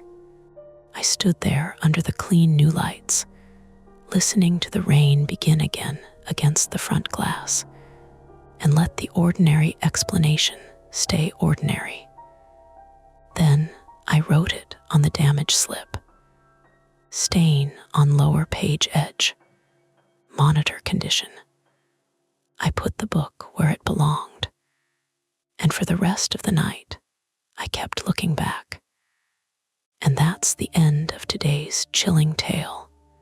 If you enjoyed this story and want more nights full of suspense, don't forget to hit that like button, subscribe to Mia Horror Stories, and turn on the bell so you never miss a scare.